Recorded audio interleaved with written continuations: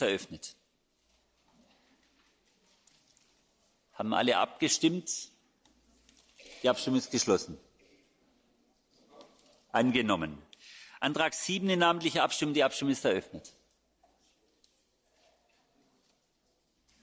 Haben alle abgestimmt? Die Abstimmung ist geschlossen. Angenommen. Antrag 45 in namentlicher Abstimmung. Die Abstimmung ist eröffnet. Haben alle abgestimmt? Die Abstimmung ist geschlossen. Abgelehnt. Antrag 30 dafür, dagegen, Enthaltungen angenommen. Antrag 31 dafür, dagegen, Enthaltungen abgelehnt. Antrag 24 dafür, dagegen, Enthaltungen. Das lasse ich überprüfen. Die Abstimmung ist eröffnet. Antrag 24.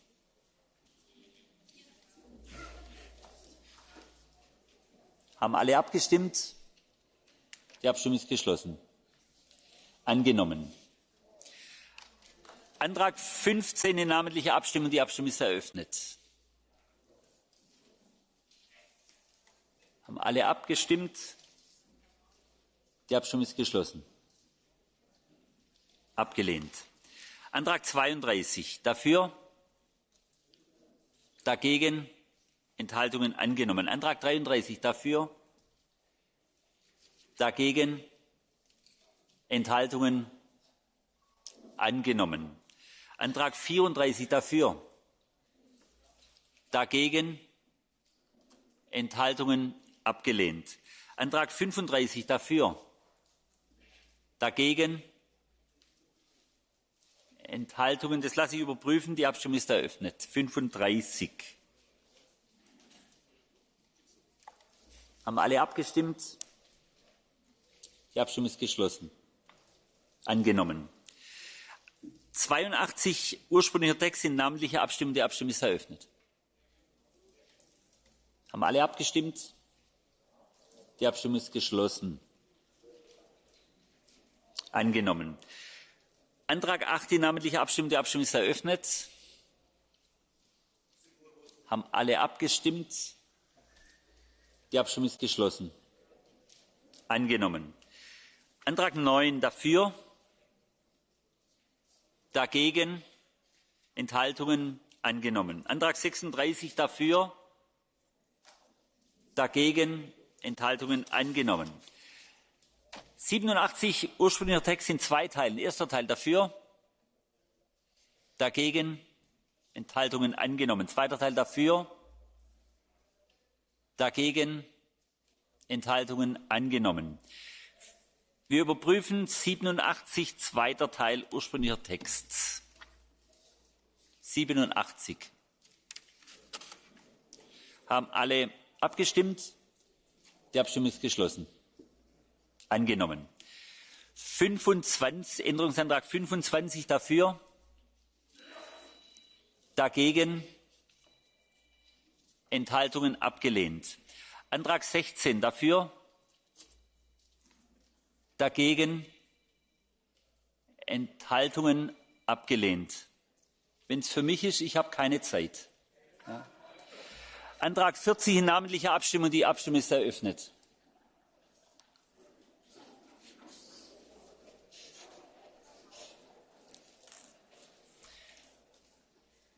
Haben alle abgestimmt? Die Abstimmung ist geschlossen. Abgelehnt. Antrag 41 dafür, dagegen, Enthaltungen abgelehnt. Antrag 17 dafür, dagegen, Enthaltungen, das lasse ich überprüfen. Änderungsantrag 17, die Abstimmung ist eröffnet. Haben alle abgestimmt? Die Abstimmung ist geschlossen. Abgelehnt. 105 ursprünglicher Text dafür. Dagegen, Enthaltungen angenommen. Wir überprüfen 105 ursprünglicher Text. Die Abstimmung ist eröffnet. Haben alle abgestimmt? Die Abstimmung ist geschlossen. Angenommen. Antrag 18. Wer ist dafür? Wer ist dagegen? Enthaltungen angenommen.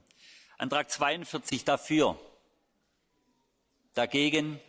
Enthaltungen abgelehnt. Antrag 43 in namentlicher Abstimmung. Die Abstimmung ist eröffnet. Haben alle abgestimmt? Die Abstimmung ist geschlossen. Abgelehnt. 109 ursprünglicher Text dafür. Dagegen? Enthaltungen angenommen. 110 ursprünglicher Text dafür. Dagegen? Das lasse ich überprüfen. Die Abstimmung ist eröffnet. 110 ursprünglicher Text. Haben alle abgestimmt? Die Abstimmung ist geschlossen. Angenommen. 111 ursprünglicher Text. Dafür? Dagegen? Enthaltungen angenommen. Änderungsantrag 10 dafür? Dagegen? Enthaltungen angenommen. Antrag 19 dafür? Dagegen? Enthaltungen abgelehnt. Paragraph 118 ursprünglicher Text in namentlicher Abstimmung. Die Abstimmung ist eröffnet. Haben alle abgestimmt? Die Abstimmung ist geschlossen. Angenommen. Antrag 20 dafür? Dagegen? Enthaltungen abgelehnt. 120 ursprünglicher Text dafür? Dagegen? Enthaltungen angenommen. 21 dafür? Dagegen? Enthaltungen abgelehnt. 22 dafür? Dagegen? Enthaltungen, viele Enthaltungen. Die Abstimmung ist eröffnet. 22 bitte.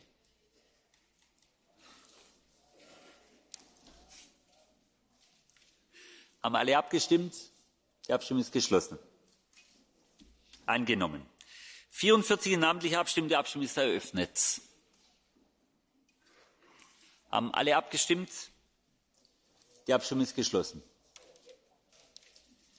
Abgelehnt. Antrag 11 in namentlicher Abstimmung. Die Abstimmung ist eröffnet. Haben alle abgestimmt? Die Abstimmung ist geschlossen. Abgelehnt. Und nun die Entschließung als Ganzes wie abgeändert in namentlicher Abstimmung. Die Abstimmung ist eröffnet. Haben alle abgestimmt? Die Abstimmung ist geschlossen. Angenommen. Wir kommen dann zum Bericht von Frau Kollegin García Muñoz. Der Beschluss als Ganzes in namentlicher Abstimmung. Die Abstimmung ist eröffnet. Haben alle abgestimmt? Die Abstimmung ist geschlossen. Angenommen. Die Entlastung ist damit aufgeschoben. Wir stimmen trotzdem noch ab über Änderungsantrag 3. Wer ist dafür? Wer ist dagegen?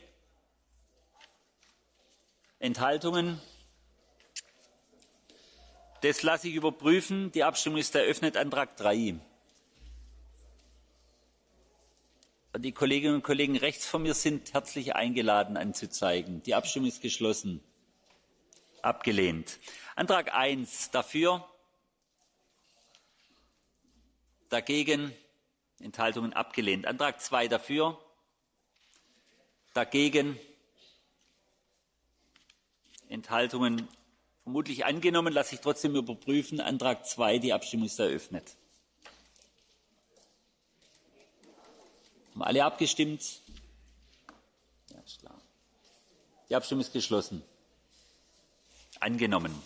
Dann die Entschließung als Ganzes in namentlicher Abstimmung. Die Abstimmung ist eröffnet.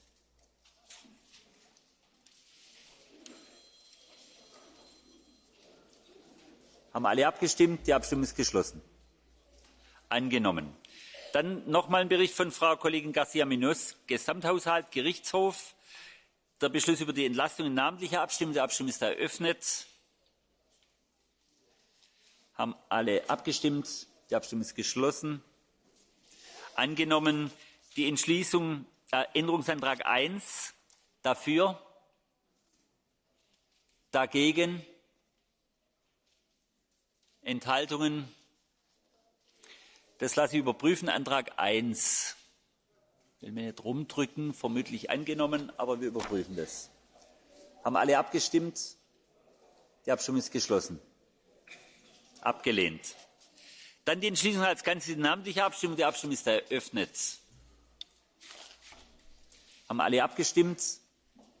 Die Abstimmung ist geschlossen. Angenommen.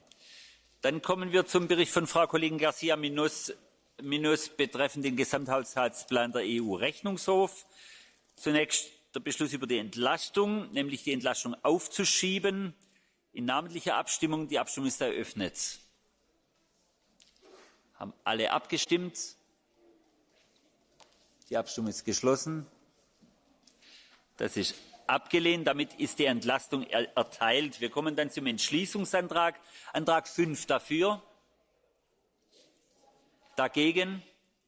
Enthaltungen angenommen. Antrag 1 in namentlicher Abstimmung. Die Abstimmung ist eröffnet. Haben alle abgestimmt? Die Abstimmung ist geschlossen. Abgelehnt. Antrag 6 dafür. Dagegen. Enthaltungen angenommen. Antrag 7 in namentlicher Abstimmung. Die Abstimmung ist eröffnet. Haben alle abgestimmt? Die Abstimmung ist geschlossen. Angenommen. Antrag 8 in namentlicher Abstimmung. Die Abstimmung ist eröffnet. Haben alle abgestimmt? Die Abstimmung ist geschlossen. Abgelehnt. Antrag 9 in 2 Teilen. Erster Teil dafür.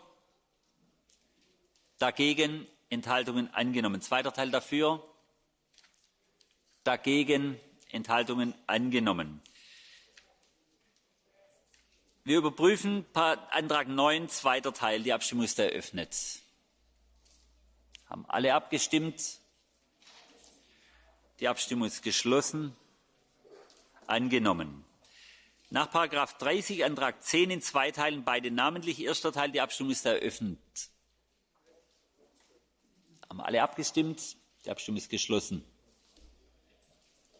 Angenommen. Zweiter Teil, die Abstimmung ist eröffnet.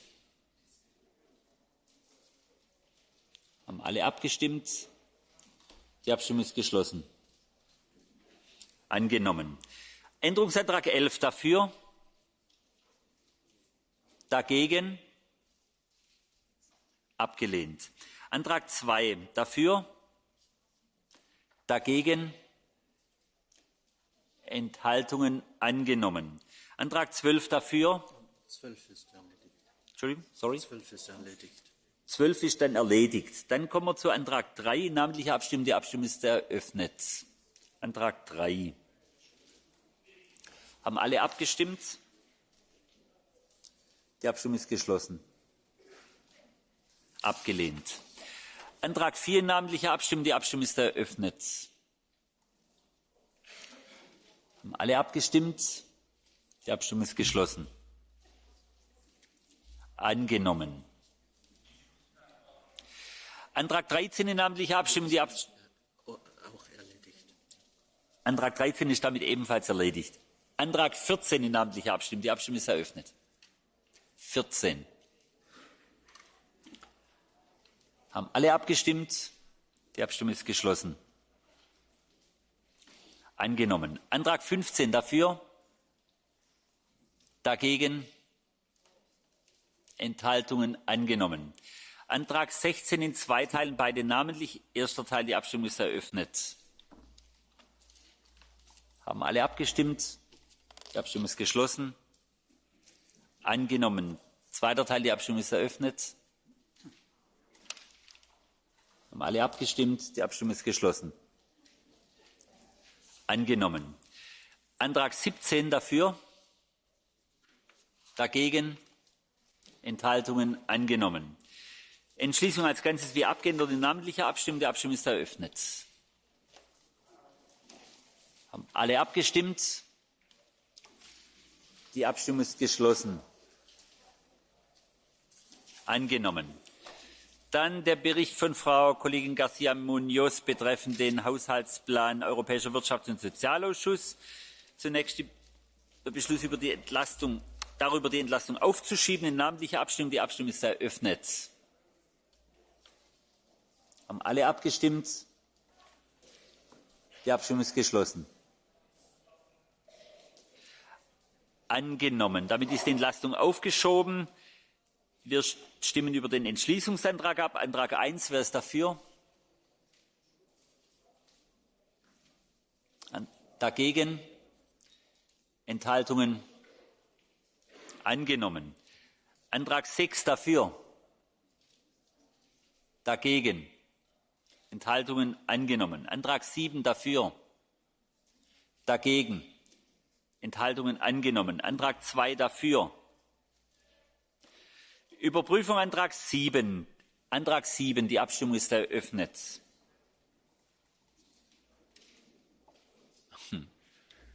Haben alle abgestimmt? Die Abstimmung ist geschlossen. Angenommen. Antrag 2. Wer ist dafür? Wer ist dagegen? Enthaltungen? Sehr unübersichtlich. Die Abstimmung ist eröffnet. Antrag 2. Haben alle abgestimmt? Die Abstimmung ist geschlossen. Angenommen. Antrag 3 dafür. Dagegen. Enthaltungen angenommen. Antrag 4 dafür. Dagegen. Enthaltungen angenommen. Antrag 5 dafür. Dagegen. Enthaltungen angenommen. Die Entschließung als Ganzes wie abgeändert in namentlicher Abstimmung. Die Abstimmung ist eröffnet. Haben alle abgestimmt? Die Abstimmung ist geschlossen. Angenommen. Nun Frau Kollegin García Muñoz betreffend Ausschuss der Regionen. Beschluss über die Entlastung in namentlicher Abstimmung. Die Abstimmung ist eröffnet. Haben alle abgestimmt? Die Abstimmung ist geschlossen. Angenommen. Der Entschließungsantrag, Antrag 1. Wer ist dafür? Dagegen? Enthaltungen abgelehnt. Antrag 2 dafür? Dagegen? Enthaltungen? Viele Enthaltungen lasse ich überprüfen. Die Abstimmung ist eröffnet. Haben alle abgestimmt? Die Abstimmung ist geschlossen. Angenommen. Die Entschließung als Ganzes ist in namentlicher Abstimmung. Die Abstimmung ist eröffnet. Haben alle abgestimmt? Die Abstimmung ist geschlossen. Angenommen. Bericht García Muñoz betreffend europäischer Bürgerbeauftragter, Gesamthaushaltsplan. Beschluss über die Entlastung in namentlicher Abstimmung. Die Abstimmung ist eröffnet. Haben alle abgestimmt? Die Abstimmung ist geschlossen. Angenommen. Der Entschließungsantrag in namentlicher Abstimmung. Die Abstimmung ist eröffnet. Haben alle abgestimmt? Die Abstimmung ist geschlossen. Angenommen. Bericht García Muñoz, Gesamthaushaltsplan hier europäischer Datenschutzbeauftragter, die Entlastung in namentlicher Abstimmung. Die Abstimmung als Ganzes. Die Abstimmung ist eröffnet. Haben alle abgestimmt? Die Abstimmung ist geschlossen. Angenommen. Die Entschließung als Ganzes in namentlicher Abstimmung. Die Abstimmung ist eröffnet. Haben alle abgestimmt? Die Abstimmung ist geschlossen. Angenommen. Nochmals Bericht García Muñoz, Gesamthaushaltsplan hier Europäischer Auswärtiger Dienst. Beschluss über die Entlastung als Ganzes, namentliche Abstimmung. Die Abstimmung ist eröffnet. Haben alle abgestimmt? Die Abstimmung ist geschlossen. Angenommen. Zum Entschließungsantrag, Änderungsantrag 1. Dafür? Dagegen? Enthaltungen abgelehnt. Antrag 2, namentliche Abstimmung. Die Abstimmung ist eröffnet. Haben alle abgestimmt? Die Abstimmung ist geschlossen. Abgelehnt. Antrag 3, namentliche Abstimmung. Die Abstimmung ist eröffnet. Haben alle abgestimmt? Die Abstimmung ist geschlossen. Abgelehnt. Antrag 4 dafür. Dagegen. Enthaltungen abgelehnt. Wir überprüfen Antrag 4. Die Abstimmung ist eröffnet. Haben alle abgestimmt? Die Abstimmung ist geschlossen. Abgelehnt. Die Entschließung als Ganzes wie abgeändert in namentlicher Abstimmung. Die Abstimmung ist eröffnet. Haben alle abgestimmt? Die Abstimmung ist geschlossen.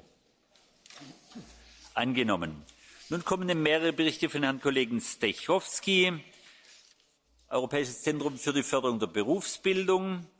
Beschluss als Ganzes über die Entlastung. Die Abstimmung ist nein, da können wir von Hand abstimmen. Wer ist dafür? Wer ist dagegen? Enthaltungen angenommen. Der Entschließungsantrag in namentlicher Abstimmung. Die Abstimmung ist eröffnet. Haben alle abgestimmt? Die Abstimmung ist geschlossen.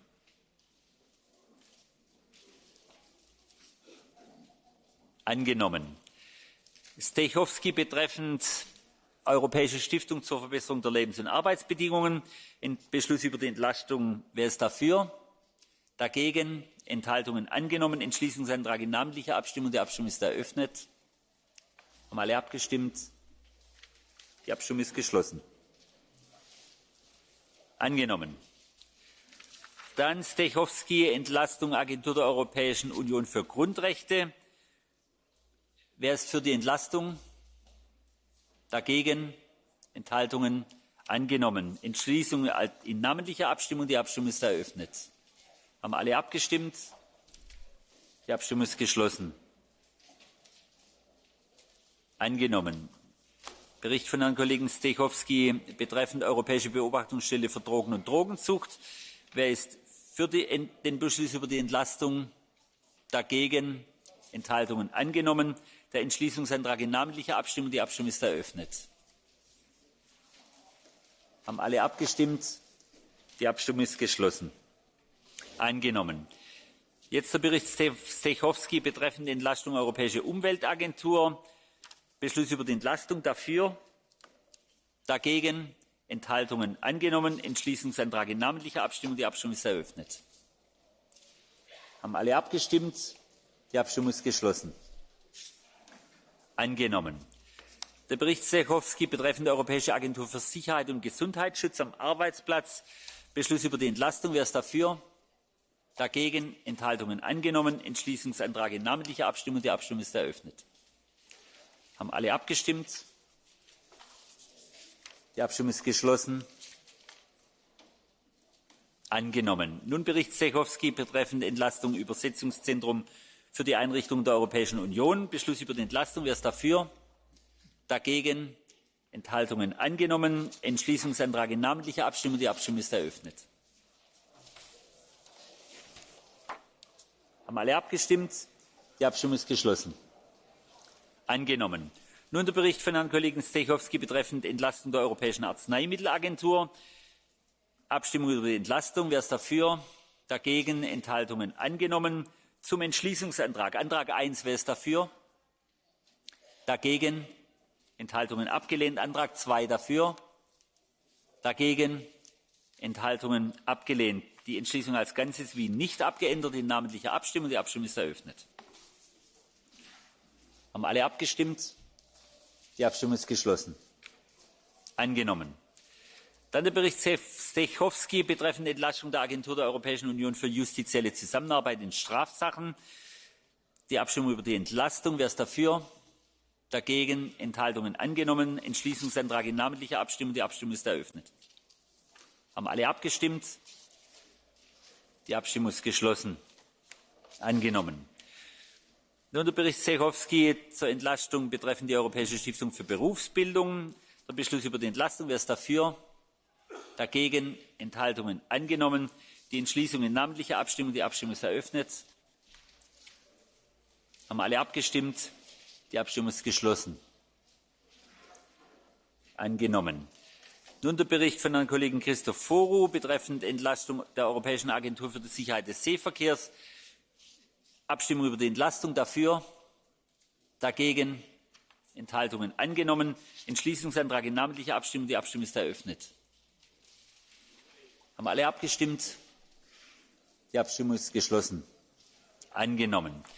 Der Bericht Christophorou betreffend die Agentur der Europäischen Union für Flugsicherheit. Die Entlastung. Wer ist dafür? Dagegen? Enthaltungen angenommen. Die Entschließung als Ganzes in namentlicher Abstimmung. Die Abstimmung ist eröffnet. Haben alle abgestimmt? Die Abstimmung ist geschlossen. Angenommen. Nun wieder zurück zu Herrn Kollegen Stechowski. Entlastung Europäische Behörde für Lebensmittelsicherheit. Abstimmung über die Entlastung. Wer ist dafür? Wer ist dagegen? Enthaltungen angenommen. Entschließungsantrag in namentlicher Abstimmung. Die Abstimmung ist eröffnet. Haben alle abgestimmt? Die Abstimmung ist geschlossen. Angenommen. Der Bericht Stechowski betreffend die Entlastung Europäisches Zentrum für die Prävention und die Kontrolle von Krankheiten. Die Abstimmung über die Entlastung. Wer ist dafür? Dagegen? Enthaltungen angenommen. Zum Entschließungsantrag. Antrag 1 dafür. Dagegen? Enthaltungen abgelehnt. Der Entschließungsantrag als Ganzes in namentlicher Abstimmung. Die Abstimmung ist eröffnet. Haben alle abgestimmt? Die Abstimmung ist geschlossen. Angenommen.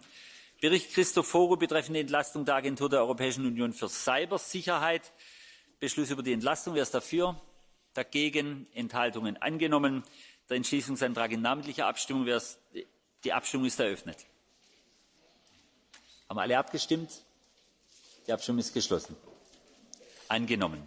Bericht Christophorou betreffend die Entlastung der Eisenbahnagentur der Europäischen Union. Beschluss über die Entlastung. Wer ist dafür?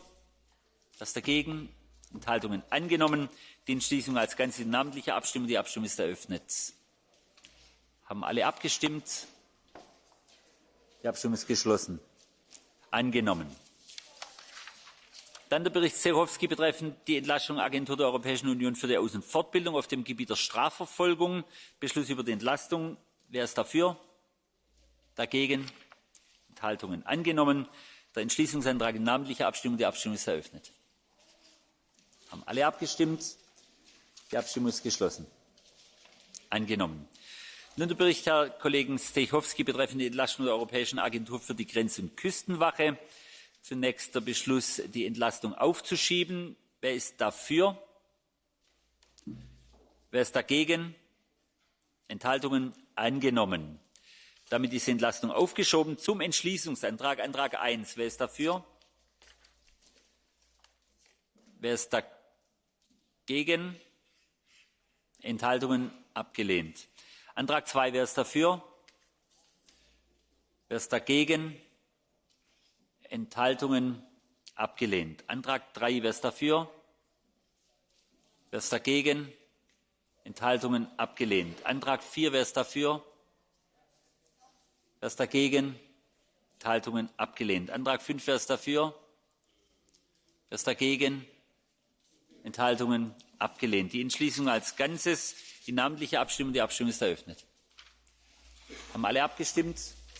Die Abstimmung ist geschlossen. Angenommen. Dann der Bericht von Herrn Kollegen Christophorou betreffend die Entlastung der Agentur für die europäische GNSS ab 1. Januar 2021 lautend Agentur der Europäischen Union für das Weltraumprogramm. Beschluss über die Entlastung. Wer ist dafür? Dagegen? Enthaltungen angenommen. Die Entschließung als Ganzes in namentlicher Abstimmung. Die Abstimmung ist eröffnet. Haben alle abgestimmt? Die Abstimmung ist geschlossen. Angenommen. Der Bericht von Herrn Kollegen Stechowski betreffend die Entlastung der Europäischen Fischereiaufsichtsagentur.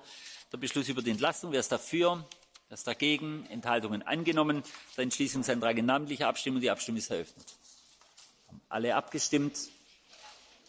Die Abstimmung ist geschlossen. Angenommen.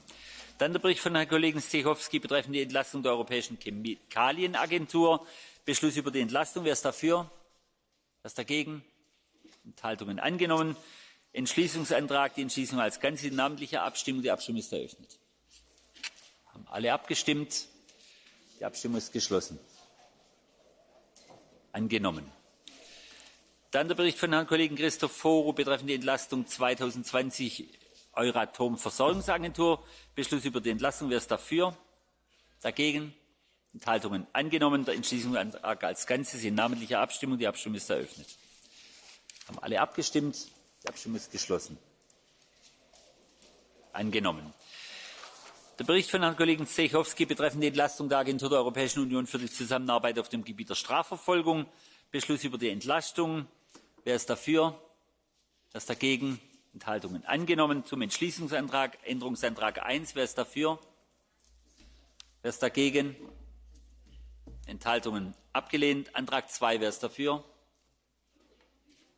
Wer ist dagegen? Enthaltungen. Das lasse ich überprüfen. Die Abstimmung ist eröffnet. Haben alle abgestimmt? Die Abstimmung ist geschlossen. Abgelehnt. Die Entschließung als Ganzes in namentlicher Abstimmung. Die Abstimmung ist eröffnet. Haben alle abgestimmt? Die Abstimmung ist geschlossen.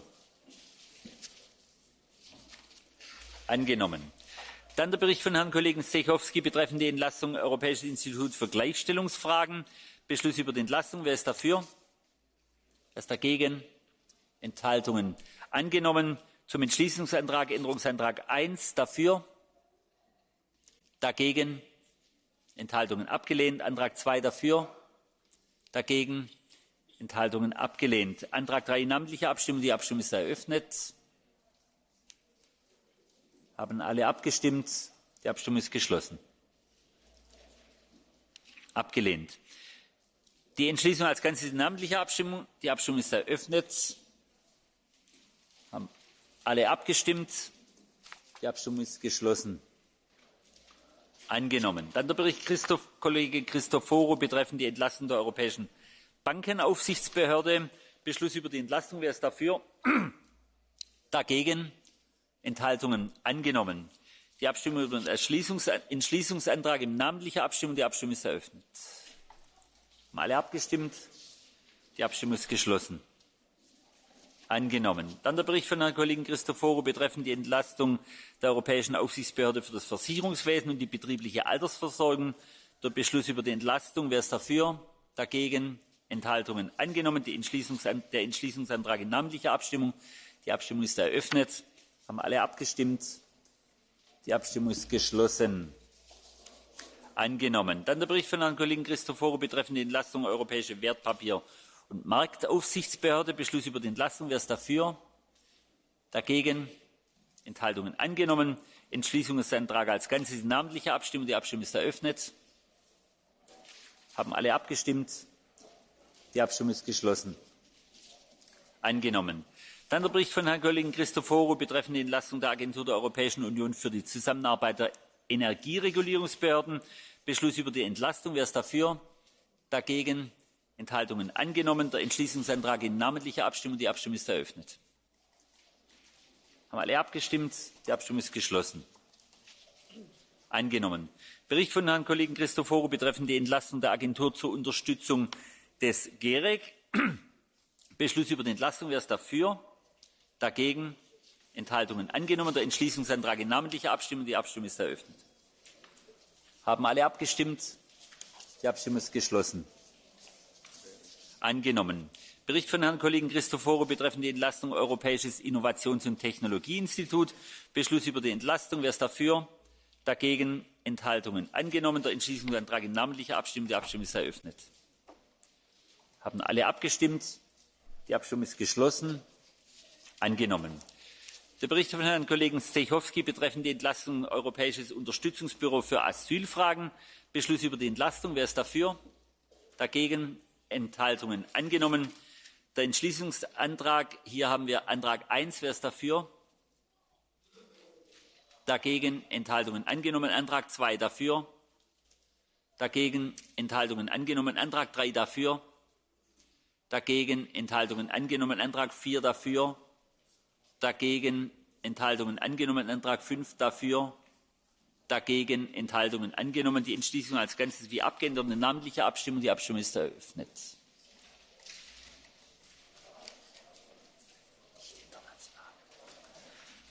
Haben alle abgestimmt? Die Abstimmung ist geschlossen. Angenommen. Der Bericht von Herrn Kollegen Zdechovský betreffend die Entlastung der Agentur der Europäischen Union für das Betriebsmanagement von IT-Großsystemen im Raum der Freiheit der Sicherheit und des Rechts. Der Beschluss über die Entlastung. Wer ist dafür? Dagegen? Enthaltungen? Angenommen. Die Entschließung in namentlicher Abstimmung. Die Abstimmung ist eröffnet. Haben alle abgestimmt? Die Abstimmung ist geschlossen. Angenommen. Bericht von Herrn Kollegen Czarnecki betreffend die Entlastung Europäisches Gemeinsames Unternehmen für den ITER und die Entwicklung der Fusionsenergie. Beschluss über die Entlastung. Wer ist dafür? Dagegen? Enthaltungen? Angenommen. Der Entschließungsantrag in namentlicher Abstimmung. Die Abstimmung ist eröffnet. Haben alle abgestimmt? Die Abstimmung ist geschlossen. Angenommen. Bericht von Herrn Kollegen Czarnecki betreffend die Entlastung des gemeinsamen Unternehmens SESAR. Beschluss über die Entlastung. Wer ist dafür? Dagegen? Enthaltungen? Angenommen. Der Entschließungsantrag in namentlicher Abstimmung. Die Abstimmung ist eröffnet. Haben alle abgestimmt? Die Abstimmung ist geschlossen. Angenommen. Nun der Bericht von Herrn Kollegen Bruczynski betreffend die Entlastung des gemeinsamen Unternehmens Clean Sky 2. Beschluss über die Entlastung. Wer ist dafür? Dagegen? Enthaltungen? Angenommen. Der Beschluss über die Entschließung als Ganzes in namentlicher Abstimmung. Die Abstimmung ist eröffnet. Haben alle abgestimmt? Die Abstimmung ist geschlossen. Angenommen. Bericht des Herrn Kollegen Bruczynski über die Entlastung gemeinsames Unternehmen für biobasierte Industriezweige. Beschluss über die Entlastung. Wer ist dafür? Dagegen? Enthaltungen? Angenommen. Der Entschließungsantrag als Ganzes in namentlicher Abstimmung. Die Abstimmung ist eröffnet. Haben alle abgestimmt? Die Abstimmung ist geschlossen. Angenommen. Bericht von Herrn Kollegen Czarnecki. War das Szenenbeifall oder ja. Wortmeldung? Okay. Bericht von Herrn Kollegen Czarnecki, Entlastung gemeinsames Unternehmen, Initiative Innovative Arzneimittel 2. Beschluss über die Entlastung. Wer ist dafür? Dagegen? Enthaltungen? Angenommen. Der Entschließungsantrag. Hier haben wir 5 Änderungsanträge. Antrag 1 dafür. Dagegen? Enthaltungen? Abgelehnt. Antrag 2 dafür. Dagegen? Enthaltungen abgelehnt. Antrag 3 dafür. Dagegen. Enthaltungen abgelehnt. Antrag 4 dafür. Dagegen. Enthaltungen abgelehnt. Antrag 5 dafür. Dagegen. Enthaltungen abgelehnt. Die Entschließung als Ganzes in namentlicher Abstimmung. Die Abstimmung ist eröffnet. Haben alle abgestimmt? Die Abstimmung ist geschlossen. Angenommen. Bericht von Herrn Kollegen Czarnecki betreffend gemeinsames Unternehmen Brennstoffzellen und Wasserstoff 2. Beschluss über die Entlastung. Wer ist dafür? Dagegen? Enthaltungen? Angenommen. Entschließungsantrag als Ganzes in namentlicher Abstimmung. Die Abstimmung ist eröffnet. Haben alle abgestimmt? Die Abstimmung ist geschlossen. Angenommen. Bericht von Herrn Kollegen Czarnecki betreffend die Entlastung gemeinsames Unternehmen Shift to Rail. Beschluss über die Entlastung. Wer ist dafür? Dagegen? Enthaltungen? Angenommen. Entschließungsantrag als Ganzes in namentlicher Abstimmung. Die Abstimmung ist eröffnet. Haben alle abgestimmt? Die Abstimmung ist geschlossen. Angenommen. Bericht von Herrn Kollegen Czarnecki betreffend Entlastung des gemeinsamen Unternehmens Excel. Beschluss über die Entlastung. Wer ist dafür? Wer ist dagegen? Enthaltungen? Angenommen. Der Entschließungsantrag in namentlicher Abstimmung. Die Abstimmung ist eröffnet. Haben alle abgestimmt? Die Abstimmung ist geschlossen. Angenommen. Bericht von Herrn Kollegen Czarnecki betreffend Entlastung gemeinsames Unternehmen für europäisches Hochleistungsrechnen. Beschluss über die Entlastung. Wer ist dafür? Dagegen? Enthaltungen? Angenommen. Der Entschließungsantrag in namentlicher Abstimmung. Die Abstimmung ist eröffnet. Haben alle abgestimmt? Die Abstimmung ist geschlossen. Angenommen. Bericht von Herrn Kollegen Omarjee betreffend Entlastung Gesamthaushaltsplan der EU, 8., 9., 10. und 11. EEF. Beschluss über die Entlastung. Wer ist dafür? Dagegen? Enthaltungen? Angenommen. Zum Entschließungsantrag. Paragraph 50 ursprünglicher Text. Wer ist dafür? Wer ist dagegen? Enthaltungen? Angenommen. Paragraph 64 ursprünglicher Text in 3 Teilen. Erster Teil dafür. Dagegen? Enthaltungen? Angenommen. Zweiter Teil dafür. Dagegen? Enthaltungen abgelehnt. Dritter Teil dafür. Dagegen? Enthaltungen ebenfalls abgelehnt. Die Entschließung als Ganzes in namentlicher Abstimmung. Die Abstimmung ist eröffnet.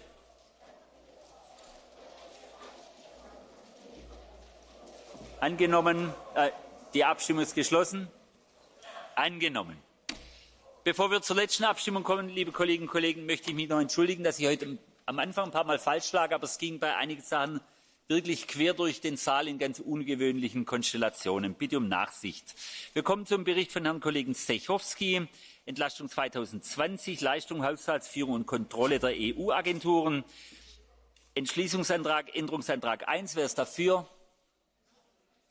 Wer ist dagegen? Enthaltungen abgelehnt. Die Entschließung als Ganzes in namentlicher Abstimmung. Die Abstimmung ist eröffnet.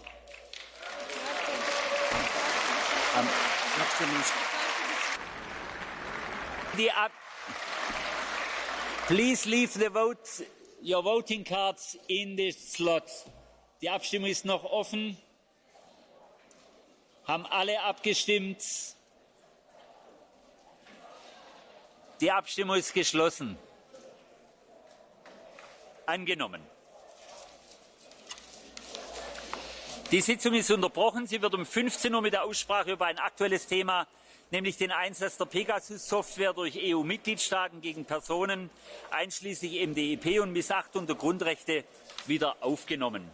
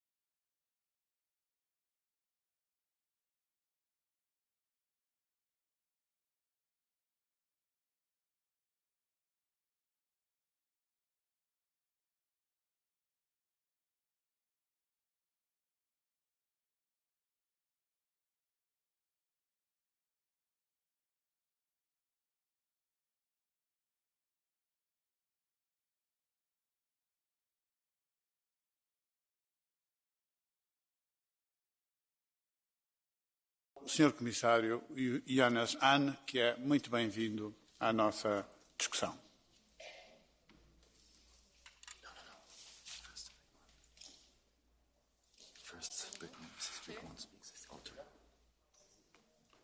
Oh yes, sorry, I had another information, but now I realize that first I have to give the floor, and I will gladly do so, to Saskia Brickmont. You've got the floor.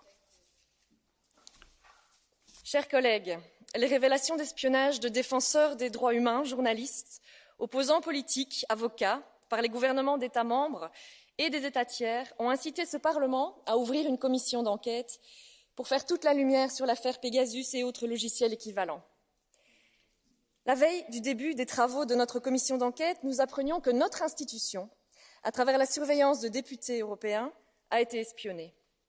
Avant eux, la Commission européenne et au moins un de ses commissaires, et cette semaine, le Premier ministre espagnol et sa ministre de la Défense. Le silence dans les rangs est assourdissant. À travers l'écoute de nos collègues catalans, ce sont toutes nos communications et nos travaux parlementaires qui sont menacés. Le ver est dans le fruit. Non, il ne s'agit pas d'une question purement nationale.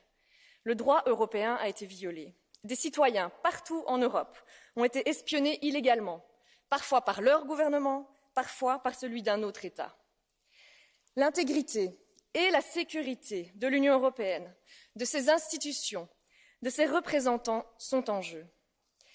La Commission et le Conseil, que je regrette de ne pas voir à nos côtés à l'instant, au moment de ce débat, ont déjà été plus prompts à prendre des mesures rapides pour des questions de sécurité. Je veux vous entendre condamner fermement ces faits d'espionnage. Je veux vous entendre dire que des enquêtes sont ouvertes et que la violation de l'immunité parlementaire est une ligne rouge. Non, l'écoute de parlementaires, d'opposants politiques, de journalistes, d'avocats ou de défenseurs des droits humains n'est pas une question de sécurité nationale uniquement. Dans une Europe mue par des valeurs démocratiques, d'état de droit et de respect des droits fondamentaux. À l'occasion de la Journée internationale de la liberté de la presse hier, des journalistes dénonçaient une nouvelle normalité dont ils doivent tenir compte. Nouvelle normalité, où ce type d'espionnage dans l'exercice de leur métier est légion. Eh bien non, ce type d'espionnage ne peut pas être une nouvelle réalité avec laquelle nous devrons composer. Nous devons légiférer. Face à ce qui représente une menace pour notre sécurité, la réaction doit être forte. Sanctions commerciales, révision des accords de coopération judiciaire et policière, stricte application du règlement e-privacy et du règlement sur les biens à double usage, directive due diligence pour les entreprises européennes, et j'en passe. Les outils sont à notre portée, mais ne sont rien sans une volonté politique très forte. J'attends de l'ensemble des groupes politiques de lever les tabous. Notre commission d'enquête devra apporter les réponses que vous ne donnez pas. Elle devra établir les responsabilités, assurer les voies de recours et réparation aux victimes, assurer que des sanctions soient prises à l'égard des contrevenants et mener à des interdictions de ces outils. Le débat aujourd'hui est important. Nous attendons que le Parlement, par la voix de notre présidente, se montre ferme dans la protection de ses propres membres, rappelle le principe d'immunité parlementaire et condamne l'espionnage de ses membres. Et le message doit être univoque. Ce type d'interférence est inacceptable et ne sera pas toléré. Notre maison doit assurer la protection de tous ses membres et aussi de son personnel. Rappelons que des assistants ont également été visés par ces écoutes. Une attaque contre l'un d'entre nous est une attaque contre nous tous. Que ce Parlement, outre la mise en place de notre commission d'enquête, pose un geste fort en appelant la Commission européenne et le Conseil à dénoncer clairement l'utilisation illégale de ce type de logiciel espion, à ouvrir des enquêtes et à faire la transparence, mais aussi à collaborer au mieux avec notre commission d'enquête. Car, je le répète, il ne s'agit pas uniquement de parlementaires, mais aussi de l'ensemble des citoyens et des institutions européennes. Je vous remercie.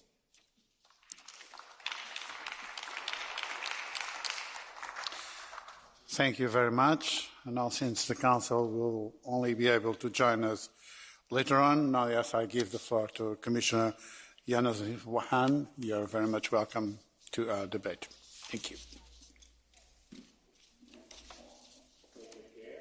honourable members. First, I would like to thank you for having included this item on the plenary agenda.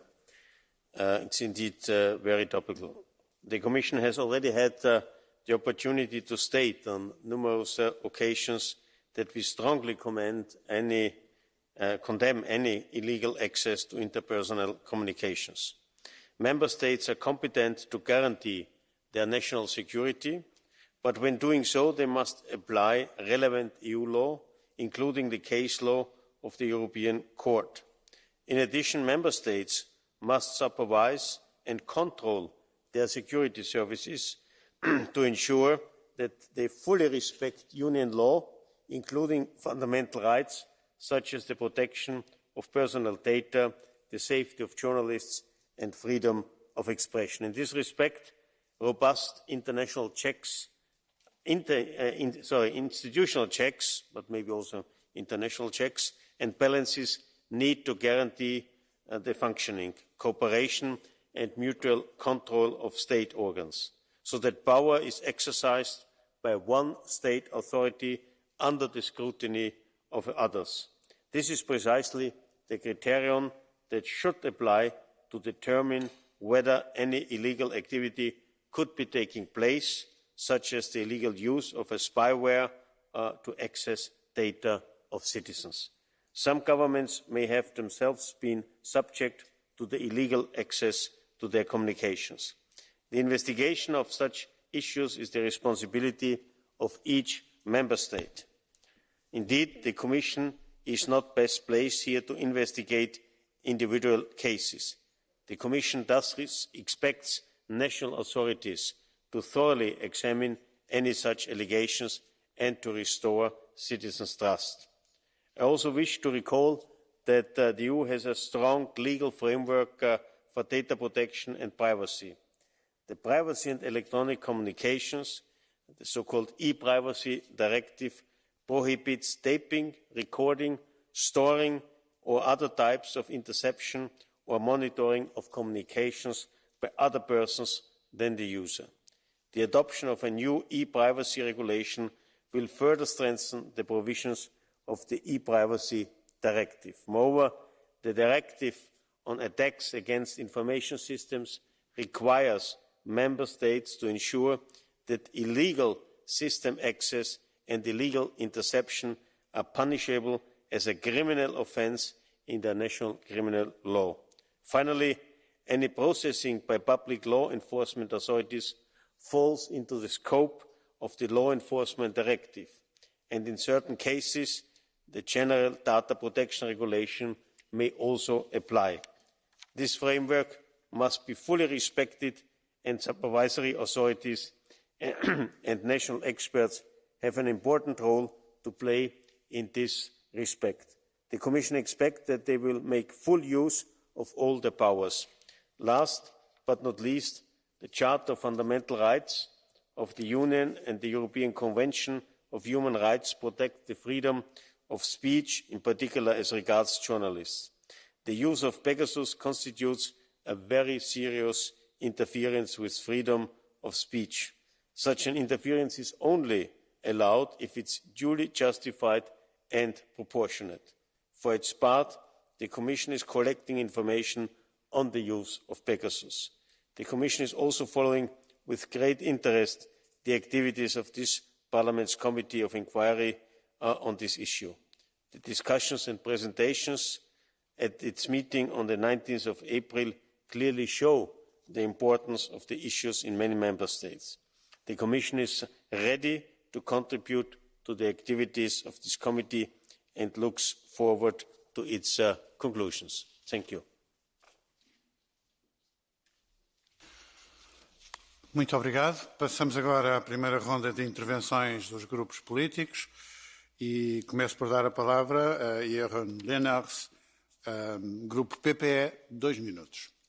Yes, thank you very much, Chairman. When we had a similar debate here about 2 months ago, I predicted that we had not yet discovered the full depth of the Pegasus spyware scandal. And I think with the revelations of recent weeks, that have certainly proven the point. It has also proven that it was a very good decision of this Parliament to set up a committee of inquiry and get to the bottom of this, because that's exactly what we should do now.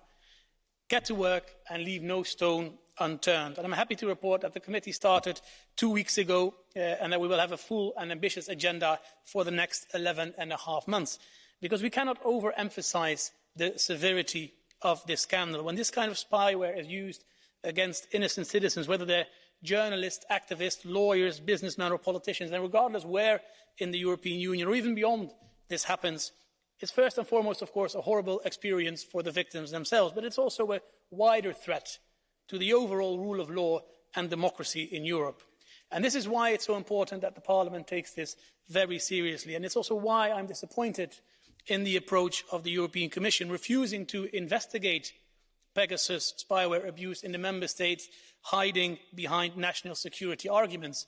Because the scandal is not about using Pegasus to prevent terrorism or serious crime, but about using it to spy on innocent citizens. And that is not national security. That is about the rule of law, and the European Commission has a responsibility and it must take it. I mean, it was even reported that Commissioner Reinders was the target of such spyware himself. So unless the Commission believes that Mr. Reinders is a national security risk, I'm sure that this is a common responsibility that we need to address together. In any case, this Parliament will take its responsibility for fundamental rights, democracy and rule of law in the European Union. We are at the very beginning of our work, so it's too early to draw any concrete conclusions yet, but it's certainly not the last you've heard of us. Thank you.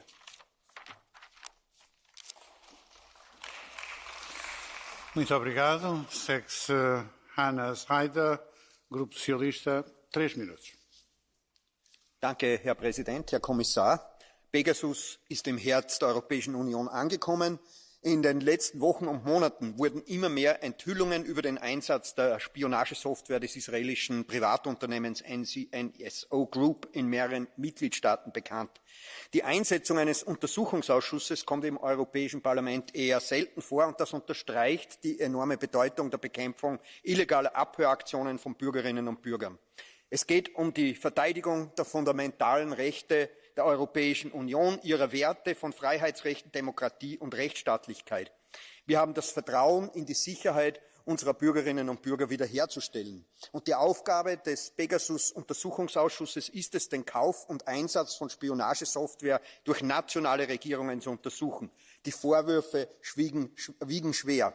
Telefone und Geräte von Politikerinnen und Politikern, Richterinnen und Richtern, Staatsanwältinnen und Staatsanwälten, Journalistinnen und Journalisten, von Oppositionellen, Menschenrechtsaktivistinnen und Menschenrechtsaktivisten und von Diplomaten sollen gehackt worden sein. Ja, sind bereits gehackt worden. Enorme Datenmengen wurden gestohlen, die weit in den privaten Bereich bei betroffenen Zielpersonen hineinreichen. Die Identität der Personen, die rechtswidrig Zugang zu diesen Daten haben, kennen wir in den meisten Fällen nicht. Die Gefahren für die direkte Beeinflussung demokratischer Prozesse sind evident. Vor kurzem fanden in Ungarn Parlamentswahlen statt, und es gibt den Vorwurf, dass diese Spionagesoftware dabei eingesetzt wurde. Es ist daher zu klären, inwieweit der Einsatz von Pegasus Wahlergebnisse in unseren Mitgliedstaaten beeinflusst hat. Auch der Angriff auf die Freiheit der Medien durch gezielte Abhörungen von kritischen Journalistinnen und Journalisten muss untersucht werden, gerade weil die Studien zum gestrigen Tag der Pressefreiheit erschreckende Verschlechterungen in Mitgliedstaaten ans Licht brachten. Der Ausschuss darf sich aber nicht nur auf die Mitgliedstaaten konzentrieren, in denen auch nationale Untersuchungen laufen, sondern hat auch die europäischen Institutionen einzubeziehen. Und wie die letzten Wochen gezeigt haben, können wir alle zur Zielscheibe von Spionageattacken werden, nachdem nicht nur Mitglieder dieses Hauses des Europäischen Parlaments, sondern auch ein Kommissar sowie EU-Beamte und Mitarbeiterinnen und Mitarbeiter mit Spionageprogrammen überwacht wurden. Unserem Untersuchungsausschuss, der sich vor 2 Wochen konstituiert hat, steht somit ein intensives Arbeitsprogramm in den nächsten 12 Monaten bevor. Mit Hearings, Studien und Missions werden wir alles daran setzen, Vorwürfe lückenlos aufzuklären, allen Anhaltspunkten und Hinweisen sorgfältig nachzugehen Und damit wollen und werden wir auch Spekulationen beenden. Diese Diskussion ist ein Startpunkt. Es steht viel auf dem Spiel. Wir brauchen eine zukunftsfähige und klare Strategie für die Bekämpfung des illegalen Einsatzes von Spionagesoftware, um die Betroffenen und die Grundwerte Europas zu schützen und Vertrauen zu gewinnen. Herzlichen Dank.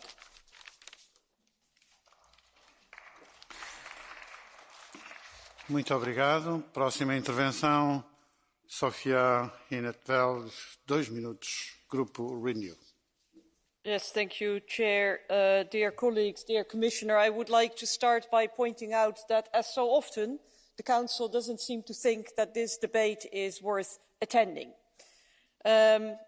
This debate is an important political debate, but I would like to point out as well that the debate we're going to have 11 and a half months from now will be based on the inquiry, and we hope to get all the facts on the table so that we can draw our conclusions and make recommendations based on actual facts and knowledge. And we first of all need to find out who is behind those hacks, who is using the spyware, for what purposes. Those traces need to be found, and that is extremely important because, as it has been pointed out by my colleagues, this is not just about individual victims whose privacy has been violated in the most horrifying way. This is about attacking the integrity of the decision-making processes in the member states and in Europe.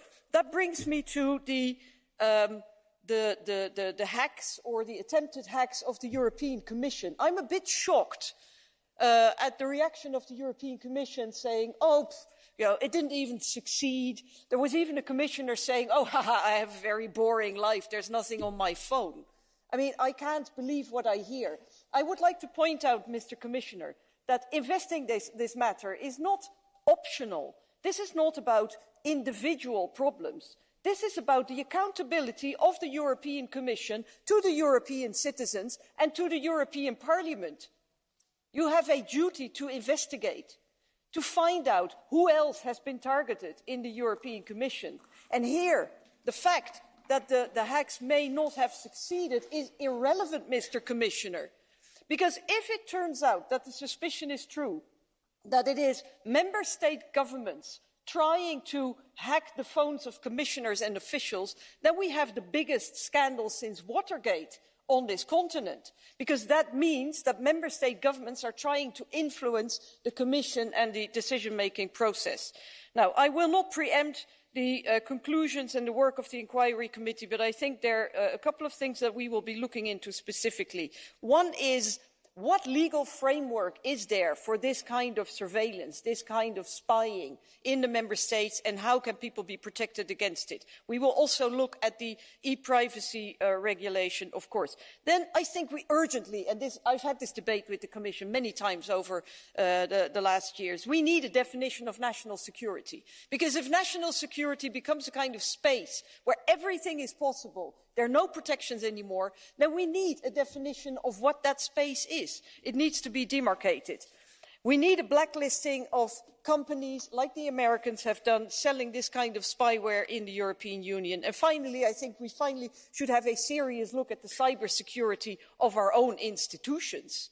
And I remember we had the same conclusions after the PRISM scandal. Yes, sorry, I see I'm overrunning my time. It's enthusiasm, you see. But I think after the conclusions of the PRISM investigation 8 years ago, we finally need to get going with the cybersecurity of our own house. Thank you, and apologies for overrunning.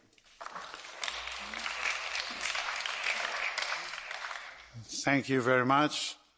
I would like to let you know that the Council has informed us that they will join us later on and will still intervene in this debate.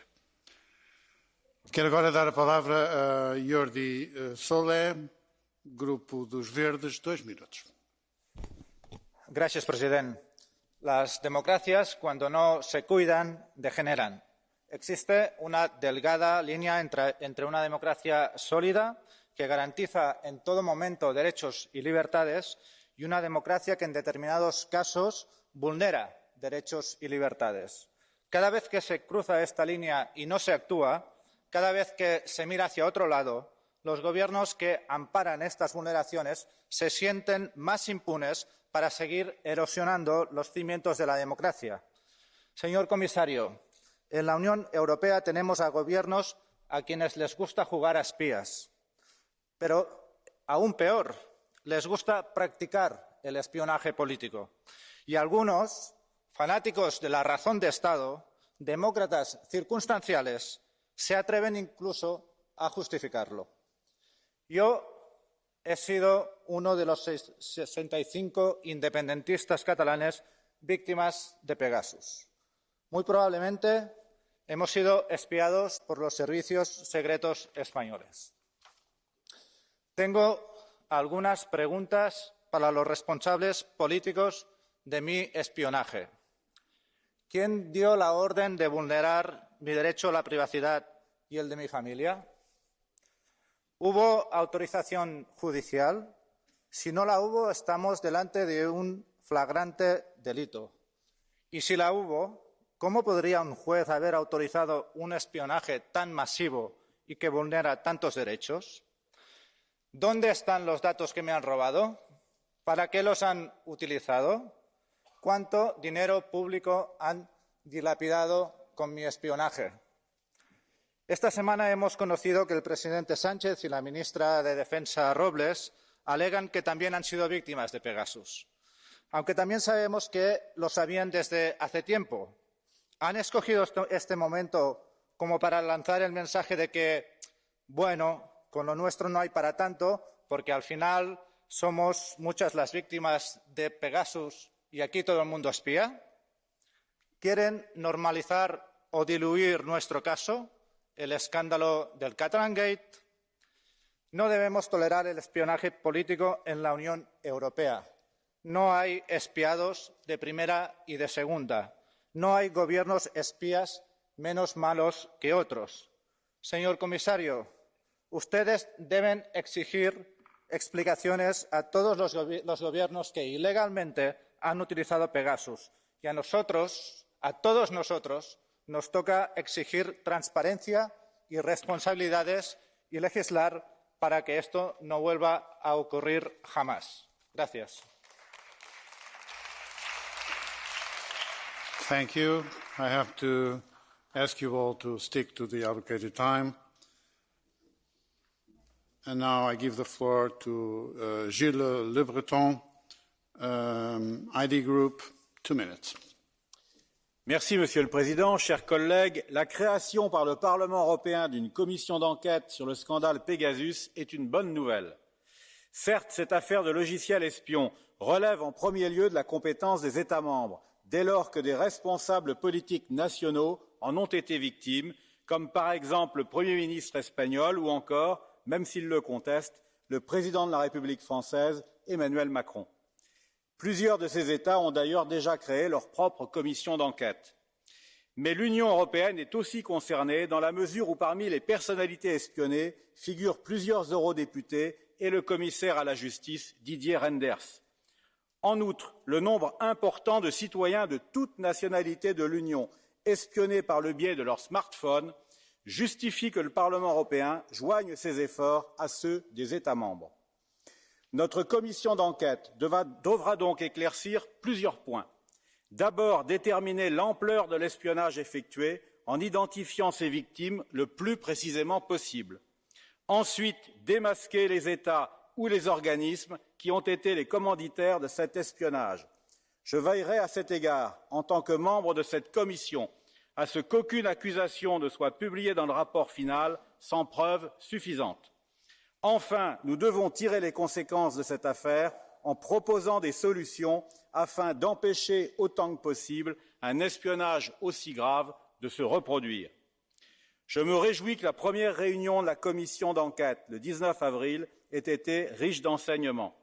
Les experts auditionnés m'ont déjà beaucoup apporté et le programme d'investigation dont nous sommes convenus promet d'être passionnant.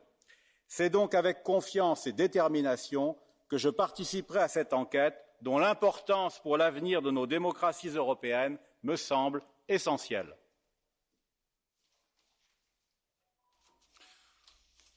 Muito obrigado. Próxima intervenção agora, Dominik Takczynski, Grupo dos Conservadores, 1 minuto e 30.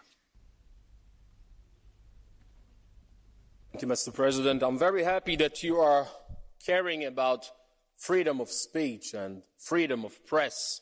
I'm very happy that you mentioned Pegasus and many other tools which were used by the governments of the member states. Let's start with Germany. I was just wondering, where have you been, dear hypocrites, when huge scandal was announced by media in 2009 in Germany? In a report we can read, the state spyware Finfisher or FinSpy is developed in Munich and sold to police and secret services in dozens of countries, including the German Federal Police. Where have you been, hypocrites? Where have you been in 2019? Where have you been when Donald Tusk was Prime Minister in Poland and 38 journalists were under surveillance? Maybe Mr. Halicki would answer. Where have you been? Where have you been, hypocrites?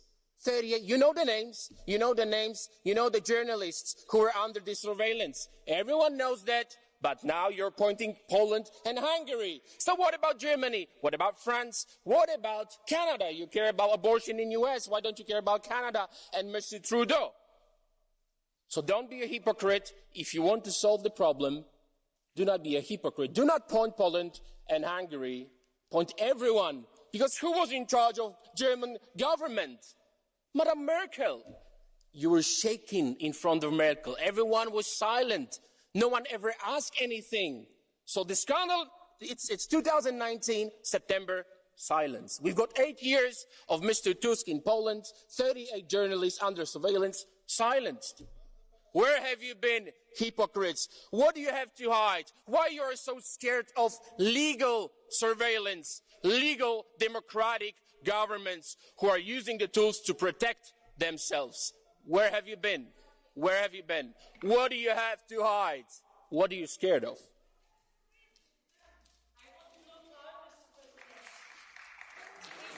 Thank you. Thank you very much. No blue cards allowed. And I would like to say that the language and the insults are not proper arguments in a discussion in this chamber. Now I'll give the floor to Fernando Barrena Harza, left group, 1 minute and a half. Señor presidente, señorías, en un Estado de Derecho, nada, absolutamente nada, justifica la vigilancia por medio del software de espionaje Pegasus y similares a políticos electos, periodistas y activistas. Las instituciones europeas deben investigar qué gobiernos han violado la legislación europea y los derechos fundamentales espiando ilegalmente a oponentes políticos. Es importante subrayar que estamos hablando de un asunto de alcance europeo. Está probado que Hungría y Polonia han utilizado Pegasus y ahora sabemos que los servicios de inteligencia del Estado español también han utilizado Pegasus para intervenir las comunicaciones de docenas de políticos catalanes y vascos, entre otros el secretario general de mi partido. No olvidemos que Pegasus está solamente al alcance de los Estados. Es especialmente grave que un Estado miembro como España espíe ilegítimamente a cargos políticos electos, entre ellos miembros de este Parlamento, vulnerando su intimidad y el derecho a ejercer su mandato sin presiones externas, como recoge el Estatuto del Eurodiputado. Este Parlamento ha creado una comisión de Pegasus. Tenemos que examinar la industria detrás del software de espionaje, porque Pegasus es solamente la punta del iceberg. Nuestro grupo hace tiempo que está planteando una prohibición general de las tecnologías de vigilancia de masas y el Parlamento Europeo tiene que tomar la iniciativa para prohibir el software espía legítimo como Pegasus y para que los Estados miembros que lo utilicen afronten consecuencias por ello. Muchas gracias.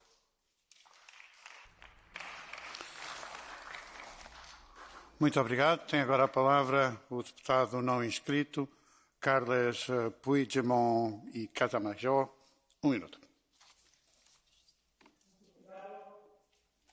Le téléphone de la femme de Jamal Khashoggi a été infecté par Pegasus 4 jours avant de son meurtre. Le laboratoire qui a certifié l'espionnage à Khashoggi, Citizen Lab, vient de révéler l'espionnage contre plus de 60 personnes en Catalogne, pour la plupart des élus politiques, des avocats et des journalistes, et le décrit comme le plus grand cas d'espionnage documenté connu à ce jour, le Catalan Gate.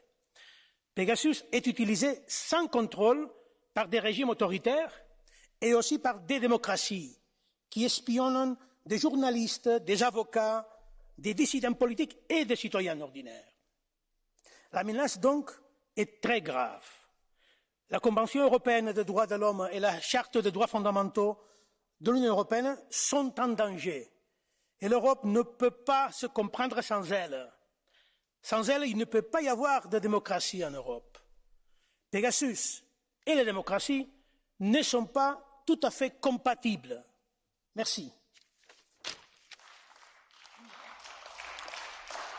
Muito obrigado. Terminada a primeira ronda de intervenções, gostaria de informar que temos 58 inscrições ainda neste debate. Peço, portanto, que respeitem os tempos atribuídos. Começamos com esta nova fase com Dolores Montserrat, 2 minutos. Gracias, presidente. En España, algunos políticos independentistas dieron un golpe en contra de una democracia europea, la española. Unos fueron condenados por sedición y malversación y otros son fugados de la justicia, como el diputado que me ha precedido, al cual no voy a aceptar ni una sola lección de legalidad por ser prófugo de la justicia. Han encontrado, todos ellos, en este debate, su oportunidad para la victimización y, cómo no, otra ofensiva política contra el Estado. Lo mínimo que cabe esperar de los servicios de inteligencia de un país, siempre bajo amparo judicial, es que investiguen a aquellos que prometen repetir delitos contra la democracia y el Estado de Derecho. Si el Estado es atacado, el Estado debe defenderse. Y sobre el informe en el que el independentismo político catalán basa este debate, se debería averiguar, en primer lugar, la sospechosa coincidencia de la participación en este informe de una persona que está siendo... Can I ask you to stick to the theme of this debate, please? El informe, y repito, presidente, como habrá escuchado, se basan sobre el informe en el que el independentismo político catalán basa este debate. Se debería averiguar, en primer lugar, la sospechosa coincidencia de la participación en este informe de una persona que está siendo investigada por promover la violencia en las calles de Barcelona y asaltar al aeropuerto. Así como la publicación de este informe se hace un día antes de la constitución de la Comisión Pegasus aquí en el Parlamento. Demasiadas coincidencias de aquellos que pretenden desestabilizar las democracias y basan todo en su victimismo fraudulento. Y esto es algo que un gobierno nunca puede aceptar. Chantajes ni ceder por miedo a perder el poder. Porque no se puede pactar el gobierno de una nación con quien quiere destruirla. El gobierno socialista de España no debería mantenerlos como socios ni compartir con ellos información secreta del Estado. Sánchez no puede poner al lobo a vigilar las ovejas. Responsabilidad de Estado es defender a España y su seguridad y exigir a su presidente que dé explicaciones a los españoles y al conjunto de la Unión Europea cuando él y su gobierno no están a la altura del momento. Muchas gracias. Muito obrigado. Segue-se agora a intervenção da vice-presidente Eva Kaili, 2 minutos e 30. Thank you, Mr. President and Commissioner and colleagues. So to protect our democracy and citizens in respect of fundamental rights offline, we also have to translate them online. We need to define first exactly what is illegal and what is not the responsibility of the national authorities. Even if we exclude matters of national security, still we need to act for the rest of the cases. And to do so, our inquiry committee, not just for Pegasus, but for any spyware, needs first to understand the extent of the use of such spyware and such practices, the origin of such spying, because it can also take place outside the European borders. And, of course, to offer a similar to the Citizens Lab possibility, so a service for European citizens, in order to restore trust and to ensure that they have the right to understand if their devices are being hacked. We offer that service through the ITEC, and I want to thank them for that. It's a service that's provided now for the members of the European Parliament. But of course, we need end-to-end security. This means we need to be able to extend that also to our staff and anybody that's involved in political decisions. So we would expect a budgetary line to extend this service for everybody that feels that they have been targeted illegally. And alternatively, we have to ensure that by default and by design, the applications and our devices will not allow access to our cameras or microphones as they can do, and we have the choice to do, to switch off when we talk about location data. We don't have such a choice for microphones. Once you allow the access, it's always on. So we need to do that, and in these cases, we can act as Europeans at a European level. So for sure, the European citizens understand that this is not a problem about a specific spyware. It's about its use, about its misuse, and about the abuse by those who acquire it. It is also about the legal framework in which those who produce the technology operate or not.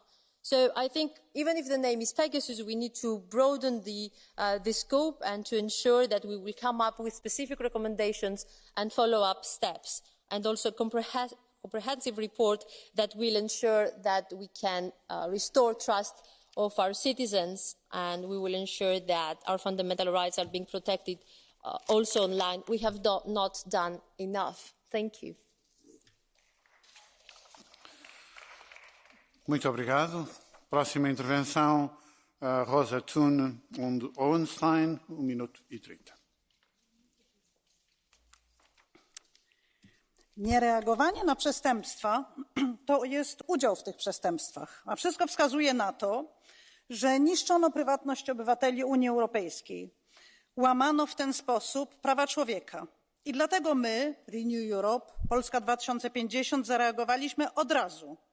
I bardzo dobrze, że otrzymaliśmy takie szerokie poparcie w Parlamencie Europejskim i Komisja Specjalna do spraw nielegalnego używania Pegasusa już zaczęła funkcjonować. Komisarz Hahn powiedział nam przed chwilą, że Komisja będzie się bardzo z bliska przyglądać pracom w tej specjalnej komisji, ale ja apeluję o uczestniczenie, aktywne uczestniczenie w naszych pracach w tej komisji i muszę przyznać, panie komisarzu, że dziwię się, że według naszej wiedzy Komisja już od dłuższego czasu wiedziała, że komisarze i wysocy urzędnicy byli podsłuchiwani i jakoś na ten temat nie było żadnej publicznej rozmowy. Żądamy tutaj przejrzystości i transparencji, bo bezpieczeństwo obywateli jest dla nas wszystkich sprawą absolutnie zasadniczą. I to urządzenie Pegasus zostało stworzone właśnie do obrony obywateli przed ciężkimi przestępstwami, przed terrorystami, a nie po to, żeby autorytarne rządy, a może też i inni, podsłuchiwali polityków, prokuratorów, działaczy społecznych, przedstawicieli biznesu, dziennikarzy, europosłów i komisarzy, słowem wszystkich, którzy są albo mogą być dla autorytarnych rządów, a może i innych, niewygodni. Służby specjalne, policja i inne organy państwa muszą podlegać kontroli, ale taka kontrola możliwa jest tylko wtedy, kiedy trójpodział władzy, niezawisłość sądownictwa, niezawisłość sądów i prokuratury są w pełni gwarantowane. Dziękuję bardzo.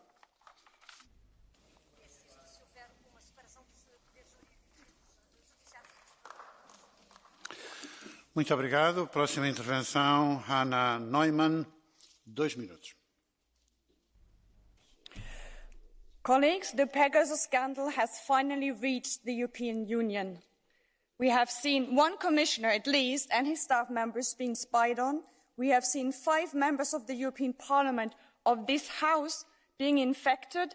This is an attack on EU institutions, and it's an attack on our parliamentary immunity. And Mr. Commissioner, if you say it's member states in charge, would you mind telling me which member state is actually in charge of investigating in this and protecting us from these attacks? I have to admit, I was expecting quite some outcry about what happened. But what do we have? The Commission is here with neither the Commissioner attacked nor the Commissioner in charge. The Council? They don't even bother showing up. And here in the Parliament, it was only Greens and GUE who requested for this debate. Maybe this is because nearly all political groups have their own skeleton in the cupboard, with revelations coming in from Hungary, Poland, Spain, Greece.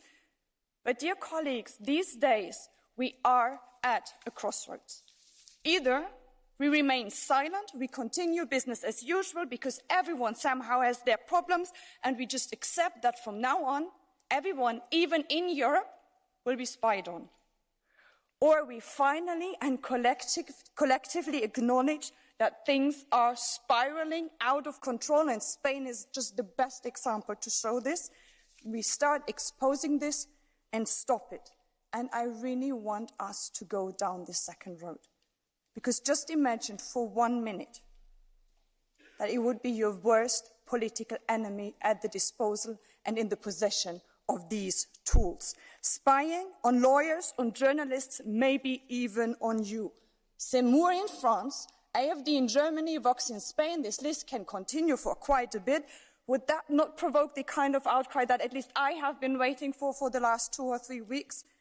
I don't think we should wait for this to happen, but take a very principled stand all together across political groups, Commission and Council now.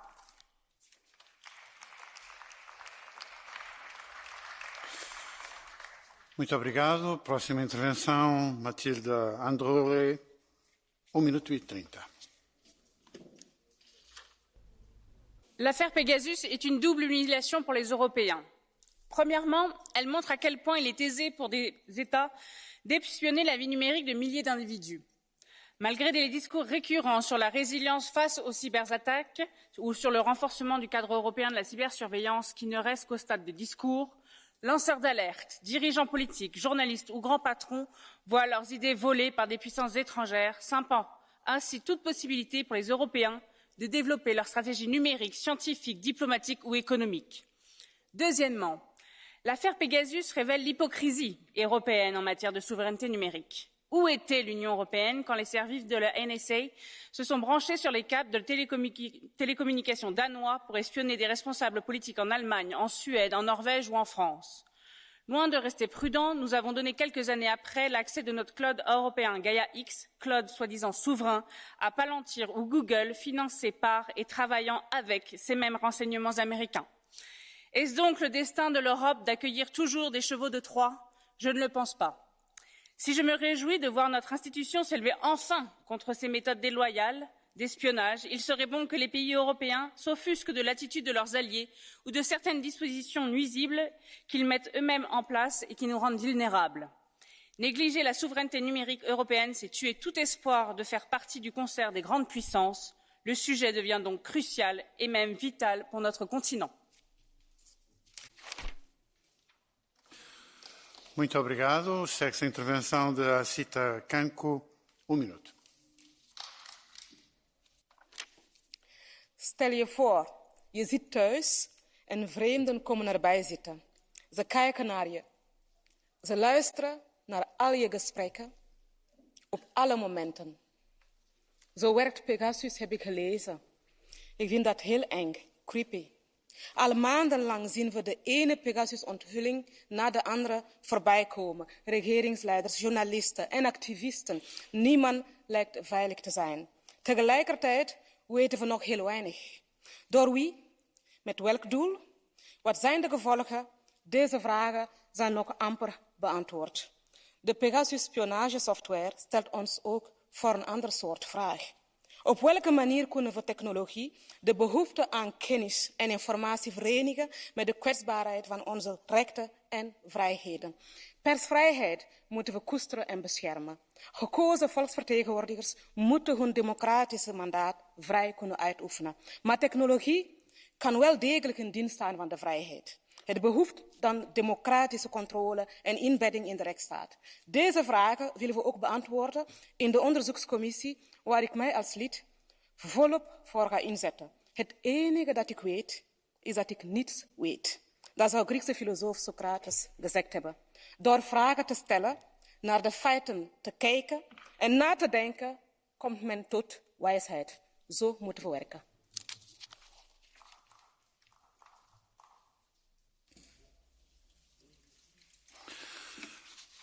Muito obrigado. Próxima intervenção, Cornélia Ernst, minuto.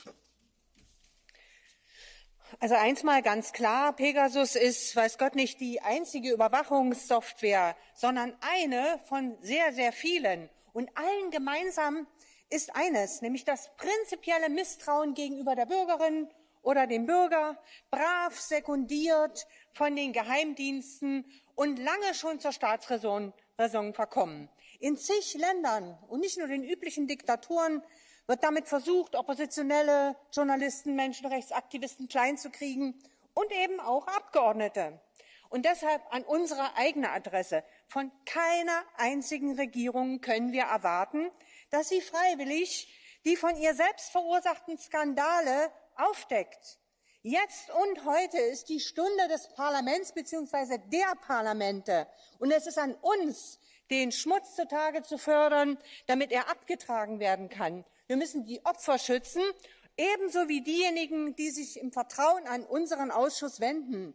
Man kann eine solche Spyware nicht reformieren. Man muss sie verbieten. Dafür die Grundlagen zu schaffen, ist unser Job. Vielen Dank.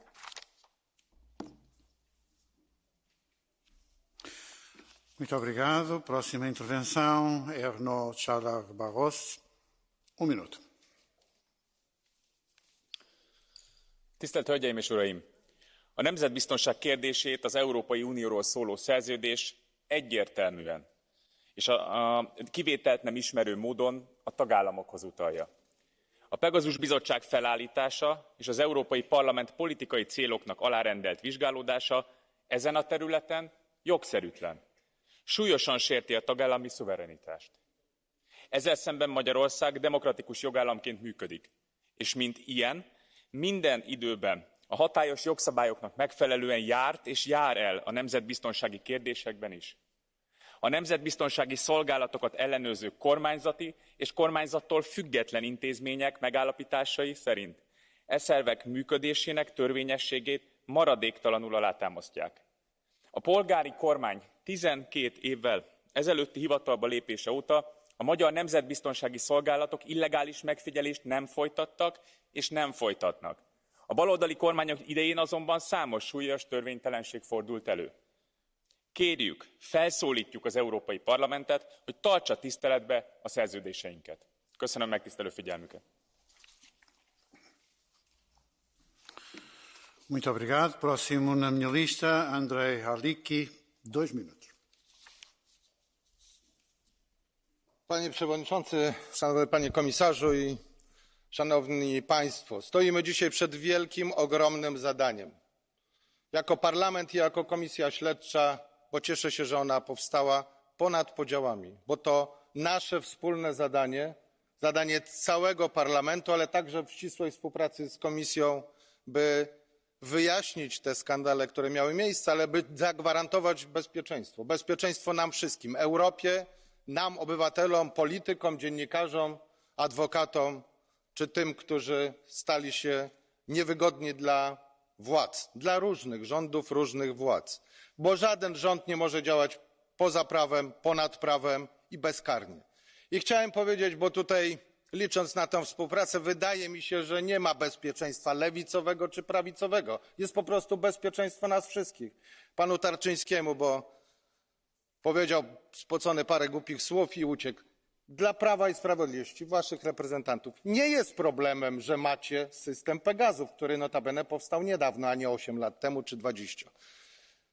Problemem jest to, że tego rodzaju narzędzia mogą być wykorzystywane niezgodnie z prawem, przeciwko demokracji, przeciwko wolnym wyborom, przeciwko opozycji czy przeciwko komisji, która podejmuje ważne decyzje. Jeżeli komisarze podejmują decyzje na temat sankcji, tak ważne i kluczowe dzisiaj dla bezpieczeństwa, to musimy wyjaśnić, panie komisarzu, do końca, kto szpiegował. Bo komisarz Reynders, przecież znamy jego kalendarz wizyt, jego aktywności w zeszłym roku. Dokładnie wiemy, które daty są datami wrażliwymi i kiedy nastąpiło hakowanie jego telefonu.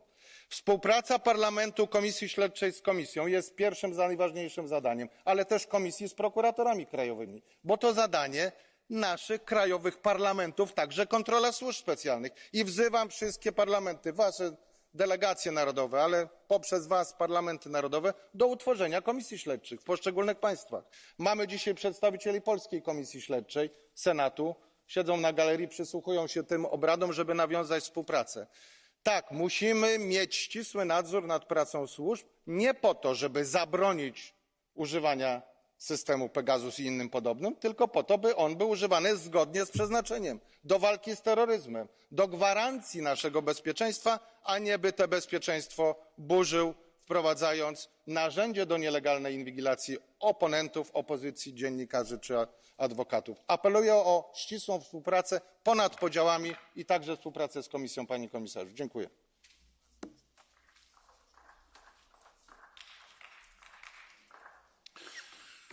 Dou agora a palavra ao Presidente da Comissão LIBE, Juan Fernando López Aguilar. 2 minutos. Gracias, señor presidente, comisario. Este importante debate coincide con el arranque de los trabajos de la Comisión de Investigación Pegasus, una tecnología de espionaje telefónico altamente sofisticada y amenazadora para la idea europea de democracia, sus valores y sus derechos. Frente a cualesquiera antecedentes con que podamos compararlo, Pegasus se caracteriza no solamente por su opacidad, difícil de rastrear, sino por su intrusividad y su lesividad sobre derechos fundamentales que estimamos muy preciados. Además de su expansividad viral, se ha multiplicado muy deprisa, tiene alto poder de contagio y ser prohibitivamente caro. Un coste, por tanto, que no está al alcance de cualquiera y está por contrastar si solo es accesible por los Estados.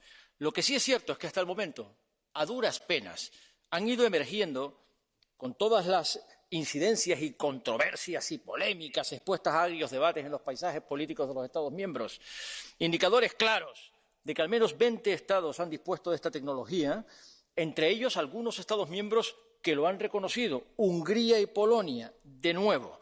En modo que a la Comisión de Investigación lo que le toca es mucho por saber, mucho territorio por explorar, mucho trabajo por delante, y lo que cabe esperar del año de la Comisión de Investigación activada en el Parlamento Europeo, a la que tengo el honor de pertenecer. Lo que sí sé por la experiencia, porque presidí la Comisión de Investigación sobre la Mass Surveillance de la National Security Agency, es que el objetivo tiene que ser legislación europea que refuerce los derechos fundamentales de los europeos, con los testimonios, con los documentos que se desprendan de los trabajos de la Comisión, en refuerzo, en este caso, de los derechos de la confidencialidad de las comunicaciones, de la privacidad, el secreto de las comunicaciones, con la garantía de reserva de autorización judicial. No cabe descartar de nuestros trabajos que debamos concluir con la incompatibilidad de Pegasus con el estándar europeo de protección de los derechos fundamentales, que es el más alto del mundo, y estamos orgullosos de eso, precisamente por el carácter invasivo y potencialmente incontrolable de su amenaza contra los derechos fundamentales contemplados en el artículo 8 de la Carta Europea. Pero, sin duda, habrá también refuerzo de la ciberseguridad y las medidas de contraespionaje esenciales para hacer creíble esa autonomía estratégica de la política exterior y de seguridad de defensa de la Unión Europea. Y concluyo. El spyware Pegasus, sí, se perfila como un acicate al proceso legislativo europeo, pero solo en la medida en que aborde una amenaza de entidad hasta ahora desconocida contra la ciudadanía europea y sus derechos fundamentales, y no tomarla suficientemente en serio equivaldría, por omisión o connivencia, a asumir los riesgos por los que, según el diagnóstico de Levitsky y Seblat, acaban muriendo las democracias. Gracias, señor presidente. Muito obrigado. Segue-se agora a nossa colega Ana Júlia Donats. 1 minuto.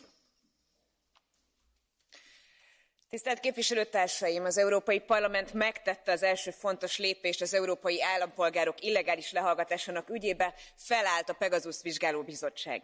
Ennek a vizsgálóbizottságnak a nyilvánosság előtt élőben közvetítve feladata meghallgatni például a magyar igazságügyi minisztert, Varga Juditot, akinek tudtával és engedélyével figyeltek meg és hallgattak le civileket, politikusokat, tényfeltáró újságírókat Magyarországon. A bizottság tagjaként azt is kezdeményezni fogom, hogy kérjük be és vizsgáljuk meg a lehallgatási engedélyeket. Mert nagyon úgy tűnik, hogy jelentős részükre egy egyáltalán nem volt szükség. Sőt, a kormány csak és kizárólag arra használta, hogy politikai ellenfeleit hallgathassa meg a hatalom megtartása érdekében. A magyar parlamentben ugyanis ma nem állhat fel semmilyen vizsgáló bizottság, amit az ellenzék kezdeményez. De a magyar és az európai állampolgárokat védő európai parlamenti kontrollt nem tudják kiiktatni. Pont ezért van kiemelt felelősségünk ebben a kérdésben is. Arra kérem önöket a lehallgatott magyarok nevében, tegyünk meg mindent azért, hogy az igazságügyi miniszternek a magyar és az európai nyilvánosság előtt kelljen végre megmagyaráznia, hogy miért kémkednek folyamatosan a saját állampolgáraik magánéletében. Köszönöm szépen.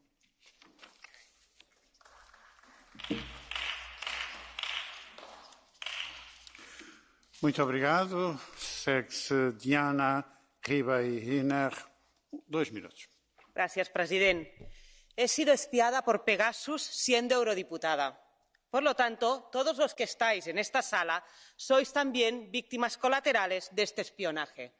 Se han vulnerado mis derechos políticos, vuestros derechos políticos, y se ha comprometido la integridad y la independencia de esta Cámara. Mi caso no es único, por supuesto. Centenares de periodistas, activistas, políticos, incluso compañeros de este Parlamento también han sido víctimas. Y ahora sabemos que supuestamente también lo ha sido el presidente del Gobierno español y la ministra de Defensa. En el caso español, cuando los espiados éramos 65 independentistas, la respuesta del Ejecutivo fue nula. Incluso llegaron a insinuar que merecíamos ser espiados, porque, claro, somos independentistas. Nosotros no diremos lo mismo.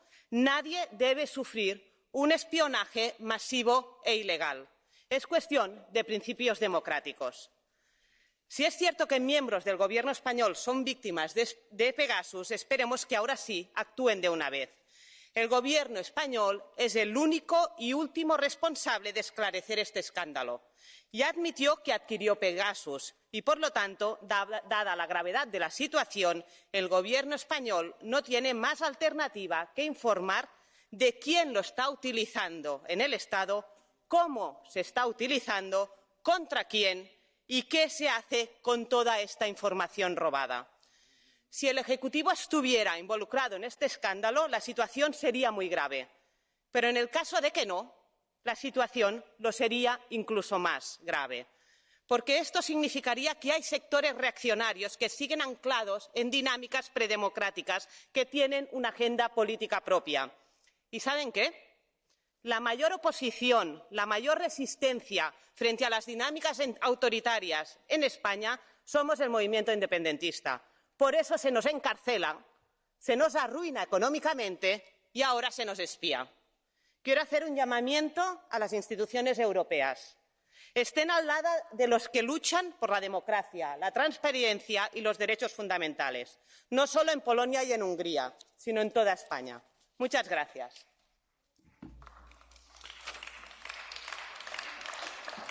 Muito obrigado. Próxima intervenção, Diana Gancha, 1 minuto e 30. Grazie Presidente. La vicenda dello spyware Pegasus rappresenta prima di tutto un problema di credibilità per l'Europa, per i suoi valori e i suoi diritti, quelli che vorremmo difendere, e quindi i diritti e i valori della democrazia europea e anche dei suoi governi. Diciamo la verità. Chi avrebbe dovuto vigilare sul rispetto della privacy e dell'integrità dei dati dei propri cittadini evidentemente non l'ha fatto. Sono state messe su commissioni d'inchiesta anche da parte di alcuni governi nazionali, ma non hanno sortito alcuna conclusione. E diciamolo che è ancora più grave che anche dei nostri colleghi qui dentro e così le loro famiglie hanno subito lo stesso trattamento. Questo è un attacco alla democrazia europea. Lo spyware Pegasus non può essere derubricato a incidente di percorso. Per tutti questi motivi io auguro davvero di cuore un buon lavoro alla Commissione d'inchiesta su Pegasus del Parlamento europeo.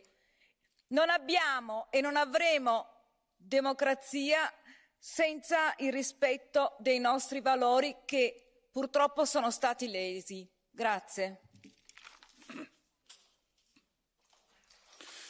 Muito obrigado. Próxima intervenção agora, Beata Kempa, minuto.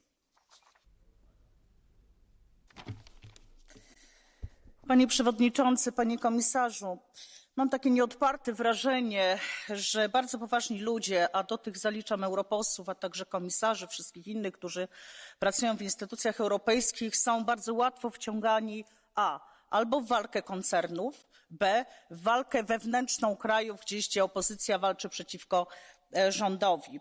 Dlatego, że czy to będzie się nazywał Pegasus, czy to będzie się nazywał jakieś inne urządzenie X, Y, trzeba wiedzieć, że każdy kraj będzie tym dysponował. I nie bądźmy naiwni, dlatego że kraj, jakikolwiek by on nie był, musi mieć lepsze urządzenia niż terroryści, musi mieć lepsze urządzenia niż przestępcy, musi mieć lepsze urządzenia niż zorganizowane grupy przestępcze.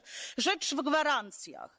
I rzeczywiście te przypadki, które tutaj przywoływał czy pan Halicki, pan Arłukowicz, pani Róża Thun, proszę zapytać, czy były zgody sądu, bo wtedy musieliby tutaj po prostu przeprosić. Kwestia jest w gwarancjach.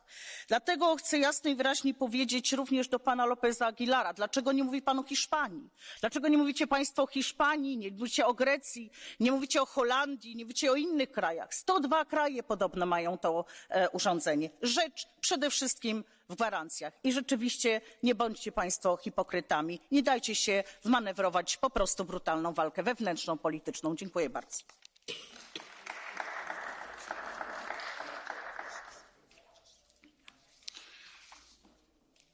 Thank you very much. I'm sorry, there are no blue cards in this debate according to the point of order. You've got the floor.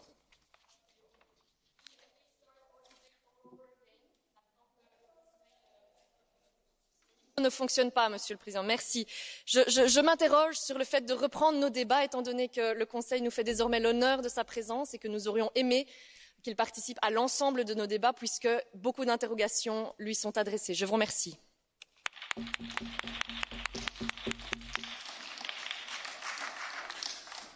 Thank you very much. For sure, we take note of the fact that the Council is now with us, and we welcome you. I will now give the floor to Idoia Villanueva Ruiz. 1 minute. Gracias, presidente. Distintas investigaciones revelan espionajes con Pegasus a activistas, periodistas, abogados, diputados nacionales y diputados de esta Cámara parlamentaria. Recordamos, solo puede ser comprado y utilizado por los Estados, para espiar a otros estados o para espiar a sus propios ciudadanos. Y no espía solo conversaciones, sino que tiene el control del dispositivo, documentos, activación de cámara, del micro, en cualquier momento para poder grabar. Por lo tanto, no se está espiando solo a las personas implicadas, sino a cualquiera que haya tenido contacto con esas personas, ampliando esta vulneración de derechos fundamentales a gran parte de la población y a las cámaras de la soberanía popular. En España se han revelado espionajes a más de 65 personas del independentismo catalán y vasco, periodistas, abogados, diputados, y la lista de nombres no deja de crecer y reconocerse dentro de las instituciones. Celebramos que esta investigación se abra en el Parlamento Europeo. Todos deberíamos, como apoyamos aquí, apoyar las diversas investigaciones en nuestros Estados miembros. Pegasus está siendo utilizado contra la democracia, contra los derechos de todos, y Europa y la democracia deben defenderse, deben defender los derechos de su ciudadanía, investigar, exigir responsabilidades y generar garantías de no repetición. Muchísimas gracias. Muito obrigado. Segue-se a intervenção de Anthony Comín e Oliveres. 1 minuto. Presidente, la domanda non è se lo spionaggio con Pegasus sia legale o meno.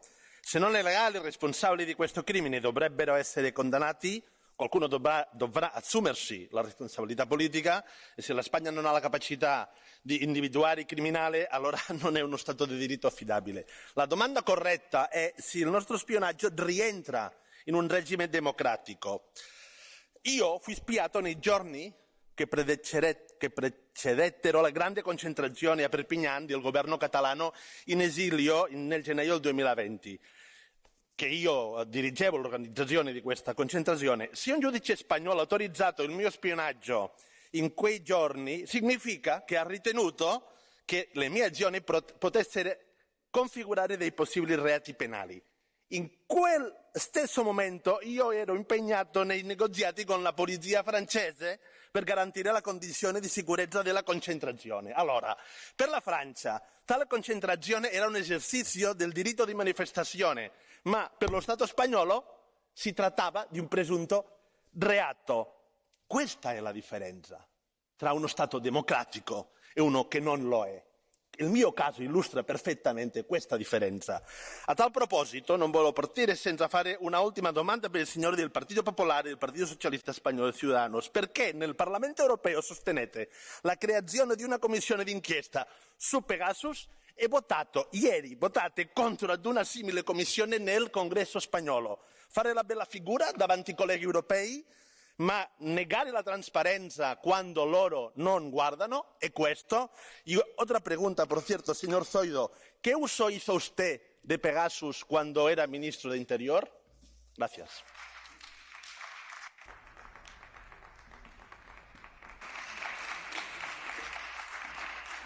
Muito obrigado. Insisto na necessidade de se respeitarem os tempos atribuídos.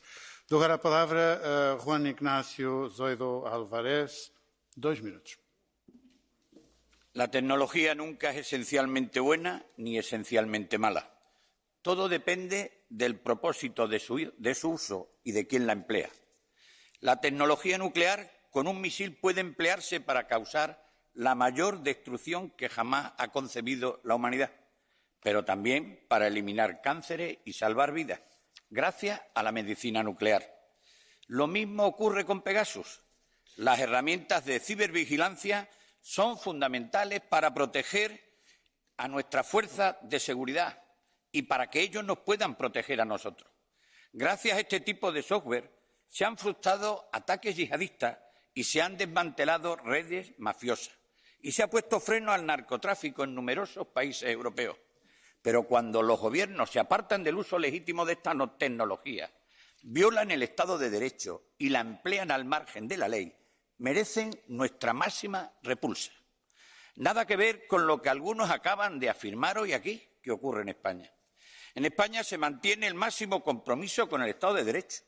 Por tanto, el uso de las tecnologías se realiza rigurosamente, con arreglo a derecho y con supervisión judicial. Los españoles tenemos sobrados motivos para sentirnos orgullosos de nuestra democracia y del trabajo de nuestras fuerzas y cuerpos de seguridad, así como de nuestros servicios de inteligencia. Por eso, a nadie debería sorprender que se hayan podido hacer algunas escuchas a personas condenadas por delitos de sedición, a personas que han repetido en numerosas ocasiones que volverían a cometer estos delitos y a personas que incluso han llegado a afirmar que conseguir una hipotética independencia vale vidas humanas. Pero, a pesar de ello, hoy los secesionistas catalanes pretenden montar su habitual teatro mediático y propagandístico. Un teatro con el que pretenden que Europa se olvide de sus ataques al Estado de Derecho y pretenden, en definitiva, ocupar que el apoyo a la independencia de Cataluña ha caído a mínimos históricos. Pretenden ocultarlo, pero afortunadamente sus teatros ya no engañan a nadie.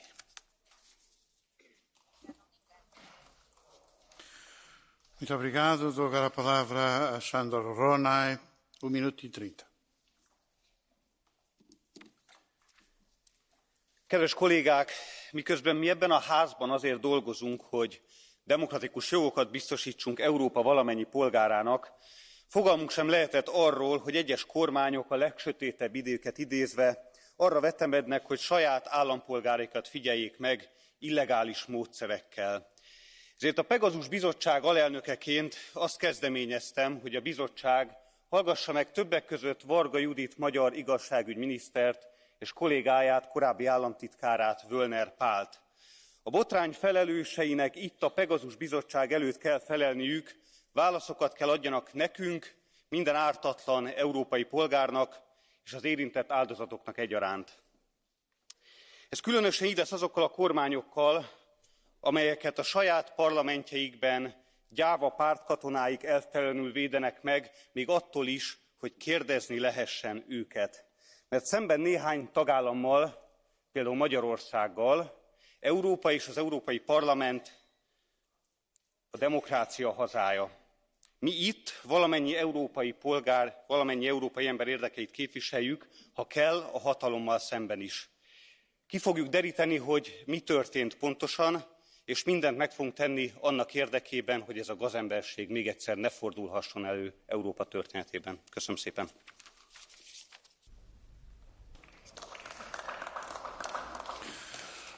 Muito obrigado. Tenho agora a palavra Salima-Yembo. Un minuto.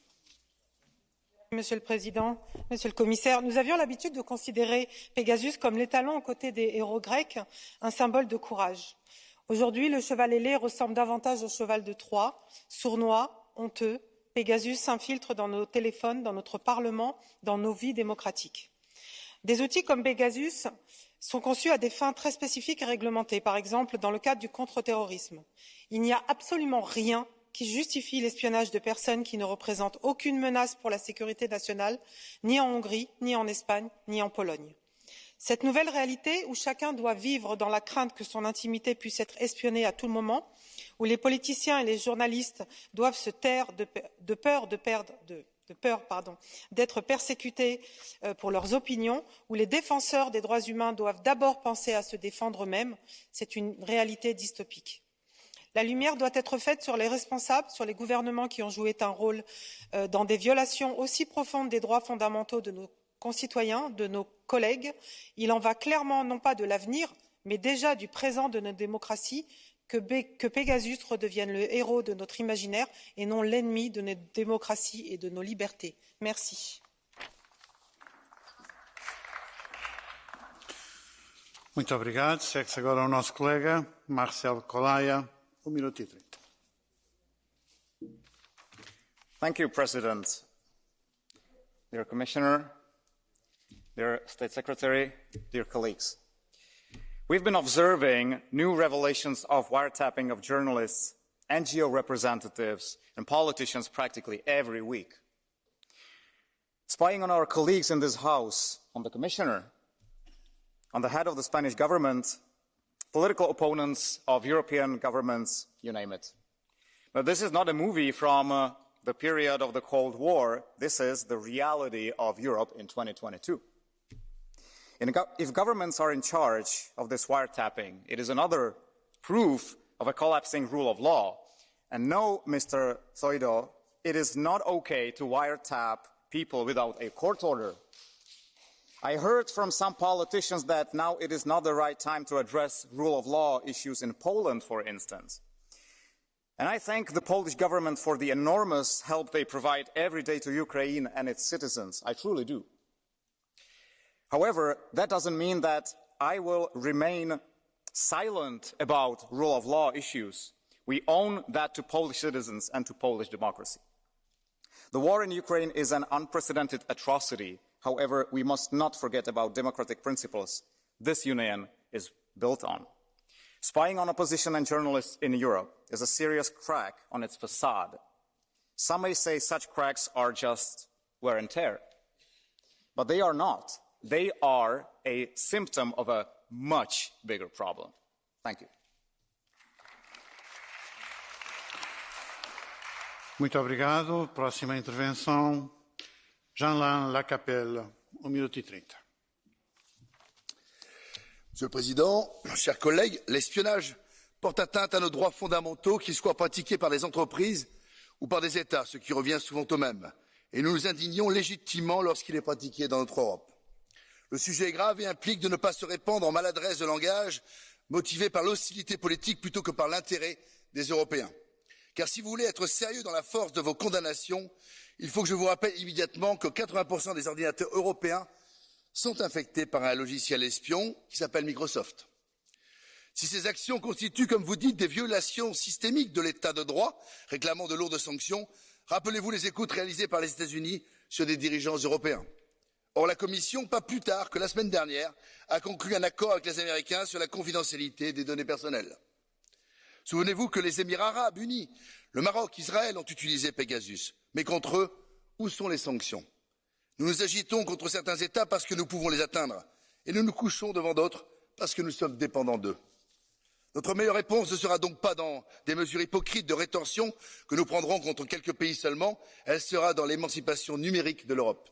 Les spécialistes vous le diront, chaque composant électronique, de la brique logicielle au matériel physique, peut être piégé.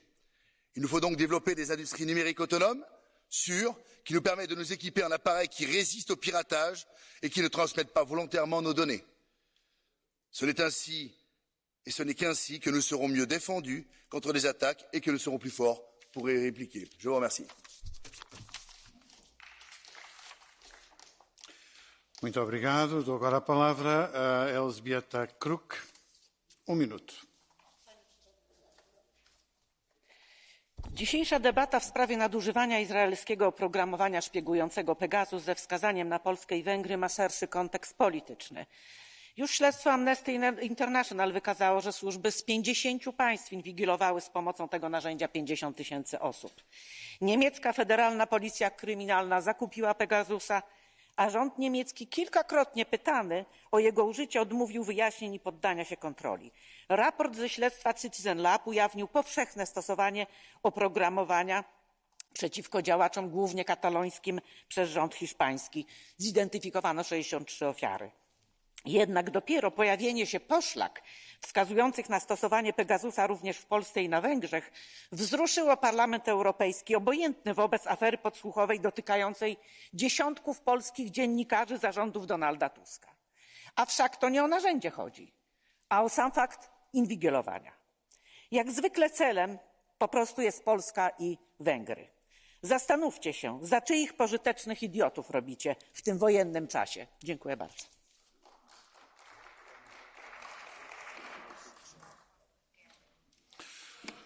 Muito obrigado. Próxima intervenção, Cira Rego, minuto. Gracias, presidente. El uso de Pegasus es un escándalo sin precedentes. Y es que una empresa privada amparada por el régimen israelí está comercializando impunemente un arma de destrucción masiva de la democracia, un arma de destrucción masiva de la confianza política. En mi país, hasta el teléfono del presidente del Gobierno ha sido espiado. Además, el de otros líderes políticos, sociales, periodistas, abogados. Y claro, no es que no intuyéramos la fragilidad de cualquier dispositivo. Es que ante estos hechos que cambian las reglas de la democracia, ¿cómo va a sentirse protegido cualquier ciudadano europeo? Porque con este asunto lo que queda claro es que al final quien disponga del suficiente dinero y poder puede saltarse los derechos fundamentales. ¿Y cómo protegernos? Primero, basta de secretos. Necesitamos transparencia y ensanchar la base de la democracia. Hay que depurar responsabilidades y tomar decisiones al respecto, diplomáticas, políticas y jurídicas. Muito obrigado. Próxima intervenção, Laura Ferrara, minuto. Grazie Presidente. Nell'Unione Europea l'elenco di chi subisce attacchi da spyware come Pegasus continua ad estendersi. È un fenomeno grave e allarmante che non risparmia leader politici, giornalisti, difensori di diritti umani negli Stati membri. Ad essere minacciati quindi sono i diritti fondamentali, la democrazia, lo Stato di diritto, la sicurezza personale. Come sappiamo, tra coloro che sono stati presi di mira ci sarebbero anche esponenti di alto livello della Commissione europea, colleghi europarlamentari e anche loro collaboratori. Insomma, nessuno può sentirsi al sicuro. La commissione d'inchiesta parlamentare che è stata istituita per indagare su queste attività ha iniziato ad esaminare il grado di coinvolgimento di governi europei e anche di altri attori. Gli scenari che stanno emergendo ci impongono un'urgente regolamentazione dell'industria della sorveglianza per l'uso, la vendita e l'esportazione delle sue tecnologie e dei servizi. Dobbiamo individuare le carenze di trasparenza e responsabilità di aziende e soggetti fruitori. Lo hanno chiesto più volte i colleghi prima di me. Bisogna proseguire in questa direzione per realizzare misure di contrasto agli abusi, meccanismi di controllo e strumenti che consentano ai cittadini di difendersi dalle violazioni dei loro diritti. Grazie. Muito obrigado. Dou agora a palavra a Lucia Vuolo, 2 minutos. Grazie Presidente. Ogni giorno la tecnologia ci consente di fare cose meravigliose. Lo sviluppo dell'intelligenza artificiale, poi, ha portato l'umanità a scoperte senza precedenti. Condividere ormai è un concetto cardine di qualsiasi esperienza, reale o virtuale. Purtroppo a volte la tecnologia consente di condividere in silenzio, raccogliendo informazioni. Pegasus è un algoritmo nato in Israele capace di raccogliere informazioni di deputati, giornalisti o cittadini da qualsiasi dispositivo connesso ad Internet. Molti informatici hanno definito Pegasus come un gioiello dell'informatica, dotato di un'autonomia discrezionale senza precedenti. Foto, email, tutto quanto è presente sul cellulare sono obiettivi che Pegasus usa per scopi sociali, militari e politici. Pegasus, come ogni altro spyware più evoluto, è una seria minaccia allo Stato di diritto.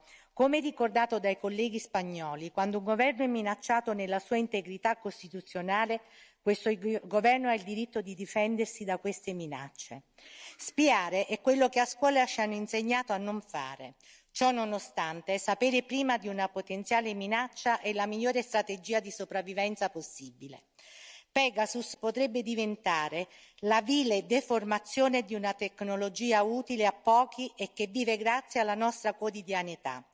Un eccesso che, devo dirlo, ha stuzzicato, anche se in maniera diversa, realtà social mondiali. Qualcuno è anche intervenuto in questa Aula.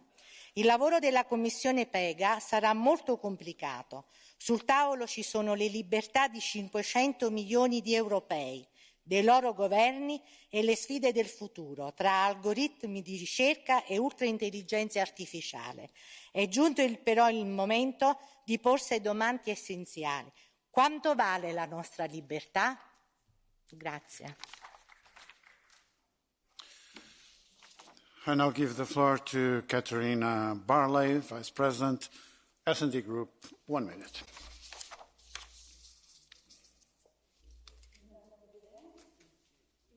Verbringen mit diesem Gerät mehr Zeit als mit ihrem Partner oder mit ihren Kindern. Man hat es direkt am Körper, in der Handtasche, manche nehmen es sogar mit auf die Toilette. Pegasus und andere Spy-Softwares machen dieses Gerät zum Spion in der Hosentasche. Kamera an, Mikrofon an, alle Daten können abgezogen werden und noch vieles mehr. Es ist damit ganz klar eine Attacke auf die Privatsphäre von potenziell jedem von uns.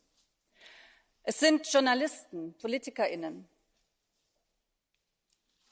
Priester, viele Menschen betroffen, die beruflich dieses Gerät nutzen und die entweder Berufsgeheimnisse haben oder wie wir vertraulich arbeiten müssen.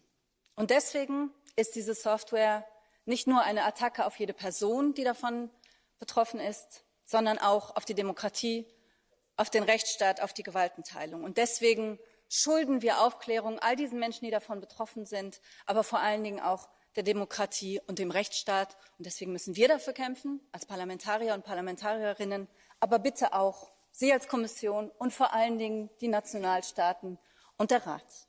Vielen Dank.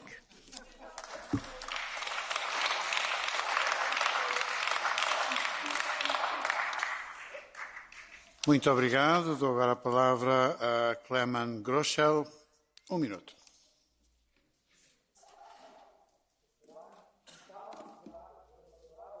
Vohunskih oprem je zgodovinsko dokazana.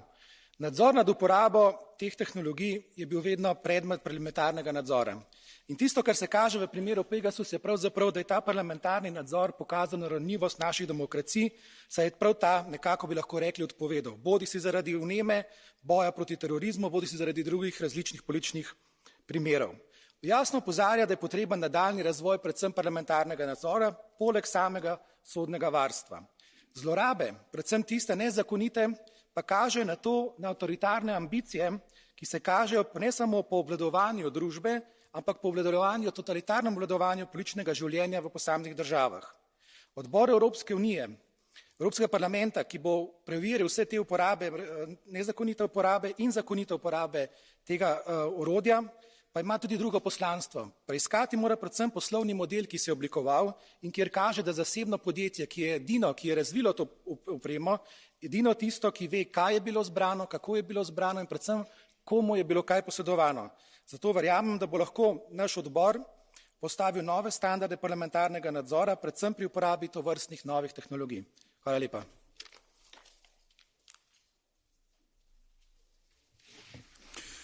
Muito obrigado. Próxima intervenção, Silvia Spurek, 1 minuto e 30.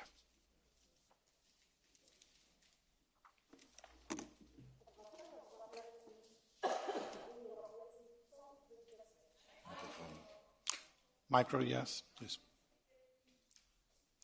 Obywatele i obywatelki Unii Europejskiej chcą żyć bezpiecznie, w świecie bez wojen, terroryzmu i przestępczości. Godzimy się na ograniczanie naszych praw, naszych wolności, naszej prywatności, aby służby państwa mogły działać i skutecznie chronić nasze bezpieczeństwo. Ale pamiętajmy, nasze podstawowe wartości to prawa człowieka i praworządność. I rząd każdego państwa naszej wspólnoty musi działać na podstawie prawa i w granicach prawa.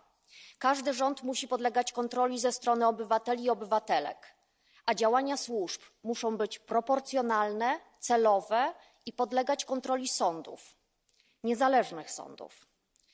Musimy wyjaśnić legalność zakupu i legalność wykorzystywania systemu Pegasus w każdym kraju Unii. Musimy sprawdzić, czy obecne modele sprawowania nadzoru i kontroli nad służbami spełniają standardy systemu ochrony praw człowieka i są zgodne z wartościami Unii. Musimy zweryfikować, czy doszło do naruszenia prawa, a jeśli tak, kto ponosi odpowiedzialność. Każdy rząd, lewicowy, prawicowy, liberalny, musi być rozliczony, jeśli narusza prawa człowieka. Wartości i zasady naszej wspólnoty dotyczą każdego. Szczególnie uważnie musimy przyjrzeć się rządom tych państw, gdzie pod znakiem zapytania stanął trójpodział władzy, bo tam naruszenia mogły być jeszcze bardziej znaczące. Muito obrigado.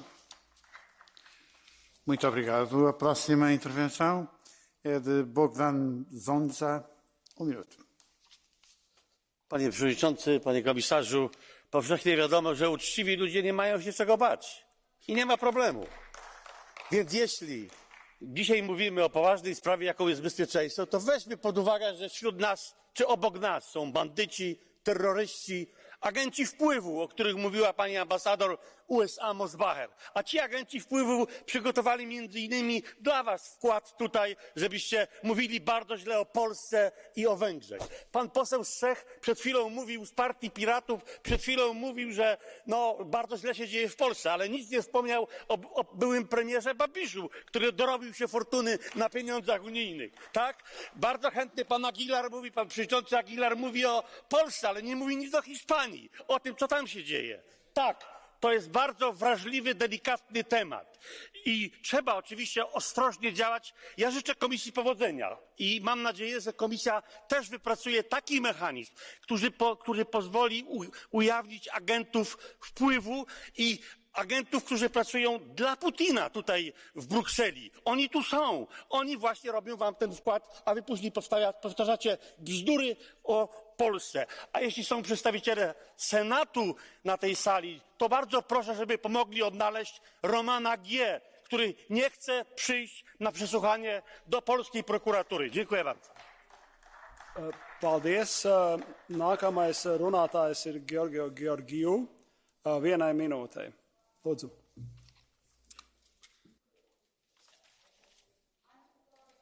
Κύριε Επίτροπε, ακόμη και αν κλείσω το κινητό μου, η Pegasus μπορεί να με βλέπει, να με ακούει και να ξέρει πού βρίσκομαι.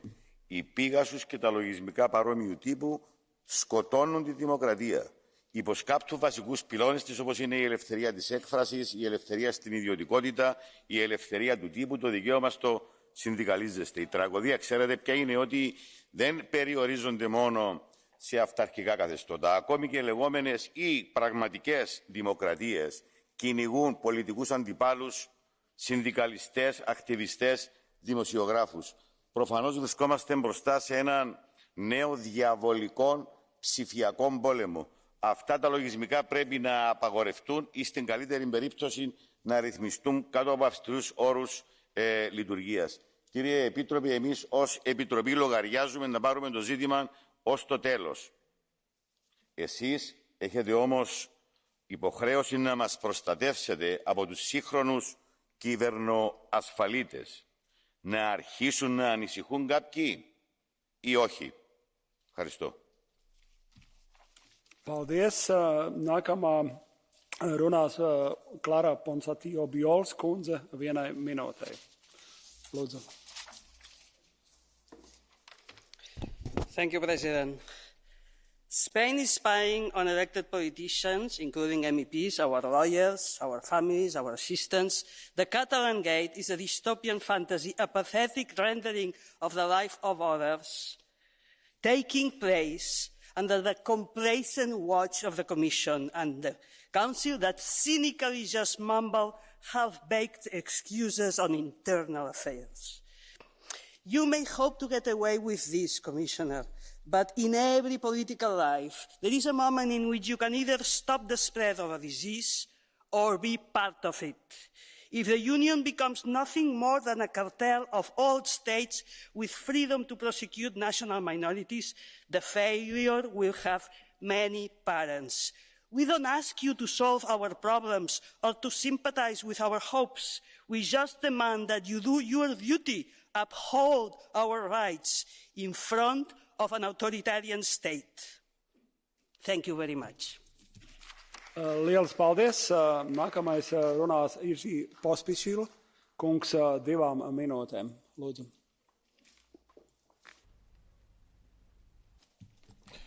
Děkuji pěkně, pane předsedající, dámy a pánové. Je vidět, jak zde probíhá debata o jednotlivých státech, jak zde vystupují zástupci buď vlád, nebo opozic zemí dotčených tímto problémem. Já, když dovolíte, svůj pohled udržím v obecné rovině. Zkrátka dobře debatujeme tady o technologii Pegasus, která může být zneužívána při špionáži politické konkurence, novinářů a v zásadě všech občanů. A to je téma, která by nás mělo mimořádně zajímat, protože my, občané a hlavně zástupci občanů Evropské unie, bychom měli chránit práva občanů Evropské unie. A právo na soukromí já osobně považuji jako občan, právník, učitel za jedno z nejdůležitějších práv. A pokud připustíme vůbec možnost, že některá ze zemí, a já to říkám v obecné rovině, některá ze zemí Evropské unie, respektive některá z vlád zemí Evropské unie bude prolamovat toto posvátné právo na soukromí a bude k tomu využívat moderní technologie, tak je to obrovský problém. A já tedy moc prosím, aby komise, příslušný výbor prošetřil celou situaci, aby nám poslancům dal jasné závěry a abychom i na základě nich mohli vést seriózní debatu, jak zpřísnit legislativu při využívání moderních technologií, jež prolamují právo na soukromí. Podle mého názoru není správné řešení zakázat tyto technologie. Bojujeme s terorismem, bojujeme s výzvami 21. století a tyto technologie mohou přispět při potírání terorismu a závažné mezinárodní organizované trestné činnosti. Ale na druhou stranu je zcela zjevné, a ty příklady to ukazují, že debata o tom, jak zpřísnit právní rámec Evropské unie, jak lépe postihovat takové zneužití, je zkrátka na místě. A je to naše téma. My jsme ochránci principu právního státu, který je hodnotou Evropské unie. Děkuji. Okay. Paldies. Nākamajā vārdu došu Ibana Garcia del Blanco kungam 1 minūtē. Lūdzu. Thank you, Chair. Efectivamente, no hay espiados de primera y de segunda. Lo que hay es encima de la mesa acusaciones muy graves que afectan a derechos fundamentales, que afectan a la propia salud del Estado de Derecho en toda Europa. Y necesitamos, por eso, explicaciones y necesitamos pruebas, explicaciones muy transparentes y necesitamos pruebas concluyentes de quiénes efectivamente han sido espiados, cómo han sido espiados, cuándo han sido espiados y quién está detrás de ese espionaje. Necesitamos también explicaciones, además de los gobiernos, necesitamos explicaciones de la propia empresa, porque estamos dando por sentado lo que dice la empresa como una verdad revelada, lo de que solo se venden a Estados. Bueno, eso lo tenemos que averiguar también. Y lo que es muy importante es que no anticipemos conclusiones. Este debate, en ese sentido, es ciertamente extemporáneo. Hemos constituido una comisión especial para averiguar la verdad. Esta comisión va a tener 12 meses por delante para poder hacerlo. Lo que creo es que no tenemos que ceder a la tentación de capitalizar para nuestros asuntos locales cuestiones que afectan a la espina dorsal de la democracia en Europa.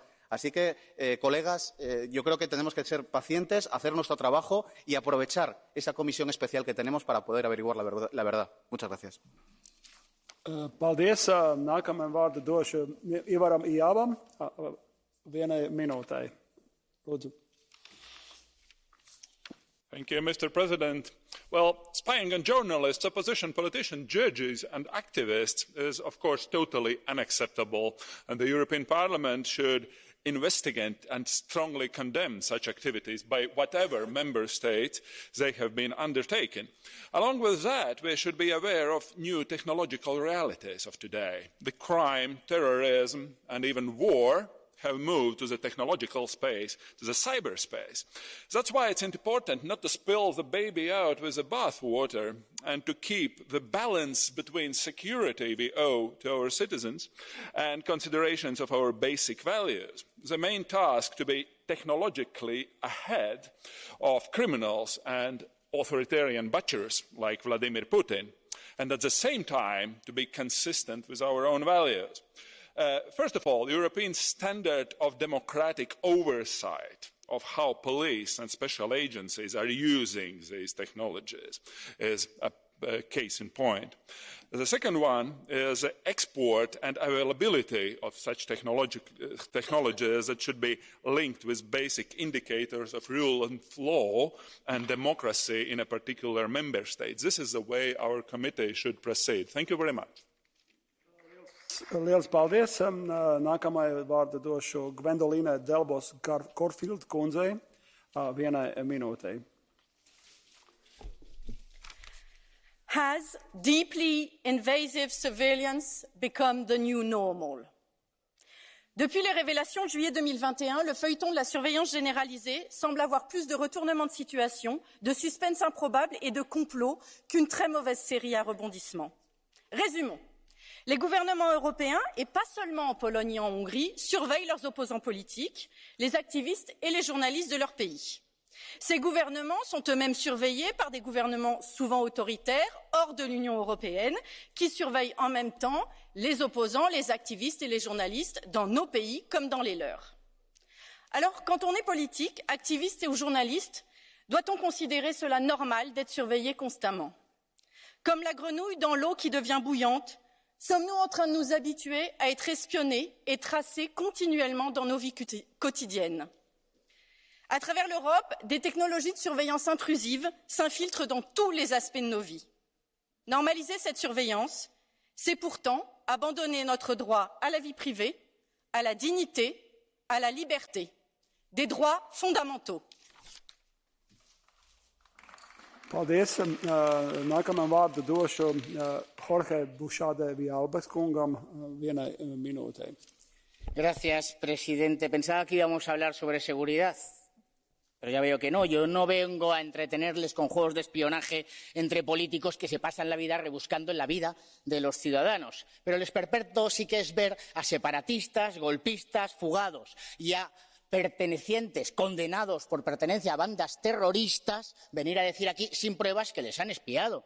Pero si se han pasado la vida espiando a los niños y a los profesores en los colegios, a los empresarios y a los trabajadores, secuestrando, coaccionando y matando españoles. Poco les han espiado y poco les han perseguido. Los europeos están cansados ya de ver cómo no salen ustedes de una crisis tras otra.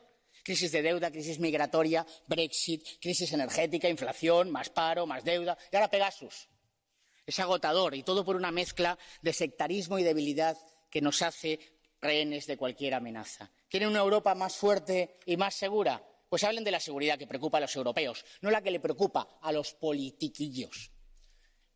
seguridad en las fronteras frente al asalto ilegal, en las calles frente a las violaciones masivas, en la seguridad para las empresas para que ningún trabajador tenga que perder su trabajo porque su compañía se va al extranjero ahogada por el fanatismo climático, y en la seguridad también energética y alimentaria para que no entren bienes producidos en terceros países en regímenes de semi-esclavitud.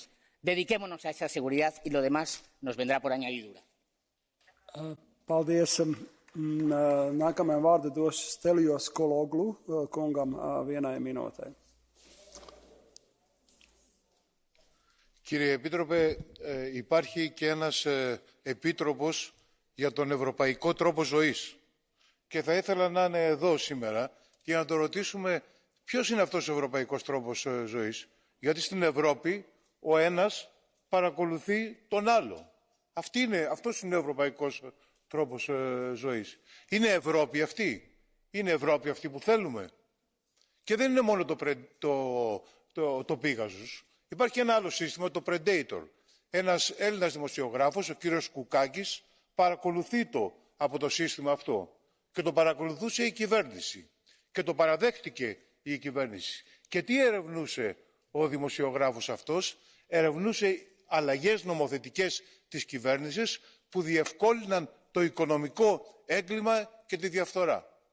Επομένως, αγαπητοί συνάδελφοι της Πολωνίας και της Ουγγαρίας, δεν είστε μόνοι πλέον. Υπάρχουν και άλλοι. Όλοι παρακολουθούν όλους και πρέπει να υπάρξει ένα σύστημα νομοθετικό το οποίο να απαγορεύσει ριζικά ή με πολύ αυστηρές ποινές τη χρήση τέτοιων μέσων στην Ευρωπαϊκή Ένωση. Τελεία και παύλα. Paldies. Nākamajam vārdu došu Emīlai Radevu kungam 2 minūtēm.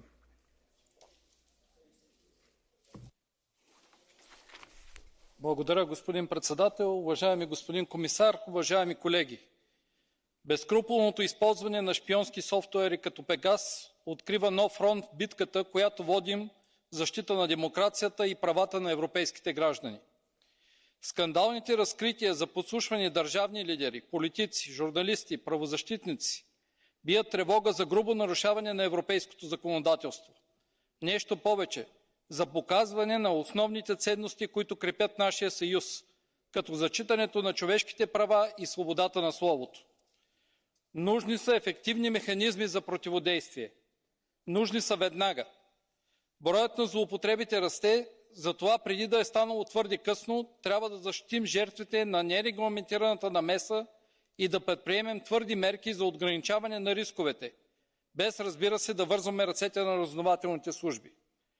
Новите технологии са и ще продължават да бъдат неизменна част от ефективната борба с тероризма и тежките престъпления. Затова регулацията е единственият начин да очертаем ясни и сигурни граници за допустима употреба на шпионски софтуер, какъвто е Пегас. Иначе казано, пред нас стои въпроса как да се обуздаят тези технологии, така че да не се превърнат в нерегулирана машина за всеобхватно проследяване на неудобните на властта, мощно оръжие срещу политически опоненти или представители на гражданското общество. Създаването на анкетна комисия в Европейския парламент е важно, за да разберем до каква степен шпионските софтуери са проникнали в държавите членки, но очаквам сериозен отговор и от страна на Европейската комисия. Необходими са мерки в много направления. От спешното пресичане на злоупотребите до сигурността на данните и достъпа до тях. И не случайно поставям акцент върху бързата реакция, тъй като рисковите технологии, които са продукт на индустрия за милиарди, няма да спрат да се развиват, докато институциите дебатират инструментите за контрола им. Благодаря ви за вниманието. Paldies. Nākamam vārdu došu Lukaš Kohut kungam 1 minūtē. Lūdzu. Ruski Ład to nie tylko Putin i jego zdemoralizowane państwo. To jest stan umysłu. To sowieckie podejście do standardów, do używania narzędzi, którymi dysponuje państwo. Używanie broni antyterrorystycznej Pegasus przeciwko własnym, niewinnym obywatelom to sedno Ruskiego Ładu. Posłowie PiS-u wielokrotnie szydziliście z europejskich wartości. Deptaliście prawa mniejszości. Lekceważyliście prawo obywateli do prywatności. Putin robi to samo.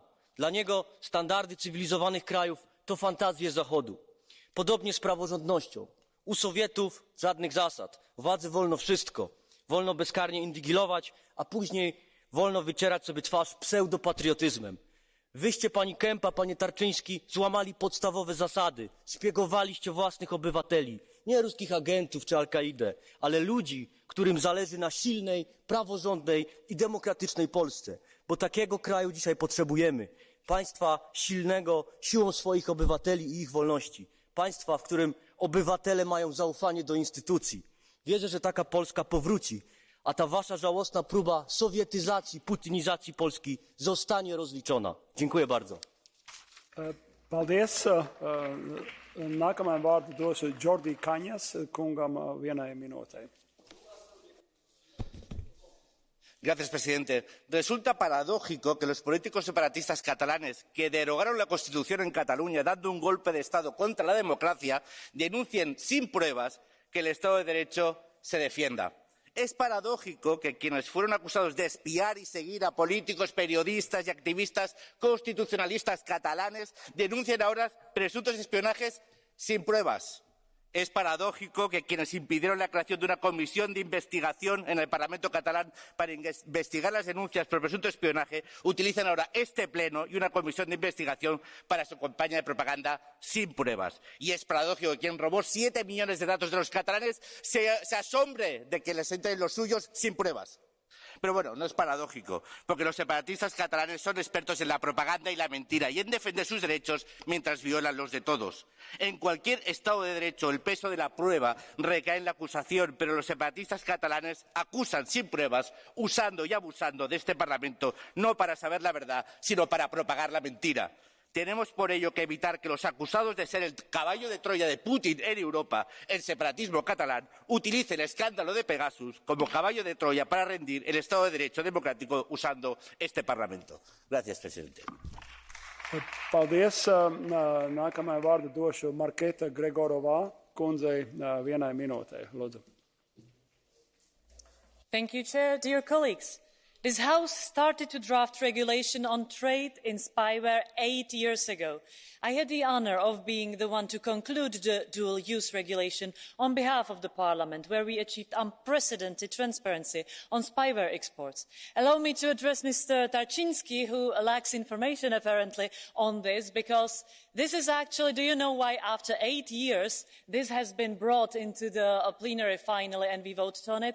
Thanks to Germany, thanks to German presidency. Because of Finn Fischer, they prioritised it, and that's why we have this amazing piece of legislation. So tell me, what did Poland and Hungary do apart from blocking this regulation and apart from using the spyware? Thanks to that, the European Commission is now obliged to publish what spyware was exported from the EU. And we know that Pegasus and similar spyware was being sold via EU-based sister companies in Bulgaria, Cyprus or Luxembourg. So it seems our export control lacks control. How are we as the European Union answering this blatant security hole? How has the EAS secured its IT infrastructure against such intrusions? And what will it take for us to finally sanction companies like NSO? I hope that sitting in one room with those affected today will be the deal breaker. Thank you.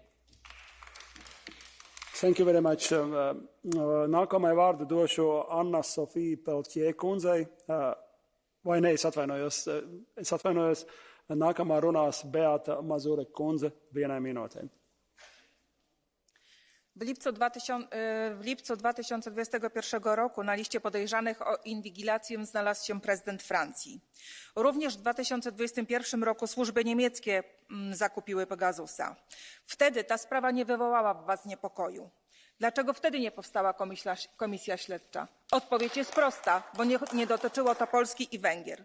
Nie jesteśmy dziećmi specjalnej troski. Chcecie być rzetelni, rzetelnie sprawdzać używanie Pegasusa, sprawdzajcie wszystkie kraje członkowskie.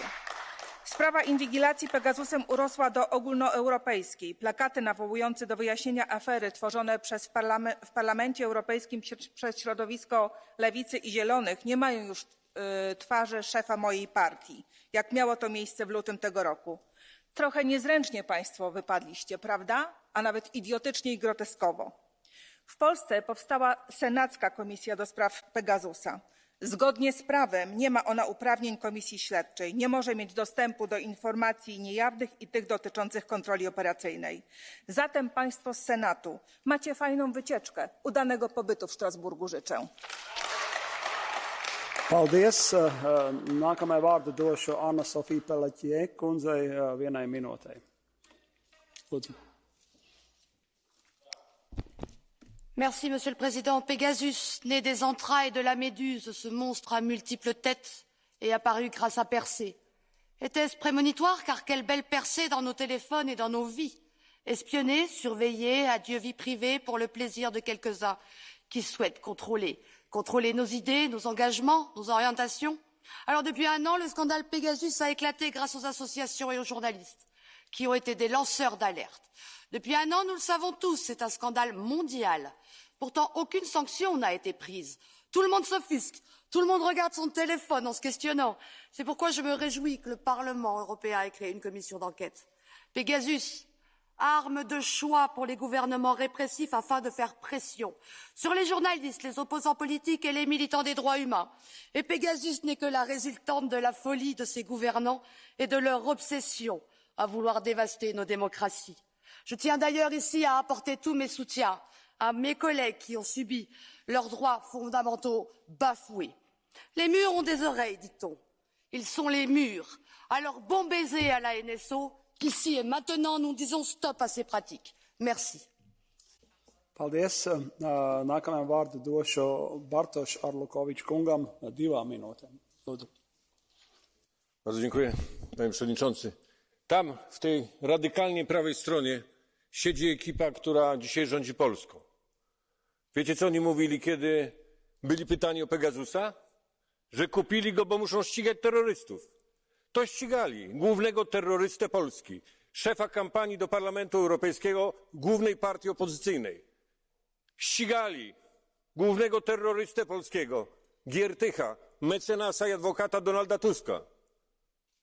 Ścigali terrorystkę, prokurator Wrzosek, jedną z nielicznych, która potrafiła się postawić tej ekipie. Wiecie, co jeszcze mówili? Że kupili Pegasusa i ten, kto jest uczciwy, to się nie musi go bać. Ta hipokryzja się wylewa w tych wystąpieniach. Więc skoro uczciwy się nie musi bać, to zapraszam tu przed mównicę Jarosława Kaczyńskiego, byłego premiera polskiego i całą tę ekipę. Orbana tu zapraszam. I niech powiedzą, nie ścigaliśmy opozycji, nie ścigaliśmy prokuratorów, nie ścigaliśmy opozycji demokratycznej. Niech po prostu to powiedzą. Skoro uczciwi się nie mają czego bać, zapraszamy, panie prezesie Kaczyński. Zresztą zaproszenie dla pana już się pisze. Paldies. Nākamajam vārdu došu Alfred Sant kungam vienai minūtei. Lūdzu. The risk facing the Pegasus Committee of this House is that it will end up mainly delivering indignant and pious platitudes about high-tech spying on governments, institutions and individuals. We all know such spying happens between friendly governments, possibly including within the EU, and between unfriendlies. We protest strongly when it happens to us, less so when it affects those we see as unfriendly. None of us would wish to stop the development of cyber technologies that are making invasive spying so feasible. And we know that whatever safeguards are established, they will soon become outdated. Meanwhile, secret services will continue to spy on foreign governments, on friendly governments, on political parties, as will corporations. One way forward would be clearly to identify all the actors who have an interest in cyber spying and surveillance, and then to create an updated legal framework, for starters, on a European basis, that sets norms and limits while enabling the deployment of investigations, the issuance of sanctions, and the funding of continuous research into surveillance systems and who runs them. Consideration could also be given to how advanced democracies should update their legal approaches to regulate the cyber surveillance conducted by their own secret services. Thank you. Paldies. Nākamā runās Abir Al-Sahlani kundze vienai minūtei. Lūdzu. Tack president, kära kollegor. Pegasus-teknologin utvecklades för att regeringar ska kunna bekämpa terrorism och förhindra kriminalitet. Men regeringen i Ungern har spionerat på sina journalister. Regeringen i Polen har spionerat på oppositionspolitiker och nu har den här listan även blivit längre med länder som till exempel Luxemburg och Spanien och den belgiska polisen. Jag är väldigt glad att vår egen liberala grupp Renew har varit den som har dragit igång arbetet för att skapa ett utredningsutskott för hur den här teknologin har använts med Sofie Intveld som förkämpe. Men jag vill uppmana er alla att nu när ni åker hem till era hemländer att utkräva svar från era regeringar och se vilka regeringar som har införskaffat den här teknologin. Jag har själv skrivit ett brev till den svenska justitieministern Morgan Johansson och krävt att få veta om Sverige har införskaffat den här teknologin och om man har använt det. Jag vill uppmana er att göra detsamma. Tack för ordet. Paldies. Nākamam vārdu došu Vincenzo Sofo kungam arī vienai minūtei. Lūdzu. Cari colleghi, l'abuso di software come Pegasus per azioni di spionaggio non è che parte di una minaccia molto più grande ai diritti fondamentali dei cittadini europei. Sedotti dal lusso di smartphone ed elettrodomestici a cui dare comandi vocali, abbiamo consentito ai privati di creare il più grande programma di spionaggio mai visto. Ogni giorno 500 milioni di europei sono inconsapevolmente sorvegliati e depredati di miriadi di dati personali da società che ne analizzano comportamenti, gusti e opinioni a fini commerciali, ma anche sociali e politici. I progressi su intelligenza artificiale e metaverso stanno portando a soluzioni per consentire pieno controllo e capacità di previsioni su sentimenti, pensieri e azioni delle persone per determinarne ogni scelta.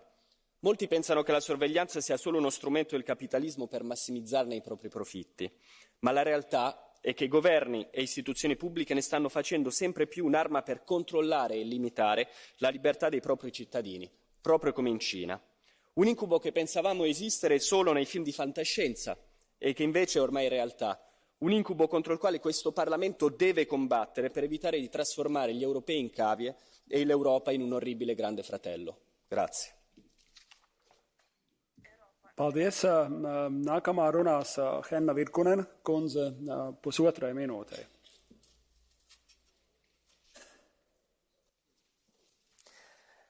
Mr. Chair, dear colleagues, the Russian attack on Ukraine has profoundly highlighted the importance of democratic values and freedom of expression in society. In a society based on rule of law, the freedom of expression is a cornerstone. For a functioning democracy, it is essential that those holding power can't be scrutinized and criticized for their actions. The media has a key role on this. It is the watchdog of democracy. Media freedom is essential for democracy to succeed. The Pegasus spyware cases are concerning examples of illegal targeted surveillance. It's extremely important that we recognize such methods of illegal surveillance and that are increasingly used as they have significant effects on the right to privacy. The revealed Pegasus illegal surveillance cases are not only devastating on the victims, but they also affect the development of democracy and the rule of law. The misuse of spyware against journalists, defenders of human rights and the opposition affects everybody who wants to critically examine their government, protect democracy and the rule of law. They are cyber attacks against democracy and violate the fundamental values of the European Union. We must not stand by and watch such violations of democracy emerge, but take an action against illegal surveillance, support the victims of such cases and protect our fundamental rights. Paldies. Nākamajam vārdu došu Ivo Hristo kungam arī vienai minūtei. Lūdzu.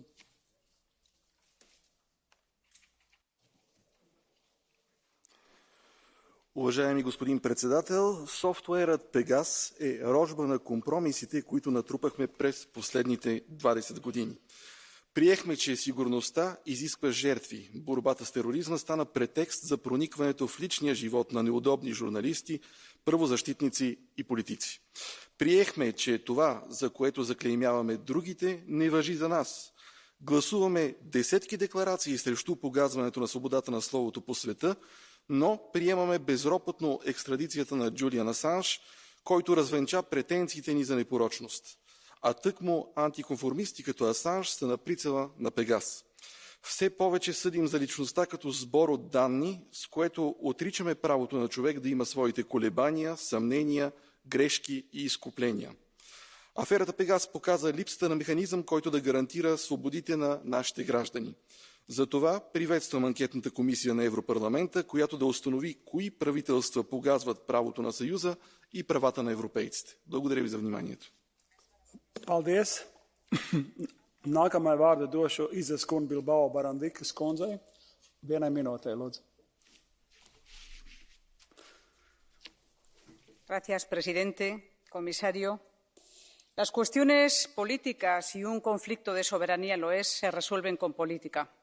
Cuando en vez de abrir un debate, reconocer al otro, negociar y buscar acuerdos se opta por ellos, por el espionaje, por el control de los tribunales, por la puerta de atrás, por la abolición de la inviolabilidad parlamentaria, por el encarcelamiento de ideas, cuando se crean brigadas de policía política cuyo jefe dice en el Congreso que entre la ley y España elige España, cuando mucho más que la ultraderecha aplaude esta conducta y no hay fiscal que actúe, pasan estas cosas.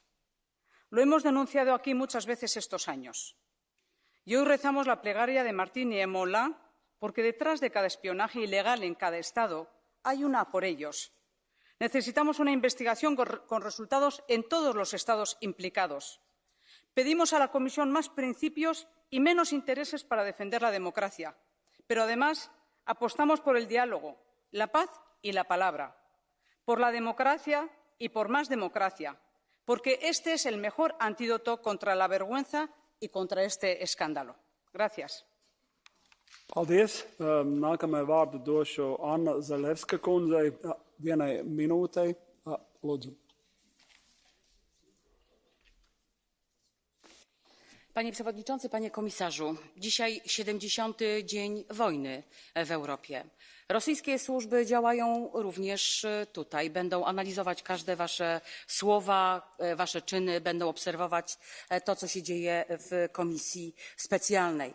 Dlatego proszę o powściągliwość, o merytorykę i odpowiedzialność za swoje czyny i za swoje słowa. Zresztą służby rosyjskie i wpływy pomimo czy przed wojną działały w Parlamencie Europejskim i Komisji Europejskiej. Mam nadzieję, że niebawem powstanie komisja specjalna, która również rozstrzygnie te kwestie.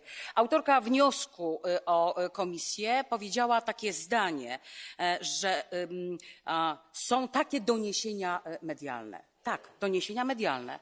Mało jest postępowań prokuratorskich, sądowych, gdzie obywatele mają prawo się bronić i prosić o to, by rozstrzygać to zgodnie z przepisami obowiązującymi w każdym kraju członkowskim.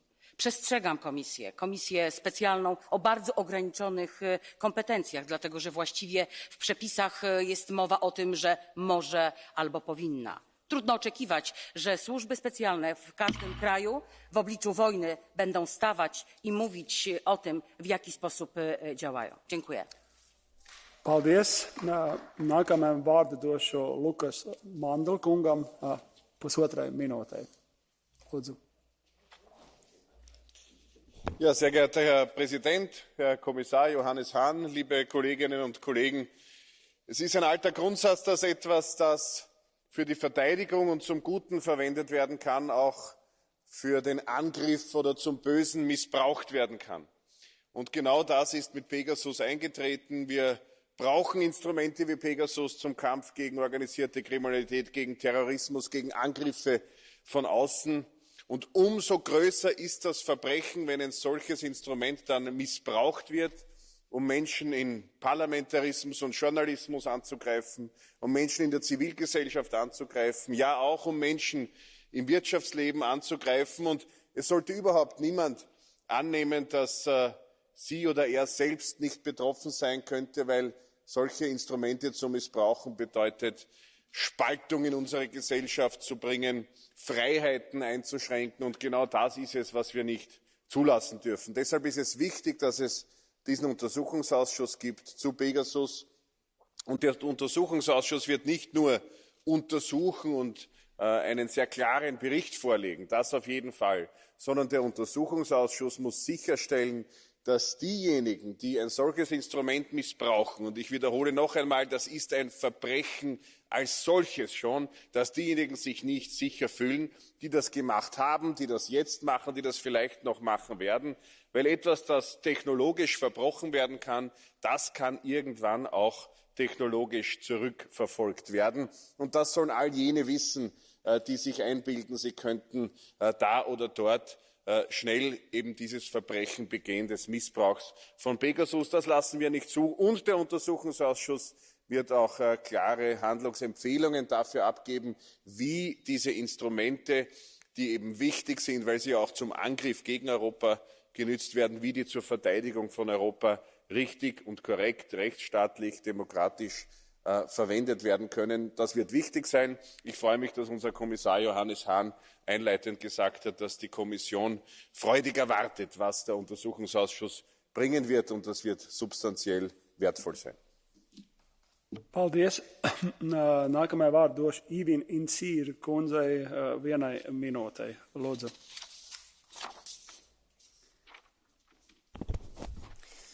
Kollegor, trots de fantastiska teknologiska framgångarna vi har sett de senaste decennierna som har lett till utveckling i vår union, finns en hel del risker och faror som riskerar att underminera våra grundläggande fri- och rättigheter. Innovation och uppfinningar används just nu av vissa för att inskränka vår frihet, vår demokrati.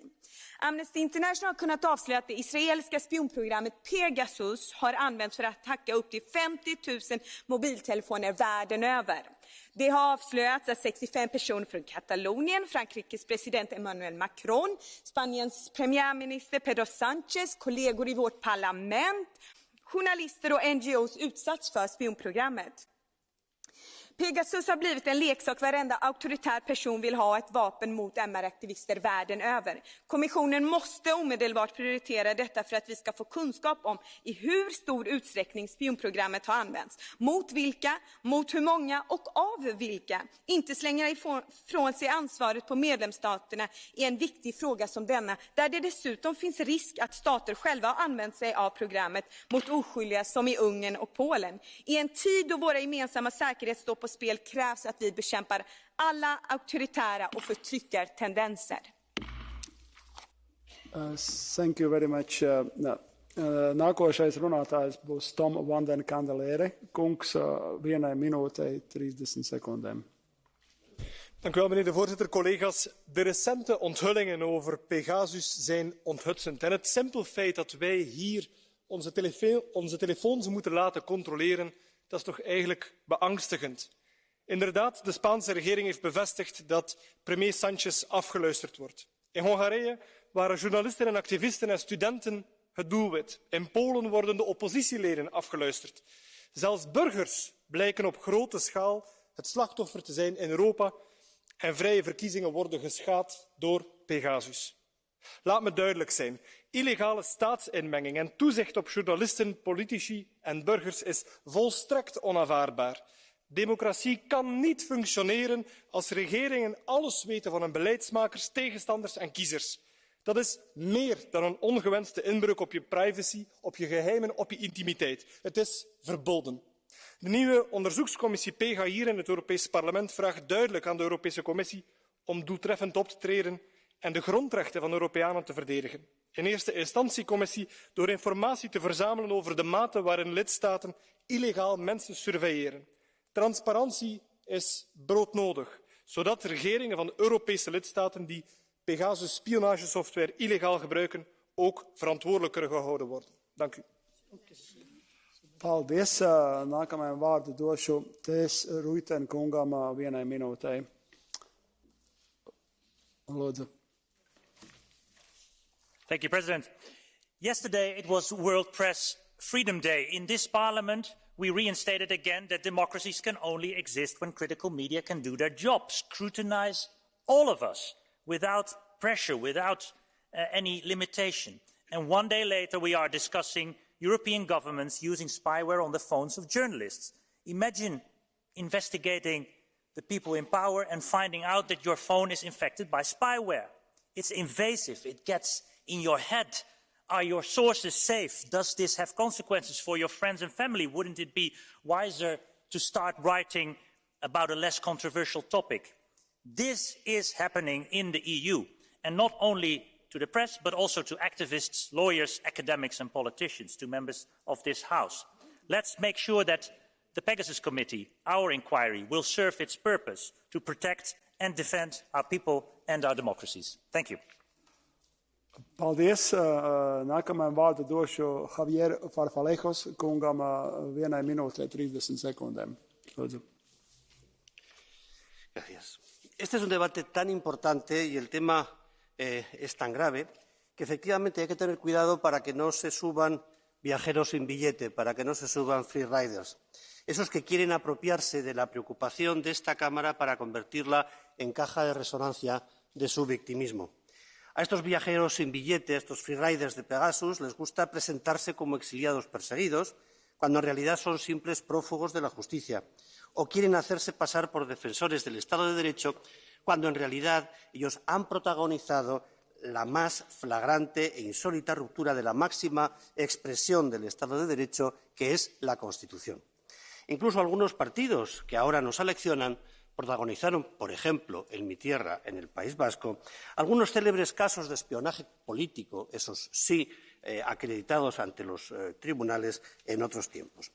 Siempre defenderé que un derecho fundamental, y por supuesto también el derecho fundamental de esos viajeros sin billete, solo puede verse afectado en circunstancias claramente definidas, por razones fundadas y con la garantía de un juez independiente. Y no tengo ningún motivo para dar por supuesto que en el caso de España se haya violado la ley que establece esas garantías. Por tanto, habrá que distinguir entre los disidentes y los prófugos. Habrá que distinguir entre los que legítimamente pueden desear, reclamar, pedir la independencia de un territorio y los que en nombre de la independencia organizan, participan y lideran procesos sediciosos. Habrá que distinguir entre las víctimas de la arbitrariedad y la legalidad de aquellos que pueden ser objeto de la acción legal de un Estado democrático cuando el Estado legítimamente se defiende. Paldies. Nākamā vārdu došu Andrea Cozzolino kungam 1 minūte. Lūdzu. Noi sappiamo che NSO è un'azienda privata israeliana ed è proprietaria delle più sofisticate tecnologie di sorveglianza. Questa azienda privata vende a Stati questa tecnologia grazie anche all'approvazione del Ministero della Difesa di Israele. E lo fa verso gli Stati democratici, dove è possibile controllare l'uso di questa tecnologia, e lo fa anche verso paesi illiberali, privi di carte costituzionali, privi di fondamentali diritti di libertà. Ovviamente tutto questo lo fa per tutelare e garantire la sicurezza dei cittadini e la lotta al terrorismo. È evidente che si è creato qualcosa di mostruoso ed è necessario il lavoro che avviamo da qui ai prossimi 12 mesi. Noi abbiamo il dovere di dare delle risposte ai cittadini europei, ma parlare anche al mondo intero. E dobbiamo farlo anche grazie alla collaborazione che deve venire dalla Commissione e dal Consiglio.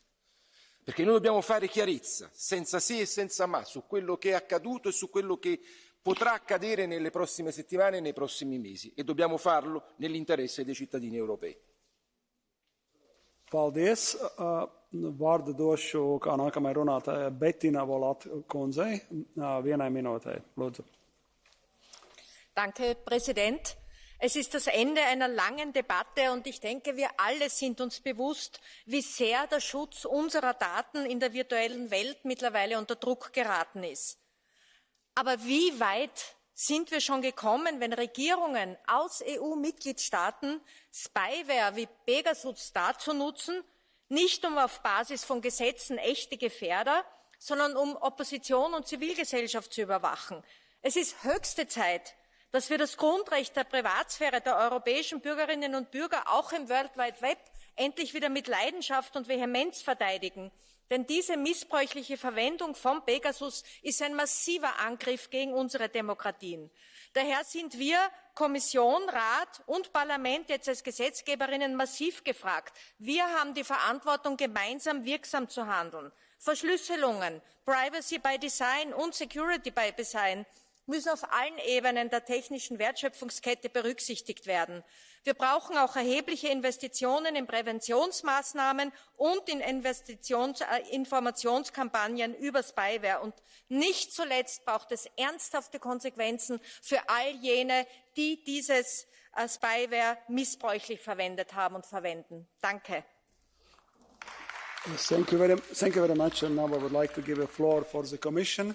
Commissioner Hahn, if I may ask Commissioner Hahn, if he would be so kind to take the floor, please. Commissioner Hahn.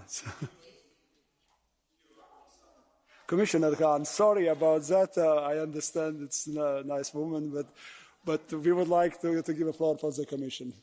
Sorry, I was waiting for Catch the Eye, so it's good to catch me. Also, ich möchte mich ehrlich gesagt ganz herzlich bedanken für diese Debatte, auch persönlich, obwohl ich ja, wie Frau Indefeld festgestellt hat, nicht unmittelbar zuständig bin.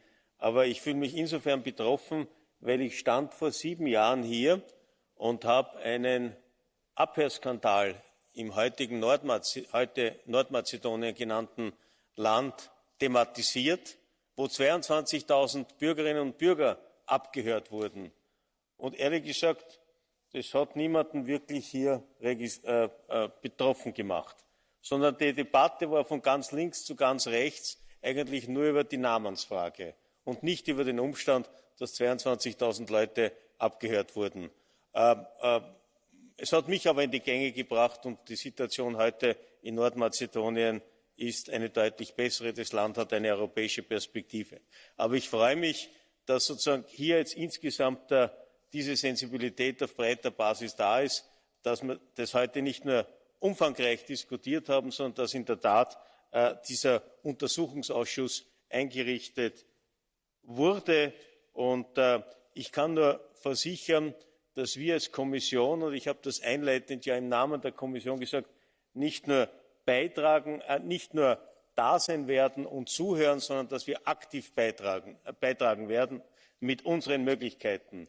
Aber ich muss auch noch einmal in Erinnerung rufen, natürlich kümmern wir uns darum, wenn bei uns es zu Abhörungen kommt, dass wir das aufklären. Aber dann ist es an den jeweiligen Polizeibehörden, an den Strafverfolgungsbehörden der Länder, in denen wir etwas aufgedeckt haben, dass sie das eben entsprechend den Regeln ahnden und verfolgen.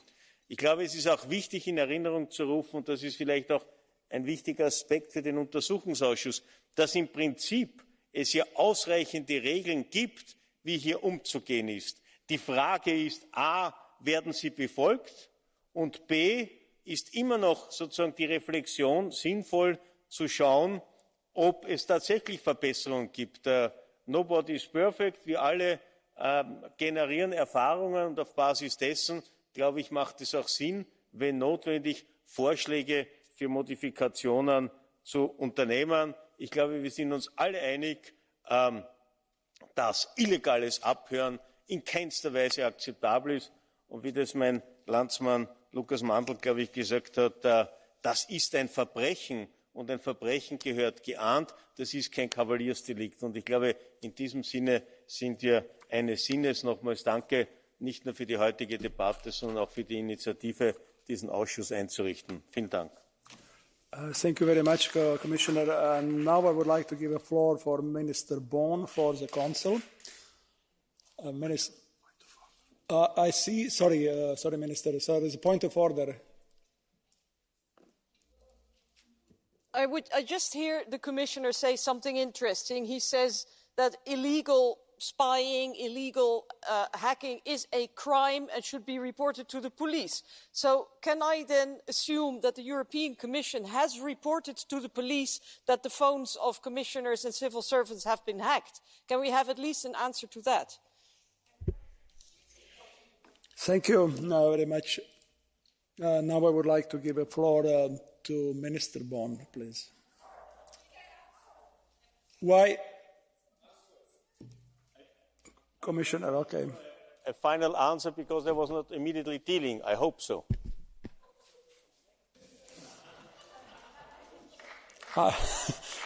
Well, I hope you are very satisfied with the answer. So now I would like to give a floor to Minister, please.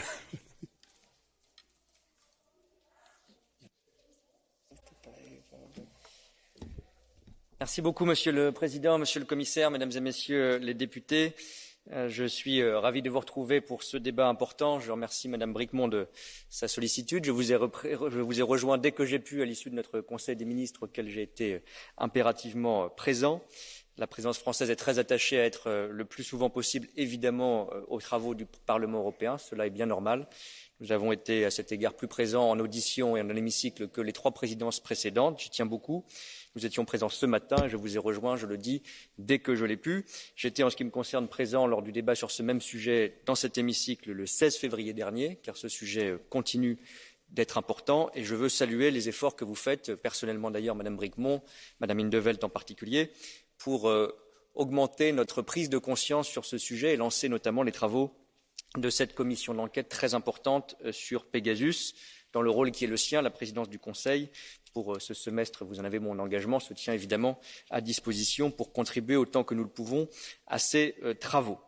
Nous rappelons, je veux y insister également, que l'usage illégal de logiciels de surveillance pour infiltrer des téléphones et d'autres appareils électroniques est évidemment inacceptable et doit être condamné, y compris par des procédures judiciaires et pénales. Vous l'avez souligné au cours de vos débats, l'Union européenne est fondée sur des valeurs de démocratie, de respect de l'état de droit, les libertés d'expression, d'information. Nous avons célébré le soutien à la liberté de la presse hier encore. La liberté des médias, la protection de la vie privée sont des droits fondamentaux inscrits dans la charte que la présidence française, par la voix du président de la République, Emmanuel Macron, ici même le 19 janvier, a proposé d'ailleurs de réviser à l'issue de la conférence sur l'avenir de l'Europe. C'est un des sujets que nous pourrions mettre dans nos débats, puisque beaucoup de citoyens, j'étais présent encore ce week-end pour ces travaux, ont souligné l'importance du renforcement de nos règles en matière de protection des libertés, notamment de liberté de la presse et de protection des données. Nous avons à cet égard une responsabilité conjointe entre institutions, entre l'Union européenne et ses États membres. Il est évident dans nos ordres juridiques que des limitations au droit à la vie privée peuvent s'avérer nécessaires. Cela est le cas dans toute société démocratique pour certaines finalités, en particulier la sécurité nationale, la lutte contre la criminalité. Mais, comme vous l'avez rappelé, comme surtout la Cour de justice l'a rappelé constamment dans sa jurisprudence, comme l'a rappelé le contrôleur européen à la protection des données, toutes ces limitations, c'est aussi le propre des démocraties, sont strictement encadrées par les règles européennes ou nationales en matière de protection des droits de l'homme. Les garanties les plus élevées doivent être respectées. Cela ne semble pas avoir été en l'espèce le cas. Il appartient, cela a été rappelé par le commissaire, à chaque État membre, ne fuyons pas nos responsabilités, de mener d'abord les investigations, les enquêtes nécessaires, cela est la responsabilité notamment du pouvoir judiciaire, afin d'établir les illégalités éventuelles qui auraient été commises. Pour ce qui concerne la France, je l'ai déjà rappelé le 16 février dans l'hémicycle, il y a eu des enquêtes indépendantes lancées par plusieurs procureurs à l'issue des révélations qui ont été faites, et je sais que c'est le cas dans plusieurs États membres. Mais nous avons à l'évidence une responsabilité européenne à mettre en œuvre, car cette situation est aussi un rappel de notre vulnérabilité persistante en matière de cybersécurité. Cela ne vise pas seulement à protéger une activité économique ou une infrastructure critique, il s'agit bien de protéger à travers nos téléphones, nos appareils électroniques, de protéger ce qui est souvent devenu une extension de nous-mêmes, de nos vies professionnelles, de nos vies privées, qui traitent tant de données. L'Europe s'est dotée, la première, d'un règlement général de protection des données. Nous avons, avec le Parlement européen et en accélérant les travaux sous la présidence française du Conseil pendant ce semestre, obtenu, ou nous sommes en voie d'obtenir des accords très importants sur la régulation des grandes plateformes numériques, le DSA, le DMA, mais sans doute nous avons encore une insuffisance en matière réglementaire et industrielle dans la protection de nos infrastructures, de nos données. Le secteur de la sécurité fait aussi partie ainsi de nos priorités pour cette présidence. Je voudrais, pour conclure à cet égard, souligner le travail très productif qui est fait au niveau européen, au niveau législatif, entre le Parlement européen et le Conseil, qui est presque finalisé du côté du Parlement pour aboutir à un accord sur la directive relative à la sécurité des systèmes d'information, celle qu'on appelle NIS2, qui fera partie dans ce contexte général aussi des outils de renforcement de notre protection de nos vies privées et de notre souveraineté. Je le répète, nous sommes prêts au cours de cette présidence semestrielle qui s'achève le 30 juin, ensuite comme État membre, à nous engager autant que nécessaire et autant que possible avec la commission d'enquête parlementaire et aux côtés ensuite de la Commission européenne pour en tirer toutes les conséquences et renforcer notre droit comme nos libertés. Je vous remercie. Paldies, ar šo arī debates par šo jautājumu ir beigušās. Nākamais darba kārtības jautājums - debates par cilvēktiesību, demokrātijas un tiesiskuma principu pārkāpumiem, reglaments 144. pants. Atgādinu, ka var brīvi izvēlēties vietu plenārsēžu zālē, izņemot pirmās divas rindas, kas rezervētas grupu vadītājiem. Atšķirībā no iepriekšējā darba kārtības punkta varēsiet iesniegt arī brīvā mikrofona procedūru un zilo kartīti. Saistīts pieprasījums, izmantojot balsošanas iekārtu, tiklīdz būsiet tajā ievietojuši savu balsošanas karti. Turklāt vēlos atgādināt, ka sēžu zālē arī turpmāk būs jāuzstājas no centrālās tribīnes, izņemot gadījumus, kad uzstāšanās ir saistīta ar brīvo mikrofonu, zilo kartīti un reglamenta neievērošanu. Nākamā debates darbas kārtība - Osmana Kavala lieta Turcijā. Un sākšu ar autoriem. Tātad dodu vārdu autoram Tomislavam Sokolam 2,5 minūtēm.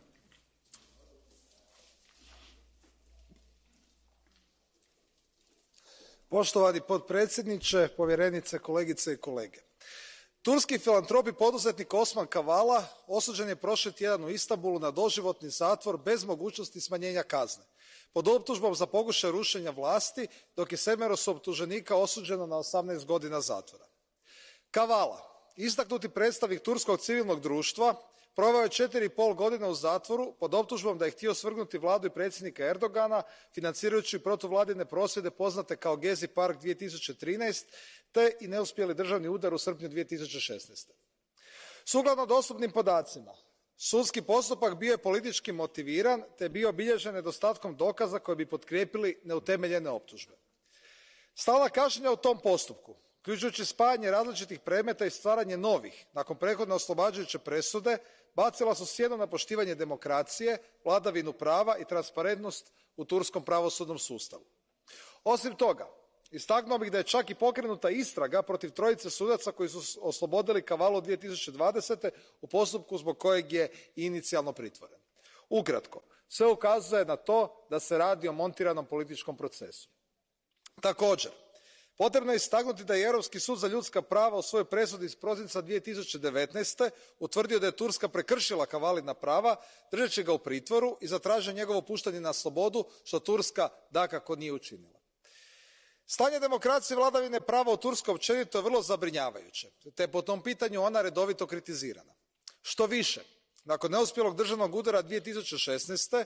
došlo je do dodatnog narušavanja standarda temeljnih ljudskih prava, neovisnosti medija i civilnog društva, te se ne nazire rješenje problema. U gotovo 20 godina dosadašnje vladavine, turski predsjednik Erdogan u velikoj mjeri uspio staviti medije i cjelokupni javni prostor pod svoju kontrolu, a sve pod krinkom borbe protiv terorizma. U tom kontekstu, Kavala je postao jedan od simbola neslaganja s Erdoganovim režimom, a turske vlasti na ovaj način žele zastrašiti ne samo njega, već i sve preostale neistomišljenike. Vladavina prava i temeljna ljudska prava predstavljaju civilizacijske tekovine koje Turska mora poštovati. Zato vjerujem da će Europski parlament izglasavanjem ove rezolucije pokazati punu solidarnost s Kavalom i ostatkom osuđenika u ovom procesu, te jasno i nedvosmisleno osuditi kontinuirano narušavanje vladavine prava i temeljnih sloboda u Turskoj. Hvala lijepa. Paldies. Nākamajam vārdu došu autoram Nacho Sanchez Amor kungam 1,5 minūtē. Lūdzu. Gracias, presidente. El proceso Kavala ha culminado con la sentencia más grave posible, cadena perpetua agravada, sobre una persona que hasta hace pocos años era un filántropo prácticamente desconocido para su opinión pública. Un proceso, además, que ha arrastrado a otros 7 ciudadanos igualmente inocentes en la misma ola de ciega venganza. Las autoridades turcas eran perfectamente conscientes de las consecuencias políticas de su resistencia a liberar a Kavala por orden de un tribunal de justicia que forma parte del sistema judicial turco por decisión de la propia Turquía, el Tribunal Europeo de Derechos Humanos del Consejo de Europa. Cuando todo un sistema político culmina en una sola persona, en un vértice sin balances y contrapesos, al final todo puede reducirse a prejuicios o manías personales, pero eso contamina a todo el Estado y a su imagen internacional. Es el actual gobierno de Turquía el que ha decidido deliberadamente dinamitar cualquier perspectiva de retomar el proceso de adhesión. No este Parlamento, no la Comisión, no el Consejo, no los Estados miembros. El actual gobierno turco se ha cerrado esa puerta, una puerta que no se podrá abrir con esta Turquía. Hay muchos aspectos de la relación en los que podemos seguir trabajando con Turquía, pero no, desde luego, en el proceso de adhesión. Y lo que no vale es aprovechar el papel de mediación en la guerra como una coartada para acelerar el proceso autoritario doméstico, no al menos esperando el silencio de este Parlamento y espero que tampoco el silencio de la Comisión o del Consejo. Liberen a Kavala y reviertan la actual tendencia destructiva de una no tan lejana democracia naciente en Turquía. Muchas gracias. Paldies. Nākamai vārdu došu Katalīnu Čē kundzei pusotrai minūtei.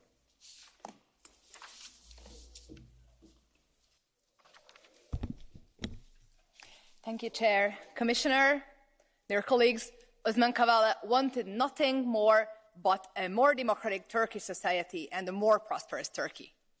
Is this a crime? Well, in Erdogan's Turkey, apparently it is. Osman Kavala received a life sentence for speaking up, for refusing to give up his dream for a country where democratic standards and human rights are respected. And for us, his sentencing is an extremely painful reminder of the state Turkish democracy is in right now. And this is why we have to follow his footsteps in speaking up. And this is also why the European Parliament is now calling for his immediate release. No ifs and no buts. It's high time that Turkey stops using bogus terrorism charges for civil society actors. And it is also time we officially stop calling Turkey a candidate country to join the EU. Obviously, this is simply an extremely unfortunate status for a country with such serious backsliding of fundamental rights and freedoms. And colleagues, I'm sure that many of us in this chamber would support Turkey's bid to forge closer relations with the EU. But this will not be possible until rulings such as this one against Mr. Kavala exist. So for us, let his bravery be our moral compass. We will not give up fighting for a more democratic Turkey until he and thousands of people in his position are persecuted. Because this is what Osman Kavala would want, and this is what he is fighting for. Thank you very much. Paldies. Nākamajam vārdu došu Sergeja Lagodinski kungam. 2 minūtēm. Lūdzu.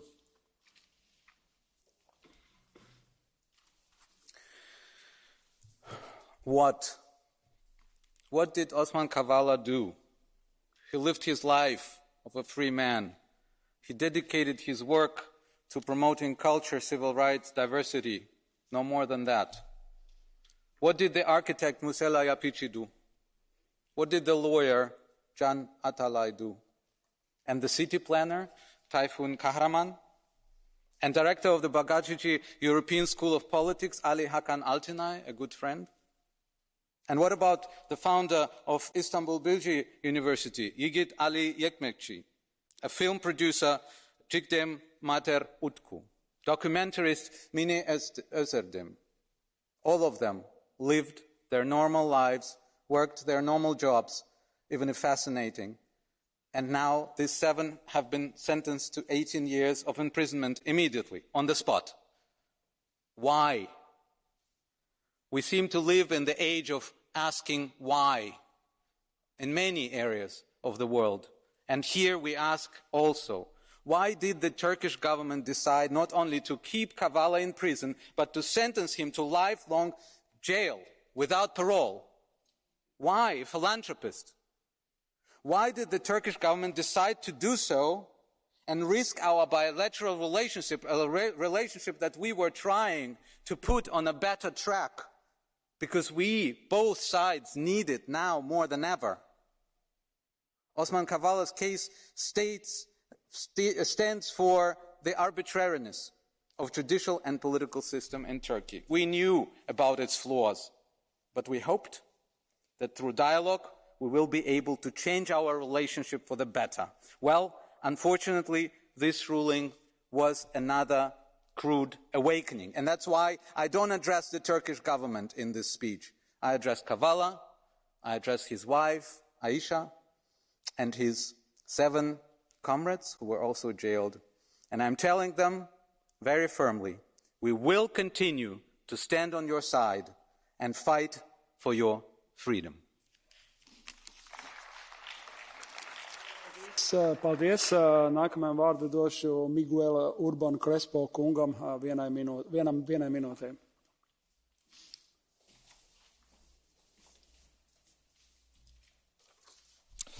Gracias, presidente. La cadena perpetua sin pruebas a Kavala muestra cómo el sistema judicial en Turquía ha sido destruido y politizado y cómo las personas críticas con el gobierno son atacadas, acosadas y enjuiciadas. Otro buen ejemplo de esto es el caso de Demirtas, que lleva años encarcelado, o cómo el HDP se enfrenta a una ilegalización inminente que pretende dejar sin representación a millones de personas. La Unión Europea no puede seguir mirando hacia otro lado. Hace falta acciones claras y contundentes, como condicionar cualquier mejora de las relaciones oficiales de la Unión Europea con Turquía a sus obligaciones en el respeto a la materia de derechos humanos y de Estado de Derecho. Exigir que se cumplan las sentencias del Tribunal Europeo de Derechos Humanos, liberando a Kavala, a Demirtas y a los cientos de presos políticos que están encarcelados ahora mismo en Turquía. Violar los derechos humanos tiene que tener un coste político y económico, y hay que dejarlo bien claro. Gracias. Paldies. Nākamajam vārdu došu Berhard Zimniok kungam vienai minūtei. Lūdzu. Herr Präsident, Osman Kavala ist Mitbegründer von George Soros Open Society Foundation und damit für mich ein Feind jeder offenen und freien Gesellschaft. Das aber darf nicht dazu führen, dass er wegen unbewiesener Behauptungen, selbst das Richtergremium war sich hier nicht einig, zu lebenslanger Haft verurteilt wird. Dieses rein politisch motivierte Verfahren beweist einmal mehr die Verachtung aller rechtsstaatlichen Standards durch Erdogan. Die Konsequenzen, die die Türkei dafür von Seiten der EU zu befürchten hat, werden immer die gleichen sein. Wir äußern unser Missfallen, weisen auf fehlende Menschen- und Grundrechte in der Türkei hin. Das war's. Dabei wäre dieser Fall eine hervorragende Gelegenheit, um längst überfällige Fakten zu schaffen. Die Türkei unter Erdogan hat in der EU schlicht nichts verloren. Trotzdem subventioniert die EU den Despoten seit Jahren mit Milliarden und federt damit sein Versagen in der Wirtschaftspolitik ab. Setzen Sie endlich diesem Treiben ein Ende und beenden Sie die Beitrittsgespräche zwischen der EU und der Türkei. Und zwar ein für alle Mal. Paldies. Nākamajam vārdu došu Herman Terč kungam pusotrai minūtei. Herman, floor is yours. Muchas gracias. Buenas tardes a todos. Pues ya vemos lo que ha conseguido el señor Erdogan con este absurdo de la persecución de Osman Kavala. Que estemos todos prácticamente de acuerdo, que no haya aquí discrepancias en una cosa, que es que la persecución de Osman Kavala y de su entorno, la persecución y la obsesión que está demostrando el régimen de Erdogan en la persecución de Kavala se ha convertido realmente en una exposición y en un escándalo internacional que le perjudica al régimen muchísimo. Ahora que tenemos que intentar buscar fórmulas de llevarnos, de por lo menos acercar posiciones, a pesar de que sabemos de la catastrófica situación de los derechos humanos en Turquía, sabemos de los miles de presos políticos que tiene Turquía, de presos políticos y de conciencia que tiene en situaciones dramáticas, mucho más dramáticas que las de Kavala, pero Kavala es un escándalo con esa absolución, con la detención de los jueces que lo absolvieron, con la nueva detención, con la condena finalmente a una cadena perpetua absurda, ridícula, grotesca. Ese es el término quizá que debiéramos utilizar. En ese sentido, el señor Erdogan tiene que saber que esa obsesión le va a perseguir y le está haciendo un daño inmenso. Que recapacite y que realmente volvamos a unos términos de civilización. Y para eso la mejor señal es que suelte a Osman Kavala. Muchas gracias. Nākamam vārds Lukas Fullas kungam, vienai minūtei. Lūdzu. Κύριε Πρόεδρε, κύριε Επίτροπε, για ακόμα μια φορά μιλάμε για θέματα παραβίασης ανθρωπίνων δικαιωμάτων στην Τουρκία. Για μια ακόμη φορά μιλάμε για εξόφθαλμη παραβίαση ανθρωπίνων δικαιωμάτων και παραβίαση του κράτους δικαίου από το καθεστώς Ερντογάν. Η υπόθεση Καβαλά αποτελεί ακόμα μια απόδειξη με ποιον έχουμε να κάνουμε. Ένα φασιστικό καθεστώς με ένα ηγέτη που δεν υπολογίζει τίποτα και κανέναν. Πριν μερικές μέρες, ένας τουρκοκύπριος συμπατριώτης μου, δημοσιογράφος, ο Σενέρ Λεβέντ, καταδικάστηκε από το δικαστήριο της Άγκυρας ερήμην σε ένα χρόνο φυλάκιση επειδή άκουσον προσέβαλε τον Ερντογάν. Αυτή είναι η Τουρκία που χτυπά την πόρτα της Ευρωπαϊκής Ένωσης. Εισβολέας, κατακτητής, καταπατητής ανθρωπίνων δικαιωμάτων, ένα καθεστώς που φημώνει με βία κάθε φωνή αντίδρασης. Αυτή είναι η Τουρκία που το παίζει ειρηνοποιώς στην Ουκρανική κρίση, προσδοκώντας και πάλι ωφέλη και κέρδη από την Ευρωπαϊκή Ένωση. Πόσο υποκριτικό να κλείνουμε τα μάτια μας. Σας κοιτώ λοιπόν στα μάτια και σας λέω με ειλικρίνεια. Δεν υπάρχει κανένα ελαφρυντικό όσο υπάρχει εκ μέρους μας ανοχή σε αυτή τη συμπεριφορά. Ανοχή σημαίνει συνενοχή. Και εγώ αρνούμαι να είμαι συνένοχος. Εσείς, ευχαριστώ πολύ. Paldies. Nākamais vārds Andreja Kocolino kundzei, pusotrai minūtei. Kungam, es atvainojos. Sì. È dolorosa la condanna all'ergastolo di Osman Kavala. Per lui, per la sua famiglia, per la democrazia in Turchia, per i rapporti tra la Turchia e l'Unione Europea. Perché sono accuse false. Pesano come un macigno le interferenze politiche del governo, dichiarazioni pubbliche, promozioni in ambito governativo di personalità coinvolte nel caso, avvio di indagini disciplinari contro gli stessi giudici turchi che avevano in precedenza assolto Kavala. Tutto questo si inserisce in un quadro preoccupante. Assistiamo infatti ormai a un diffuso utilizzo politico della giustizia penale ai danni degli oppositori del governo. È ancora più preoccupante registrare la totale indifferenza del governo turco nei confronti delle sentenze della Convenzione europea sui diritti dell'uomo, che non solo evidenzia l'infondatezza delle accuse nei confronti di Kavala, ma che impone al governo di porre immediatamente fine alla violazione dei suoi diritti umani, civili, politici, diritti appunto sanciti nella Convenzione europea dei diritti dell'uomo, di cui la stessa Turchia è parte, ma soprattutto diritti impressi nella coscienza politica, giuridica della comunità internazionale. Proprio per questo noi dobbiamo tenere alta la mobilitazione, l'attenzione. Abbiamo fatto bene a discutere nel Parlamento e a votare con una larga maggioranza questa mozione e sollecitare la Commissione a fare tutti gli interventi necessari, anche rivolgendo un ennesimo appello al governo turco affinché interrompa immediatamente questa ingiustizia. Paldies. Nākamajam vārds Bernāra Geta kungam vienai minūtei.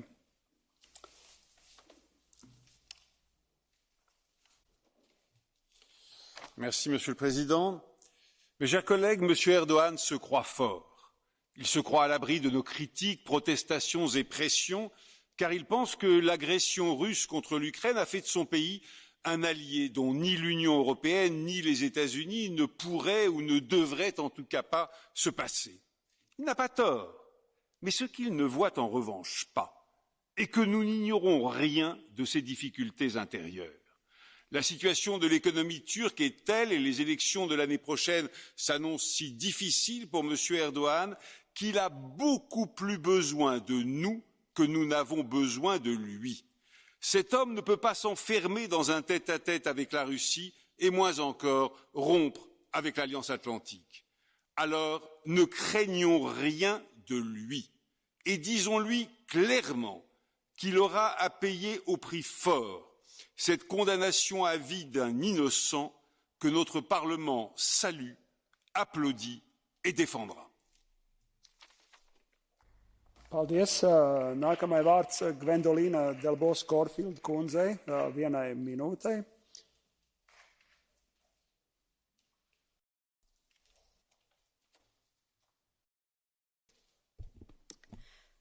Was the trial of Osman Kavala and his co-defendants the last chance for justice in Turkey?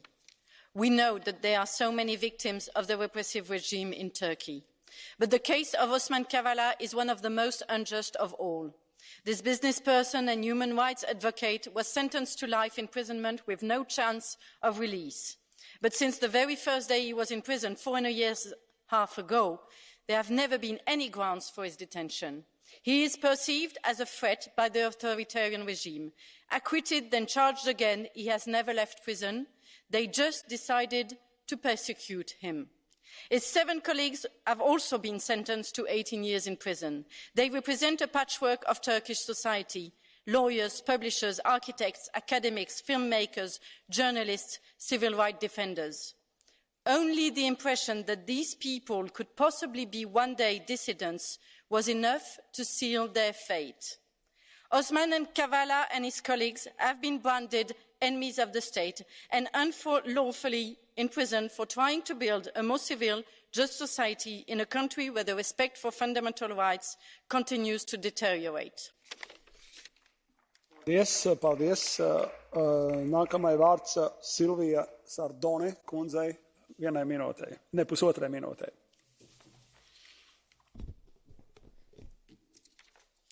Grazie. Siamo qui per l'ennesima volta a discutere dei diritti umani violati in Turchia.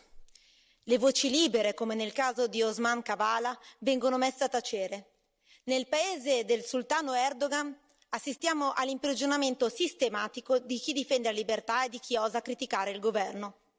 In Turchia vengono perseguitati i cristiani e le altre minoranze religiose e si violano costantemente gli obblighi internazionali derivanti dalla sua appartenenza al Consiglio d'Europa. Negli ultimi tempi anche i diritti delle donne hanno visto un preoccupante stretta, con associazioni sciolte perché in contrasto con la morale religiosa. La Turchia deve fare progressi concreti nel rispetto del diritto, della democrazia e dei diritti fondamentali e lo deve fare subito. Noi siamo qui per l'ennesima volta a dire che la Turchia non è Europa. La Turchia non può far parte dell'Unione Europea e vanno interrotti tutti i negoziati di adesione. Invitiamo la Commissione e il Consiglio a porre fine a tutti i finanziamenti al governo turco che negli anni, soprattutto con il patto sulla migrazione, sono sembrati a tutti gli effetti dei vergognosi ricatti nei nostri confronti. Grazie. Paldies. Nākamajam vārds Niazi Kizili Jurek kungam vienai minūtei. Lūdzu. Osman Kavala is sentenced to life prison because the president of Turkey wanted so. Turkish Cypriot journalist Şener Levent, although Cypriot, is sentenced to prison in Turkey because President Erdogan wanted so. Great poet Nazım Hikmet could not describe it better. Hence, I paraphrase his poem Microcosmos and dedicate it to Kavala. Our world is small among stars, but so very small. And Asia is 1/5 of the world, and Turkey is a country in Asia and Europe. Istanbul is a city in Turkey, Osman Kavala a man in Istanbul. And I'm bringing you the news. In Turkey, in the city of Istanbul, they stopped on his way a man who was walking and they chained him. And I don't bother anymore to lift my head towards the bright skies. If the stars are far, if the earth is small, I don't care at all, I don't mind. I want you to know that I find it more astonishing, more powerful, more mysterious and gigantic, the man stopped on his way and chained. Paldies. Nākamai vārds Klara Ponsati Obiols kundzei vienai minūtei. Thank you, President. The conviction of Osama Kavala to life prison is the outrageous conclusion of a blatant case of prosecution of political dissidents under the guise of a legal criminal prosecution. I express my full solidarity and call for his immediate release. Sadly, he is far from an isolated case in Turkey, where the repression of political opposition is an everyday occurrence. And yet, the EU treats Turkey as an ally and constantly looks the other way. Some member states in particular have a very cozy relationship, and the war in Ukraine is an excuse for Turkey to win even more prominence. This must stop. Geostrategic interests cannot take precedence over basic human rights, which in the end are what give us strength and courage to face up to authoritarian regimes. Thank you very much. Paldies. Nākamajam vārds Jiří Pospíšil kungam 1 minūtei. Pane předsedající, dámy a pánové, dovolte mi, abych také podpořil návrh usnesení, který zpracovali moji kolegové. Je to přesně téma, které spadá do této kategorie aktuální ochrany lidských práv a já chci také podpořit pana Osmana Kavalu, který se stal obětí turecké justice ve vykonstruovaném procesu. A je dobře, že přijmeme usnesení, ve kterém toto odsoudíme, ale mělo by tato konkrétní kauza mít i politické konsekvence. Tato kauza by měla ovlivnit naše jednání s Tureckem. Komise při jednání s Tureckem by měla tuto kauzu zohlednit, snížit podporu, kterou Turecku poskytujeme. Erdoganův režim se dostává do větší a větší krize, do větší a větší izolace. Erdogana čekají brzo volby a tak už tímto způsobem potírá své potenciální konkurenty a odpůrce. A my bychom na to měli reagovat a podtrhuji slova, které tu zazněla z úst mých kolegů. Turecko se vzdaluje principům právního státu a tím se i vzdaluje Evropské unii. Děkuji. Paldies. Nākamajai vārds Ivin Insīr kundzei 1 minūtei.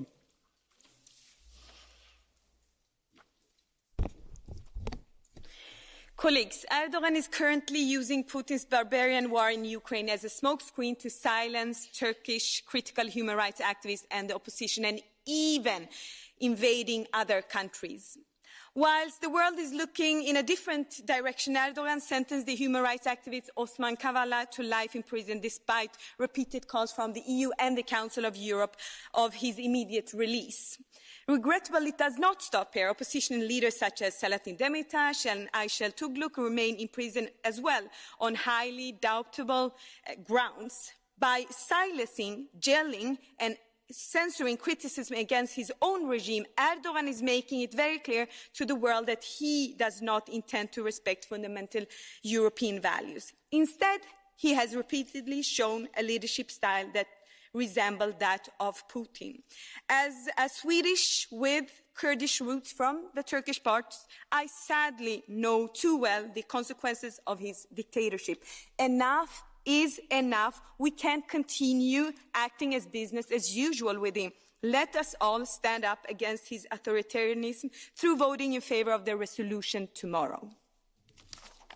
Paldies. Nākamajam vārds François Alfonsī kungam 1 minūtei. Monsieur le Président, le régime dictatorial imposé par M. Erdogan en Turquie vient d'être mis à nu par la condamnation monstrueuse infligée à M. Osman Kavala, une peine exorbitante de la prison à vie. M. Kavala est une personnalité engagée dans la démocratie et les droits de l'homme. En ignorant les décisions de la Cour européenne des droits de l'homme qui en avait demandé sa libération, malgré l'absence totale de charges, cette condamnation montre que la Turquie est arrivée à un point gravissime de dérive dictatoriale. Les prisonniers politiques en Turquie se chiffrent par milliers. Des parlementaires, parmi lesquels de nombreux Kurdes, les maires de nombreuses villes du Kurdistan sont persécutés, emprisonnés, déchus de leur mandat démocratique. Depuis plusieurs semaines, l'armée turque mène des opérations militaires en Irak. Elle fait de même dans le Kurdistan syrien. M. Erdogan ne respecte ni le droit international, ni la Cour européenne des droits de l'homme. M. Erdogan est comme Vladimir Poutine. Vladimir Poutine a dit « tous les Ukrainiens sont des nazis ». Tous les Kurdes sont des terroristes, lui fait écho M. Erdogan.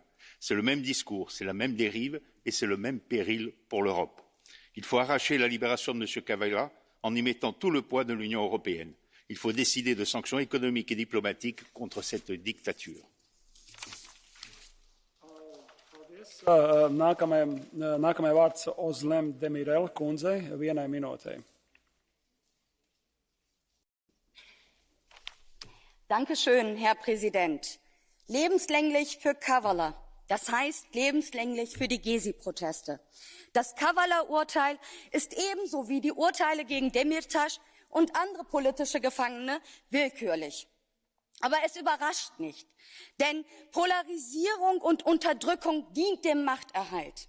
Auf die Frage, ob das Urteil ein Nachspiel im Menschenrechtsgerichtshof haben wird, antwortete Erdogan selbstbewusst: Die Sache ist gelaufen. Doch eins sollte uns allen klar sein: Die auf Biegen und Brechen von der EU für eigene geopolitische Interessen kreierte positive Agenda und das Umgarnen der NATO, des Erdogan-Regimes durch die NATO im Konflikt mit Russland gibt dem Regime Rückhalt.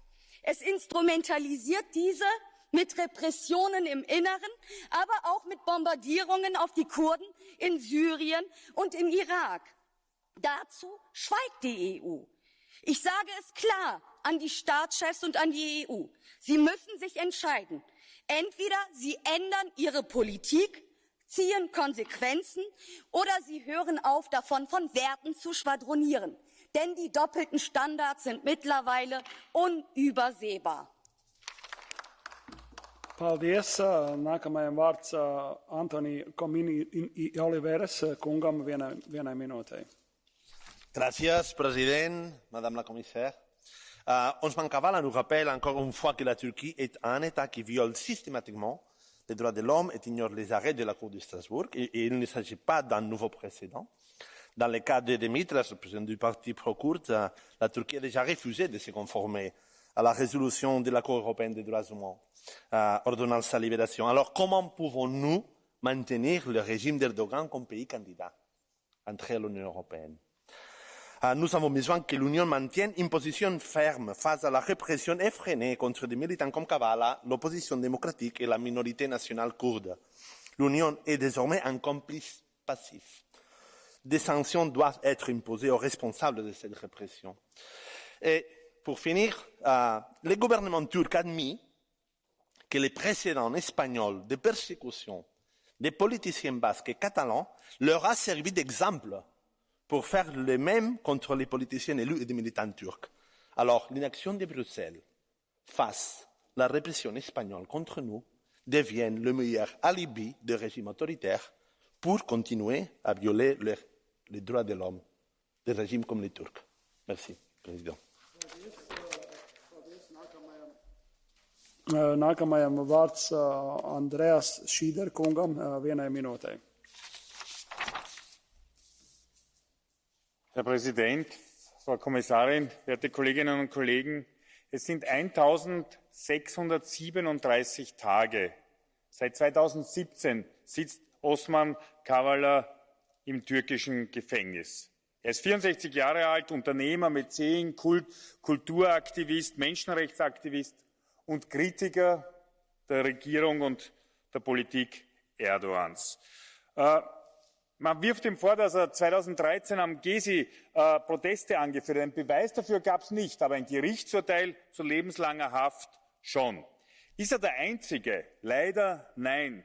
Tausende sitzen in Erdogans Gefängnissen, weil sie sich für Freiheit, für Menschenrechte oder einfach nur für das normale politische Recht als Abgeordneter oder Bürgermeisterin engagieren. Allein 4000 der HDP-Partei.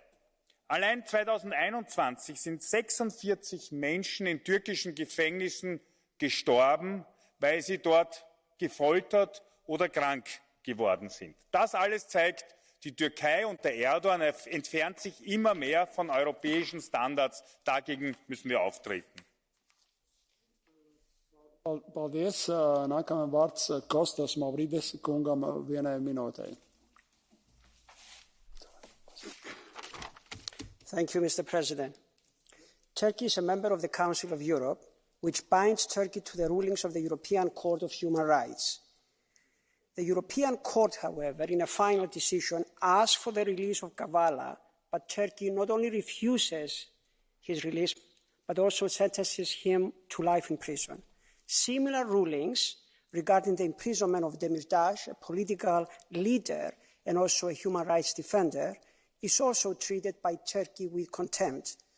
Similarly, hundreds of rulings by the same European Court regarding the citizens of Cyprus, of Greek descent, whose fundamental rights are violated by the Turkish state, Turkey refuses to implement. The heavy arm of Erdogan repressive regime extends particularly on the Turkish Cypriot community as well. Recently, just a few days ago, the Ankara Penal Court condemned in absentia to 1 year imprisonment editor Şener Levent following the publication of a cartoon in his Turkish Cypriot newspaper Avrupa. Similar persecution against Şener Elgil, another human rights defender in Turkish Cypriot community.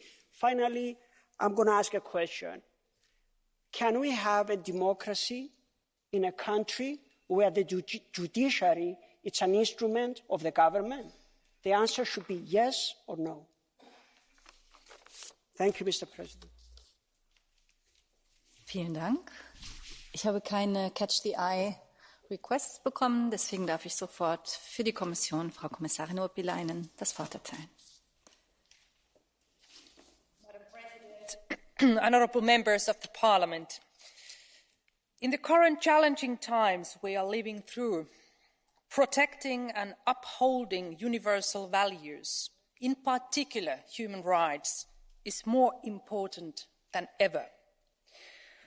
On 25th April, Istanbul's 13th High Criminal Court issued a deeply regrettable verdict in the case of Osman Kavala and 7 other defendants. The verdict passed by the Istanbul Criminal Court totally ignores the findings of the European Court of Human Rights decision of December 2019 and sends a chilling warning about the shrinking space for civil society in Turkey. As a consequence, the Council of Europe started an infringement procedure that is still ongoing, and the High Representative issued a statement following the verdict calling once again for Mr. Kavala's release. This court verdict and the trial, flawed with many irregularities, are further worrying signs of Turkey's further backsliding in the area of fundamental rights. The heavy politicization of this trial is deeply troubling. It exemplifies once again the systematic lack of independence of the Turkish judiciary. The Council has repeatedly stated that the targeting of human rights defenders runs counter to Turkey's obligation to respect democracy and the rule of law. This tragic outcome is not only a domestic Turkish issue. This is about Turkey's international obligations and about the core values of the European Union, which Turkey aspires to join.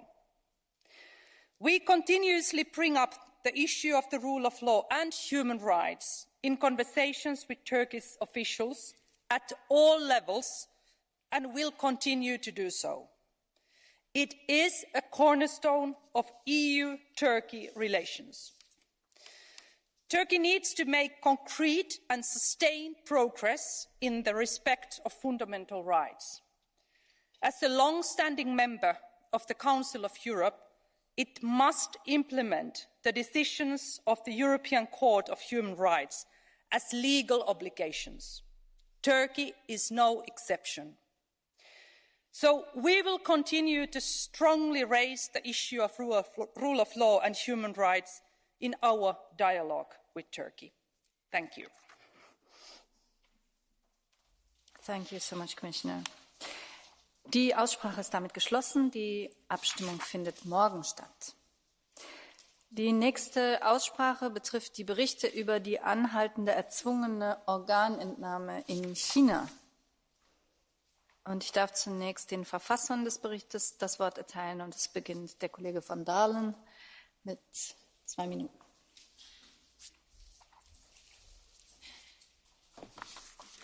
Dank u wel, mevrouw de voorzitter. We spreken in dit parlement regelmatig over China en over de mensenrechtenproblematiek, want die is in dat land zeer groot. En vandaag spreken we over een specifiek schandaal, namelijk de orgaanroof van gevangenen die omwille van hun geloof of vanwege hun levensovertuiging gevangen zitten. En gevolg van die orgaanroof is dat velen sterven. Het China-tribunaal concludeerde enkele jaren geleden dat de betrokkenheid van de Chinese regering bij die orgaanroof buiten kijf staat. En met name de aanhangers van de Falun Gong-beweging zijn slachtoffer van deze gruwelpraktijken. Dit debat en de bijbehorende resolutie waar we morgen over stemmen zijn hard nodig. We mogen niet langer wegkijken van wat hier gebeurt.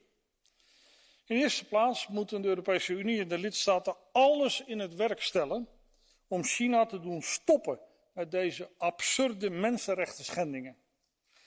En ook China ertoe aanzetten antwoorden te geven op de vele indringende vragen en getuigenissen over deze misdaden.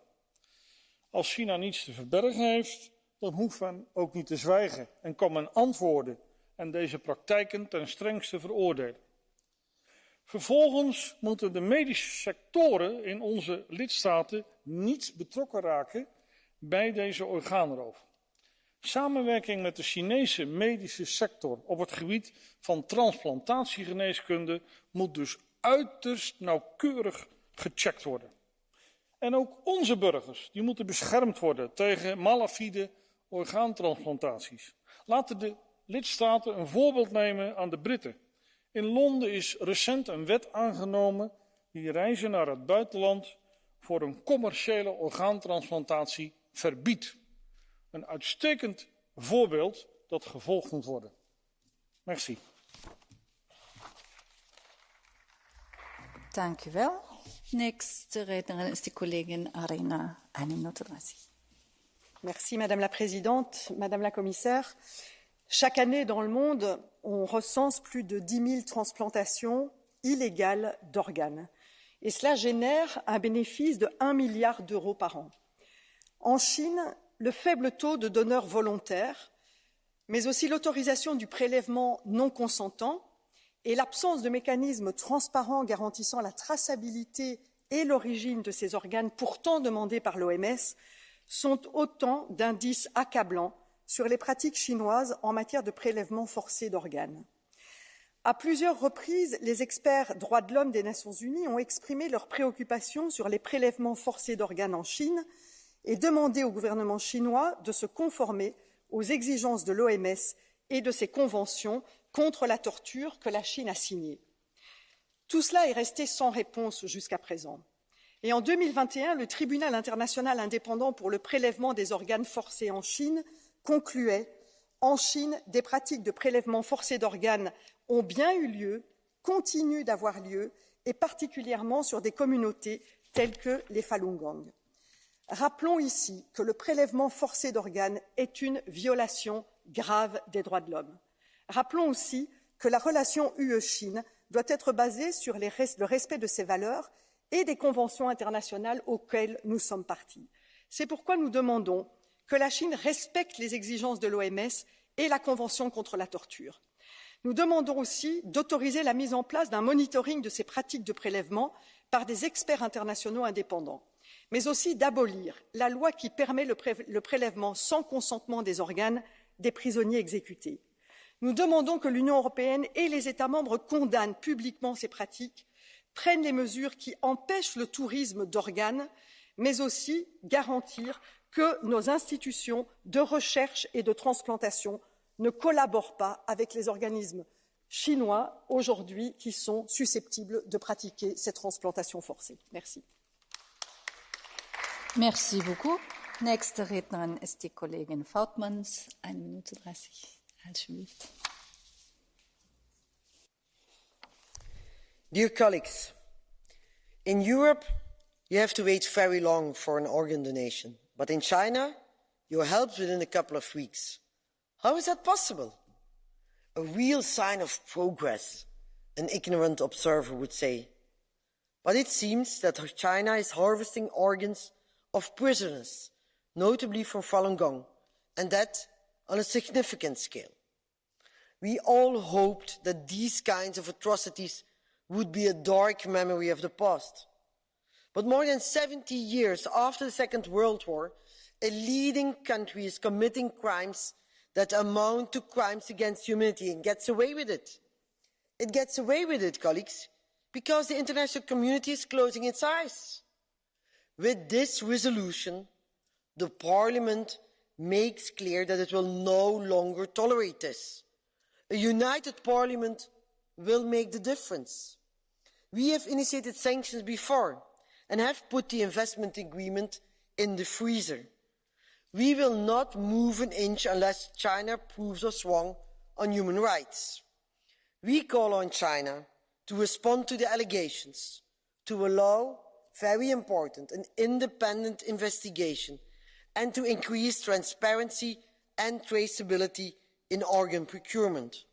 The ball is now in China's court. Thank you very much. Dank u wel. Nächster Redner ist der Kollege Bütikofer, 2 Minuten.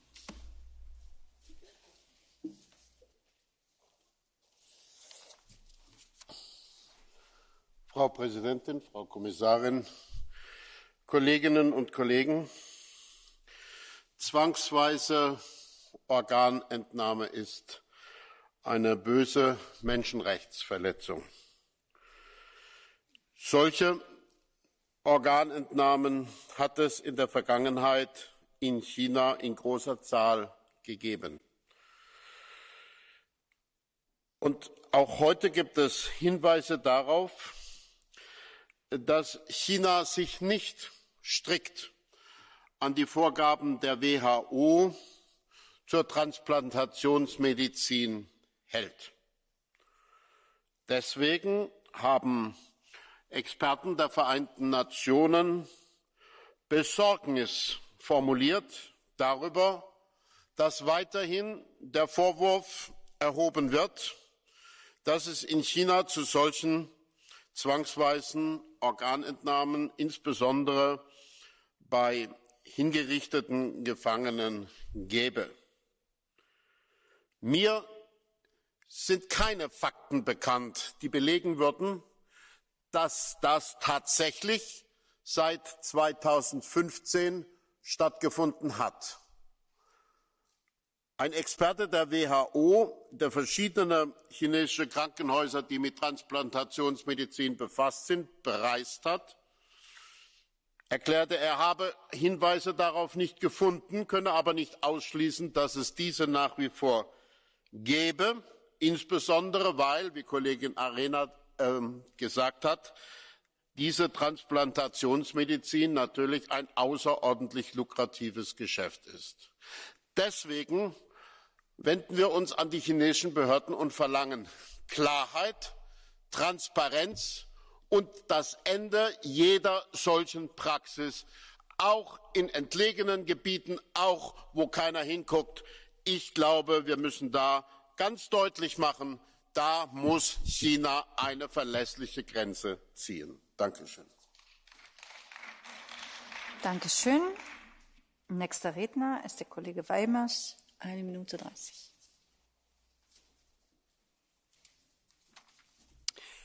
Thank you, Madam President. Colleagues, I'd like to thank you for the constructive negotiations yesterday. The ancient military strategist Sun Tzu wrote, "If ignorant both of your enemy and of yourself, you're certain in every battle to be in peril." Let us get to know the nature of China's one-party communist state that President Ursula von der Leyen labeled a competitor and a rival. It has sanctioned systemic forced organ harvesting from non-consenting prisoners. The beneficiaries include organ tourists from other Asian countries, as well as Muslims from the Gulf who prefer halal organs taken from the Uyghur. I encourage all and everyone to protect yourself from ignorance by reading the report on organ harvesting by the China Tribunal. I'm often asked if the EU will remove the sanctions on China. The very thought is reprehensible. The West's relationship with Red China has already reached its limit. Decoupling is the only way forward. The Chinese Communist Party is an uncooperative, unfriendly human rights offender, and its influence in the international sphere should be countered by a reinvigorated West. Thank you. Tack. Nächste Rednerin ist die Kollegin Bilde. 1 Minute. Merci, Madame la Présidente. Les rapports persistants sur les prélèvements d'organes en Chine rappellent que ce trafic n'est pas l'apanage des contrées ravagées par la guerre ou le crime organisé. Ils s'inscrivent également en faux avec la légende rose savamment orchestrée par l'Empire du Milieu, via un investissement considérable dans sa propagande extérieure. Le pays détient d'ailleurs probablement le triste record d'application de la peine capitale sur laquelle il entretient une opacité certaine. Les prélèvements d'organes sur les condamnés, trop souvent effectués sans égard pour le consentement des intéressés, sont symptomatiques de l'indifférence de la dignité humaine au sein du système carcéral chinois. Les minorités religieuses sont d'ailleurs en première ligne de ces abus. Et si le sort des Ouïghours est régulièrement dénoncé dans les médias, celui réservé aux chrétiens n'est, en l'occurrence, guère plus enviable. Au-delà de l'effroi qu'inspirent ces pratiques, nous devons collectivement prendre nos responsabilités. Les mesures instaurées au Canada, en Espagne ou encore en Italie contre le tourisme médical en matière de greffe doivent être précurseurs pour éradiquer enfin cette forme particulièrement sordide du trafic d'êtres humains. Je vous remercie. Merci beaucoup. Nächster Redner ist der Kollege Pineda. 1 Minute.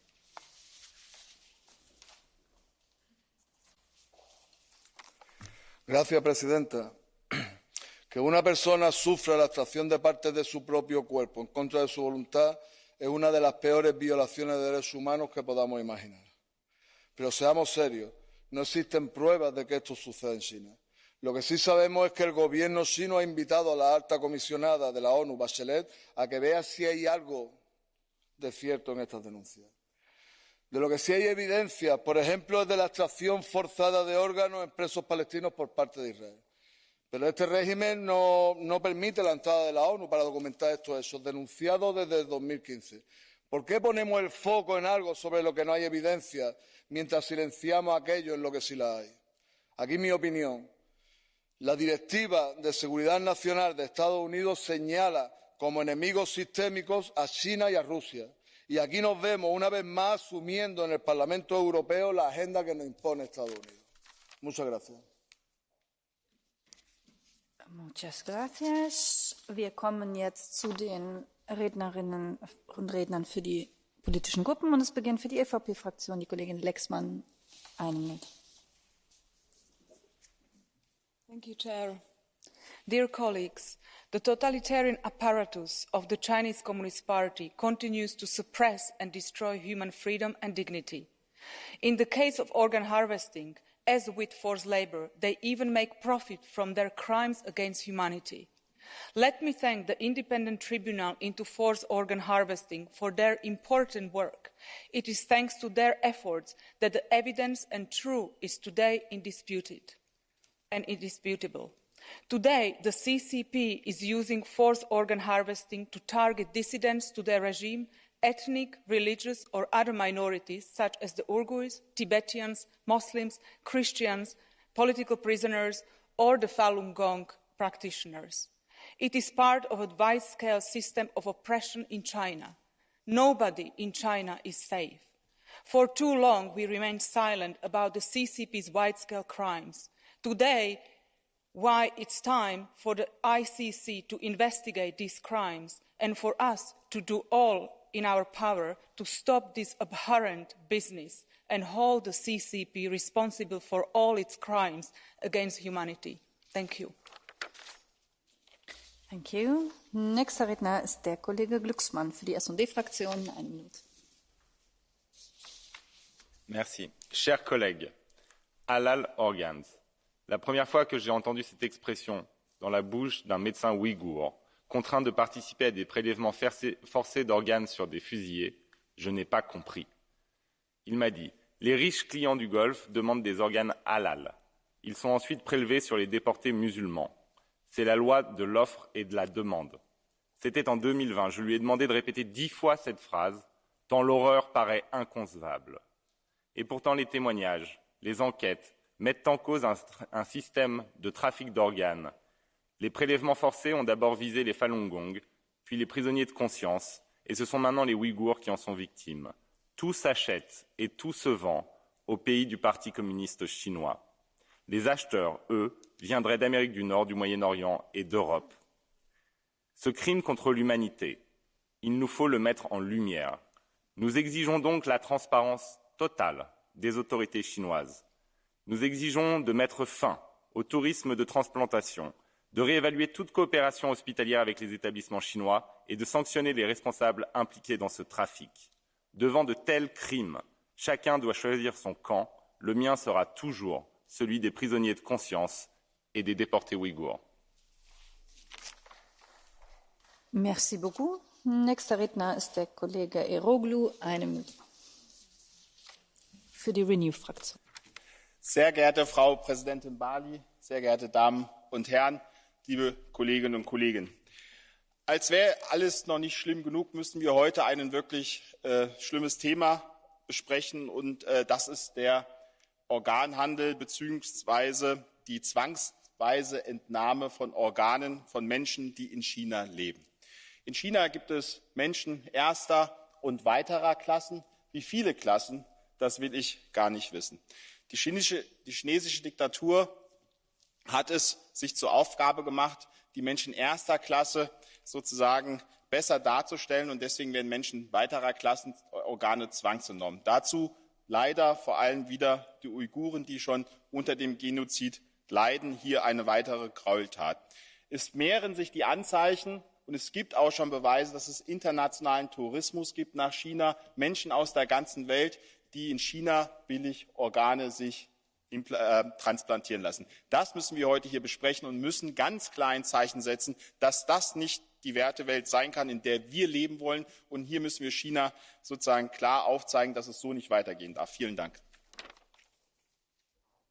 Dankeschön. Für die ID-Fraktion spricht jetzt die Kollegin Sardone. 1 Minute 30. Grazie. Nella Cina comunista numerosi rapporti Nella Cina comunista numerosi rapporti rilevano l'orrenda pratica di prelevare organi da detenuti appartenenti a gruppi religiosi, oppositori politici, minoranze etniche e linguistiche. Questo consolidato sistema è oramai una realtà da decenni, è un crimine contro l'umanità, ma purtroppo il regime cinese non si interessa del rispetto dei diritti umani. Il governo detiene ben 2 milioni di uiguri e altri gruppi minoritari in un sistema di campi di internamento dove i detenuti sono costretti a lavori forzati, torture e vengono spesso anche uccisi. I cristiani affrontano oramai da decenni persecuzioni e discriminazioni, come la chiusura delle chiese, l'arresto dei sacerdoti, il divieto di diffusione delle Bibbie. In questo contesto l'Europa rimane spesso colpevolmente in silenzio. Preferisce stringere accordi commerciali con la Cina senza tirare minimamente fuori il tema dei diritti umani, della libertà e della democrazia. Purtroppo vedo le istituzioni europee troppo succubi del regime cinese. Servono azioni forti, azioni di pressione, e serve un blocco delle importazioni di qualsiasi merce realizzata con il lavoro forzato. Non possiamo continuare a chiudere gli occhi di fronte a questa atrocità. Chiedo quindi all'Unione Europea di ritrovare in qualche modo una dignità, di battere i pugni sul tavolo con la Cina e finalmente far valere i diritti umani. Grazie. Grazie. Für die EKR-Fraktion spricht jetzt der Kollege Tert. Buenas tardes. Volvemos hoy a tratar, por desgracia, una cuestión absolutamente espeluznante, por terrible e inhumana, que es la extracción forzosa de órganos a presos y otras personas sometidas, esto en la República Popular China.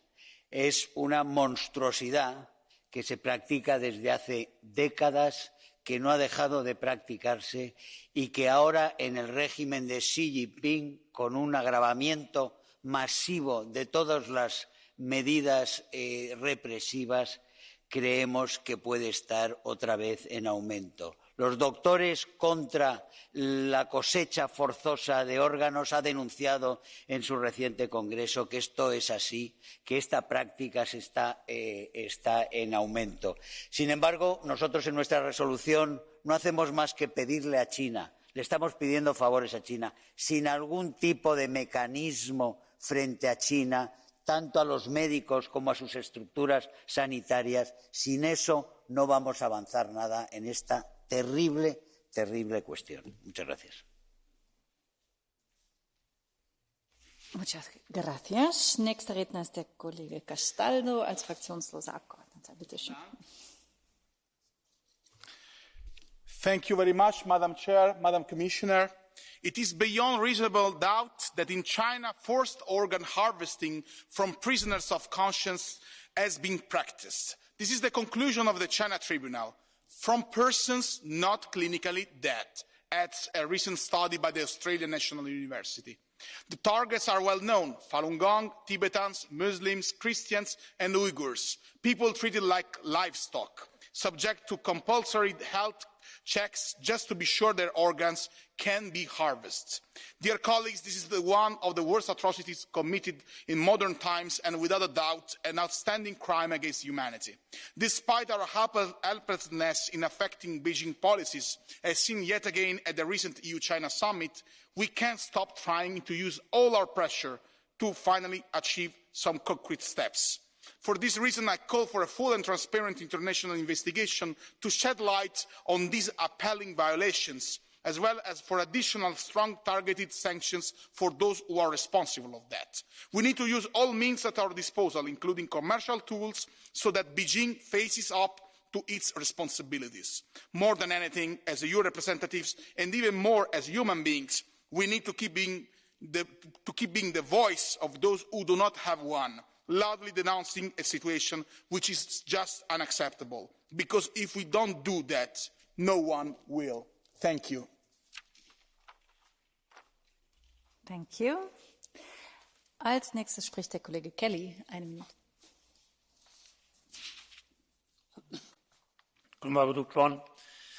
The reports start we are seeing that China is suspected of enlisting surgeons to remove organs from living prisoners are extremely concerning. The details included in the report are particularly harrowing, with findings suggesting that physicians participated in executions by organ removal.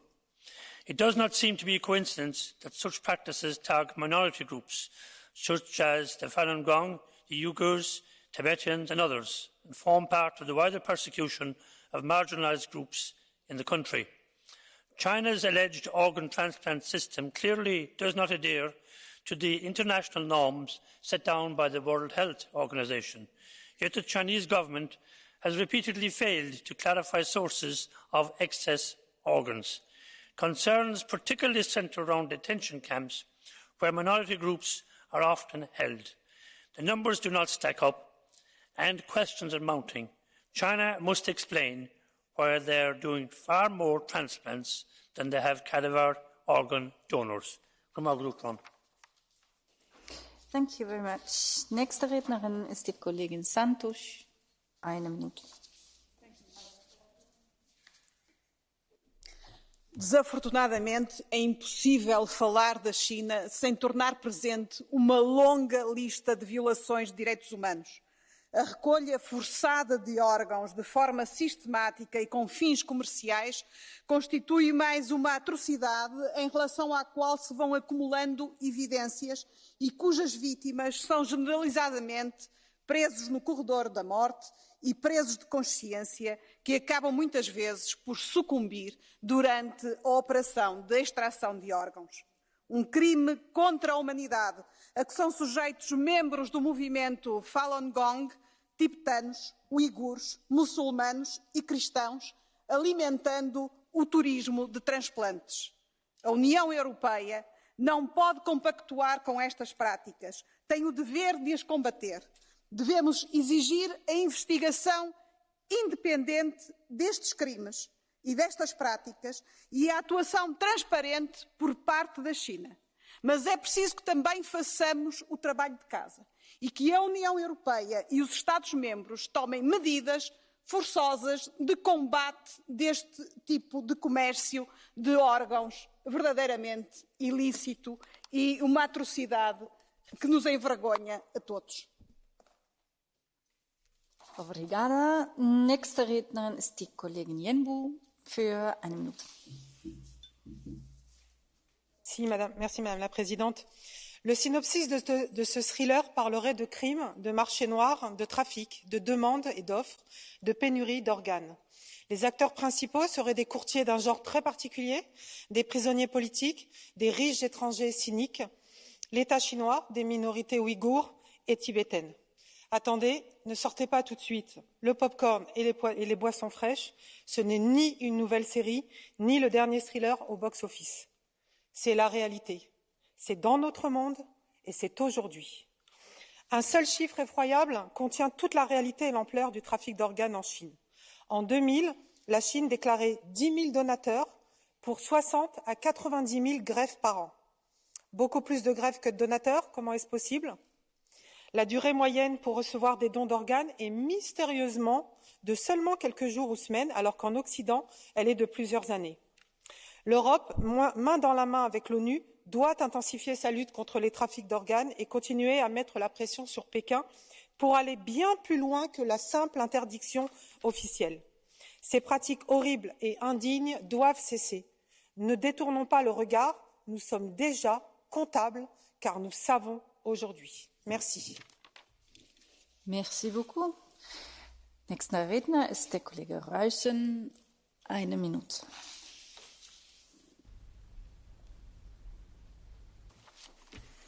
Mevrouw de voorzitter, mevrouw de commissaris. De duistere Chinese handel in organen baart ons ernstig zorgen. We zien beschuldigingen van systematische orgaanroof met vooral Falun Gong-aanhangers en gevangenen als slachtoffer. Het gebrek aan openheid bij orgaantransplantaties maakt het niet beter. En deze kwestie staat niet op zichzelf. De zorgen over de mensenrechtensituatie in de Volksrepubliek China stapelen zich op. Hoe vaak hebben we ons namelijk al uitgesproken over de Oeigoeren en Hongkong en over de toenemende druk op christenen en andere religieuze minderheden. De vraag is nu, voorzitter, wat gaat de EU nu concreet doen? Spreken we de Chinese regering hierover alleen in de marge tijdens topontmoetingen? Of durven we het Europese sanctiepakket tegen China uit te breiden? Wat mij betreft doen we dat laatste. Dat is in het belang van onze geloofwaardigheid, maar vooral in het belang van onze onderdrukte Chinese medemens. Dank u wel. Dank u wel. Letzte Rednerin im regulären Tournament ist die Kollegin Rodríguez Ramos. 1 Minute. Gracias, presidenta. Lamentablemente, desde que 2015 China anunció que iba a acabar con una práctica legal de sustracción de órganos a presos políticos, sabemos que tenemos pruebas, indicios de que esta violación atroz, intolerable del derecho a la vida y los derechos humanos sigue existiendo.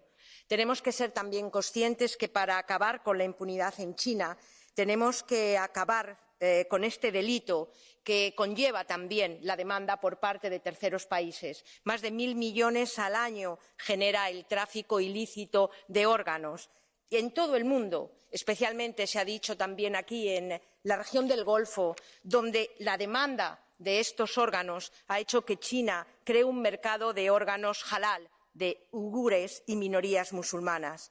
Debemos, por lo tanto, reforzar nuestro diálogo de derechos humanos con China, que no debe ser un fin en sí mismo, sino que debe tener objetivos concretos, específicos, debe ser monitoreado y, en caso de no registrar avances, ser capaces de establecer sanciones firmes para acabar con este criminal y cruel comercio de órganos de seres humanos. Muchas gracias. Gracias. Ich habe nur einen Catch-the-Eye-Request und das ist vom Kollegen Wallace. Bitte schön. Thanks very much, President. Most claims around organ harvesting in China originate from front groups run by the far-right anti-China cult Falun Gong. A cult, let me remind you, that believes science was passed down by aliens to control humans and that Donald Trump was sent to destroy communism. The recent unscientific paper claiming to expose deaths by organ extraction in China between 1980 and 2015 was funded by Google, NATO outpost Australian government and the Washington DC-based right-wing lobby group, the Victims of Communism Memorial Foundation, a group founded by Ukrainian nationalists and Nazi German collaborators. The same fanatics were also behind the Uyghur genocide claims that we have yet to see any evidence of. Even the WHO asserts that China is engaging in best practices in this area. Surely urgencies like this don't bring any credit on this institution. It's plain racism and is feeding into the new Cold War. Thank you. Danke. Bitte für die Kommission, Frau Kommissarin Urpilainen.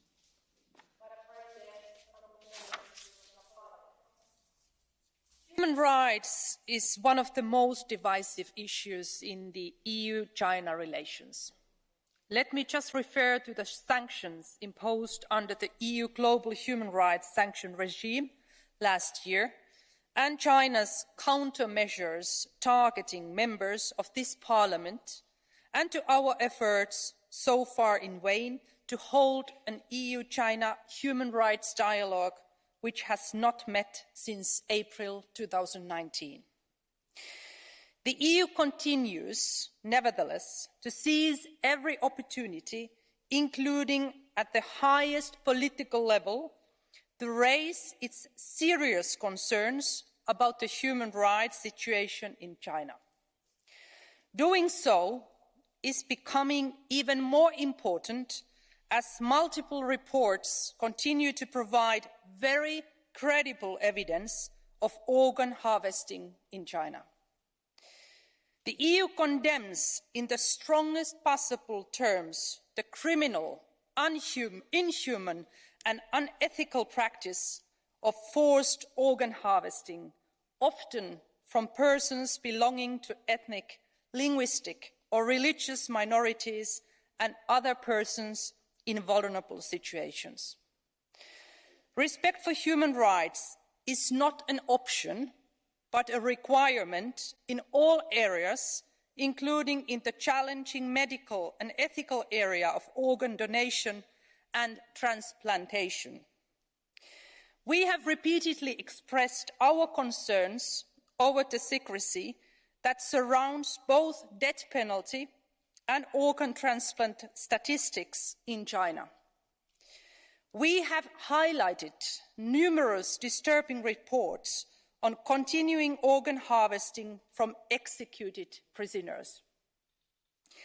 Looking ahead, the human rights situation in China will continue to be a key part of EU action in multilateral fora, notably the United Nations Human Rights Council and the General Assembly's Third Committee. In our bilateral diplomacy, we will continue to call on China to operate in compliance with its international human rights obligations. So let me assure you that in pursuing our relations with China, we will not be silent nor compromise on human rights. Thank you very much, Commissioner. Die Aussprache ist damit geschlossen. Die Abstimmung findet morgen statt. Die nächste Aussprache betrifft das anhaltende massive Vorgehen gegen die politische Opposition in Kambodscha. Und auch da erhalten zunächst die Verfasser und Verfasserinnen das Wort. Und es beginnt, ich bin ganz langsam, damit er die Gelegenheit hat zu kommen, der Kollege Kelly. Bitte schön.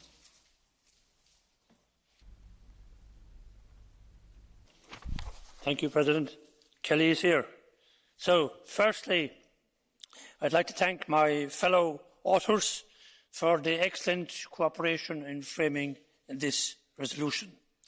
Ahead of the commune elections in June and next year's national elections in Cambodia, the human rights situation has deteriorated, with the government carrying out an intensified crackdown on the political opposition, independent media and civil society under the guise of COVID-19 measures. Cambodian dictator Hun Sen, who has maintained his tight grip on power for 37 years, continues his crackdown on opposition figures, squashing any dissent.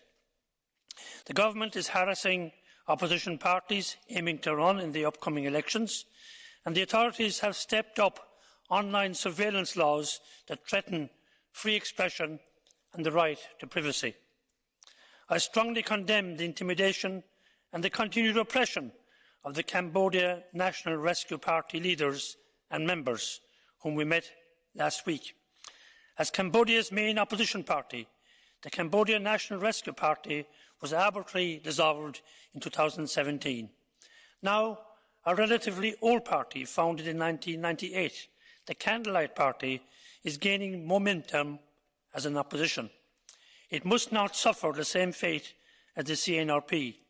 I strongly condemn the intimidation of the Candlelight Party candidates, now the only credible party of opposition, which is considered as legal under the repressive laws currently in place. It is imperative that the Candlelight Party is not dissolved under such ludicrous terms as the CNRP. Of course, we must not focus only on the upcoming local elections, but also look ahead to next year's legislative elections. As the European Union, we need to do our utmost to support Democrats all over the world. I call for the immediate release of all political prisoners, not only politicians, but also journalists, and for the rehabilitation of politicians who have been banned from holding public office. I call on the Cambodian authorities to restore freedom of expression and the media, and also tell them and remind them strongly that we will be watching very closely the conduct of the upcoming elections.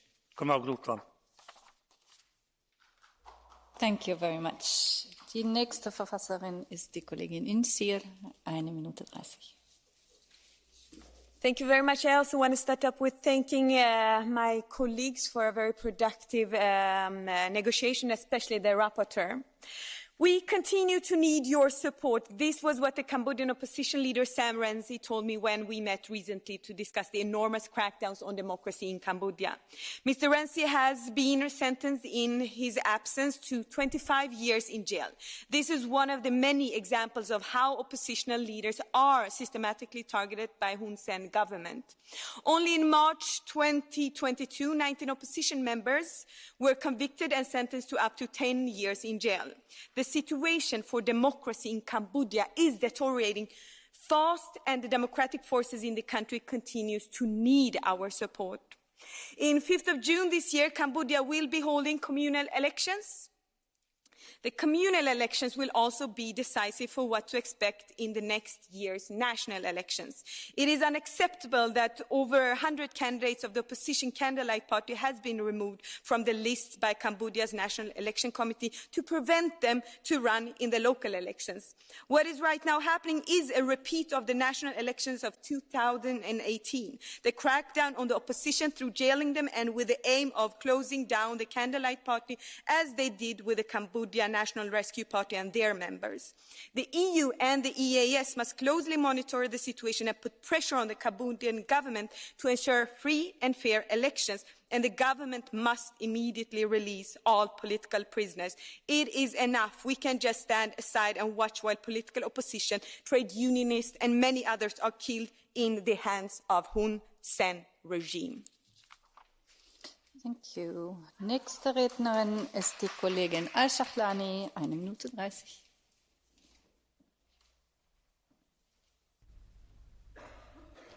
Thank you, Madam President. The crackdown on democracy in Cambodia is not news to us in this House or in our Union. For years, members of the Cambodian opposition have been if not their parties dissolved, have been prosecuted, imprisoned, and even killed. The prisons of Cambodia are overcrowded with activists, with the union tradists, with political oppositions, with journalists, with land rights activists, with human rights activists. And their one and only demand is a free and democratic society in Cambodia. And everyday leaders like Mo Sochua, Sam Rainsy, Kim Sukha, and many others are still fighting the good fight. We have some brave Cambodians here today in our parliament, and allow me, please, Madam President, to welcome them. And let us today give them a strong message of support. And let this message of support reach the Prime Minister in Cambodia, Hun Sen, and his regime that we are watching very closely. And we stand ready to act with all our tools available, sanctions included, if the upcoming local elections in Cambodia will not be free, fair and transparent. Thank you. Thank you very much. Nächste Rednerin ist die Kollegin Hautala. 2 Minuten. President, colleagues, the dictator of Cambodia has been nearly 37 years in power and almost uninterrupted. And what we see is a total crackdown of political opposition, imprisoning of political opposition leaders, many murders of trade unionists, criminalization of environmental activists who defend land and national resources in the country. And the situation should quickly improve. If not, then the European Union should consider new measures to influence the situation. And this is why the European Parliament will call for targeted sanctions and urges the Council to adopt restrictive measures, which includes travel bans and asset freezes against those who are complicit and in charge of these very severe restrictions and human rights violations.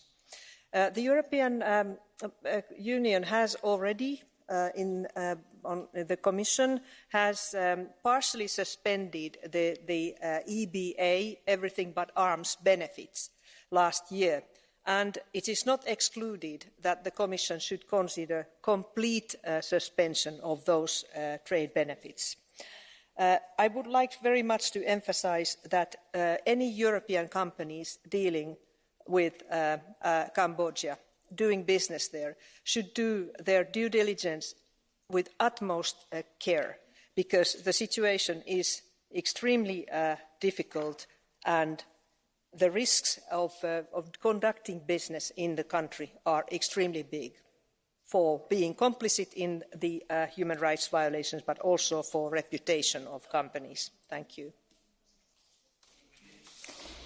Thank you very much. Now I can see neither Mr. Jonsa nor Mrs. Matias in the plenary. If that is the case, then we will move to the speakers for the political parties. Take your time. It was a bit quicker than foreseen. And I will ask for the EPP group, colleague Pospíšil, for a minute. Vážená paní předsedkyně, dámy a pánové, omlouvám se, jsem takto doběhl a dovolte mi, abych také podpořil návrh rezoluce, kterou připravili naši kolegové. Myslím si, že nemůžeme zůstat nečinní k tomu, jak se zostřuje a zhoršuje situace v Kambodži. Opozice tam vždy byla potlačována. To je bohužel realita této země, kde současný vládce vládne již více než 37 let, ale v posledních měsících ta situace nabývá ještě razantnější podoby a vůdcové opozice jsou odsuzováni ve vykonstruovaných procesech. Kambodža je krásná země, je to země, která chce spolupracovat s Evropou, má vazby nejen na Evropskou unii, ale také na mojí zemi, kdy kambodžský král studoval v tehdejším Československu. A mě to velmi mrzí, že bohužel ta situace se to takto komplikuje, ale my předtím nemůžeme zavírat oči a je třeba, aby to usnesení, ale hlavně chování komise vůči této země nabralo obrátky, že pokud se situace nezlepší, bude to mít dopady na vzájemné vztahy. Děkuji vám. Děkuji. Nächste Rednerin ist die Kollegin Hahn für 1 Minute 30 für die Renew-Fraktion.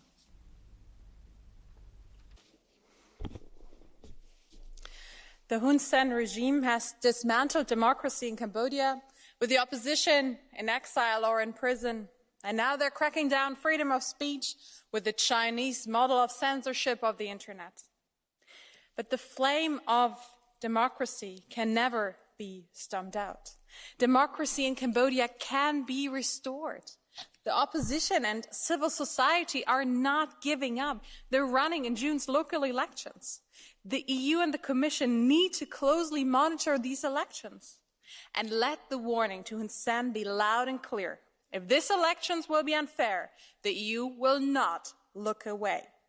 If these elections are stolen, it will be more than overdue that the Commission is getting ready for a full withdrawal of the EBA. The preferential access to our single market is meant to help less fortunate communities to build a better life. It is not meant to help regimes that do not respect human rights. Every day, the Hun Sen regime benefits from this is one day too long. The way back to democracy won't be easy, but the people of Cambodia deserve our support. Because the great conflict of our time is autocracy versus democracy. The autocrats of this world are united in their fight against freedom and democracy. That is why the EU must always, always stand by those fighting for our values. Thank you, and thank you to our freedom fighters from Cambodia here tonight.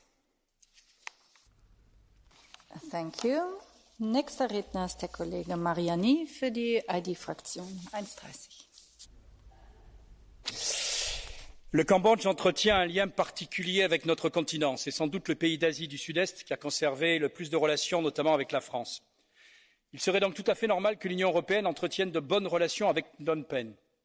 Pourtant, l'Union européenne s'obstine à refuser d'entretenir ces relations correctes avec le Cambodge, tout en ayant une fois de plus un double standard. Au Vietnam, pays voisin, nous sommes signataires d'un accord de libre-échange. Ça ne pose aucun problème. Les droits fondamentaux sont bien moins avancés qu'au Cambodge et je n'ose même pas parler des conditions des élections. Mais par contre, au Cambodge, on impose des sanctions. Au Vietnam, on signe un traité de libre-échange.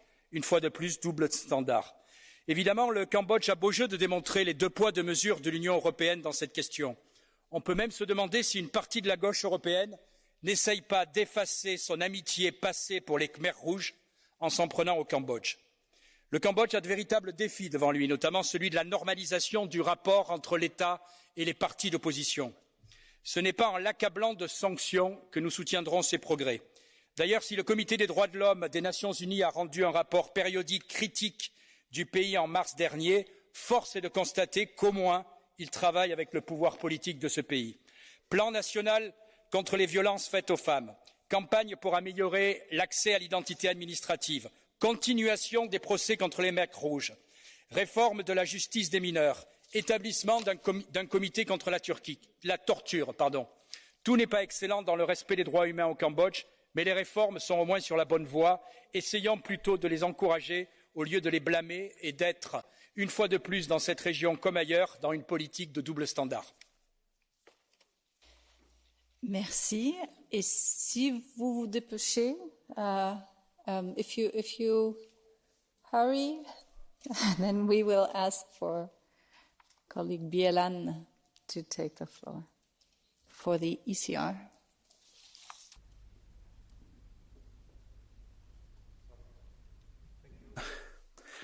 Thank you, Madam Chairman. Madam President, Cambodia, as the current chair of ASEAN, has recently called on the leaders of Myanmar's military junta to let a special Southeast Asian envoy meet with ousted leader Aung San Suu Kyi in an effort to promote peace in the region. Against the background, I'm wondering why the Cambodian Prime Minister is not applying the same logic of fairness to his own country political situation.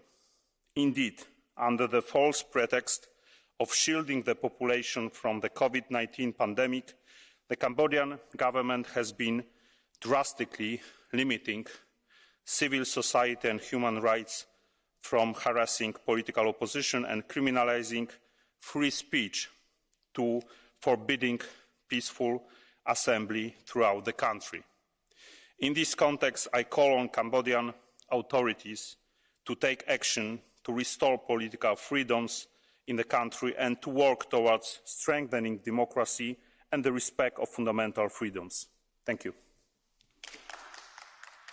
Thank you. And the next speaker is colleague Auštrevičius. Thank you for your patience. Madam Chair, Madam Commissioner, dear colleagues. A year ago, I stood at this very same spot and noted with regret that a strong European Union response to the political prosecution and human rights violations in Cambodia was long overdue. I called for an immediate review of our relations with Cambodia. If you don't trust me, ask the Cambodian opposition representatives seated in this hall and observing our discussion. Ask those who feel themselves on their lives a real business line of the Cambodian regime. Can representatives of the Council, the Commission, the EU delegation to Cambodia present the results of their work to this Parliament? To what extent have the recommendations made in our previous resolutions have been implemented? I do not see any improvement in the human rights situation in Cambodia. Let's be clear.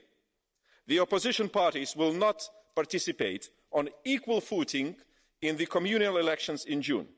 The number of political prisoners will only increase and the voice of Cambodian people will not be taken into account.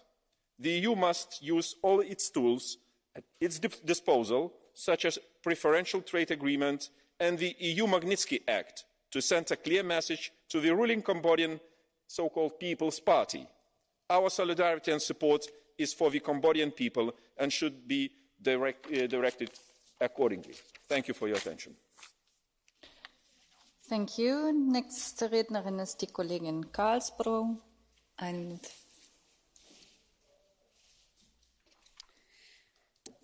Fru talman, fru kommissionär, kollegor.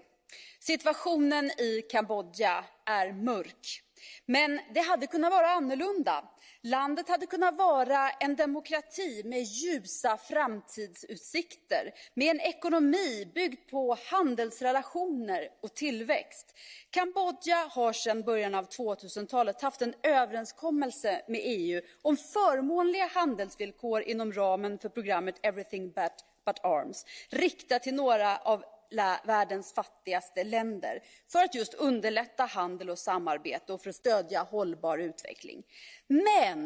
Men Kambodjas regim valde en annan väg och samarbetet har till viss del avslutats. Att landets styre attackerar den politiska oppositionen med brutala metoder och håller medborgare, journalister, aktivister i ett järngrepp är en tragisk utveckling. Regimen har för länge sedan passerat gränsen. Det är dags för EU att göra helt slut med Kambodjas förtryckare. Handelslättnader måste ut, sanktioner måste in och vårt helhjärtade stöd till alla frihetskämpar måste fortsätta. Tack. Dankeschön. Inzwischen ist Herr Junza eingetroffen. Ich erteile ihm das Wort für 2 Minuten.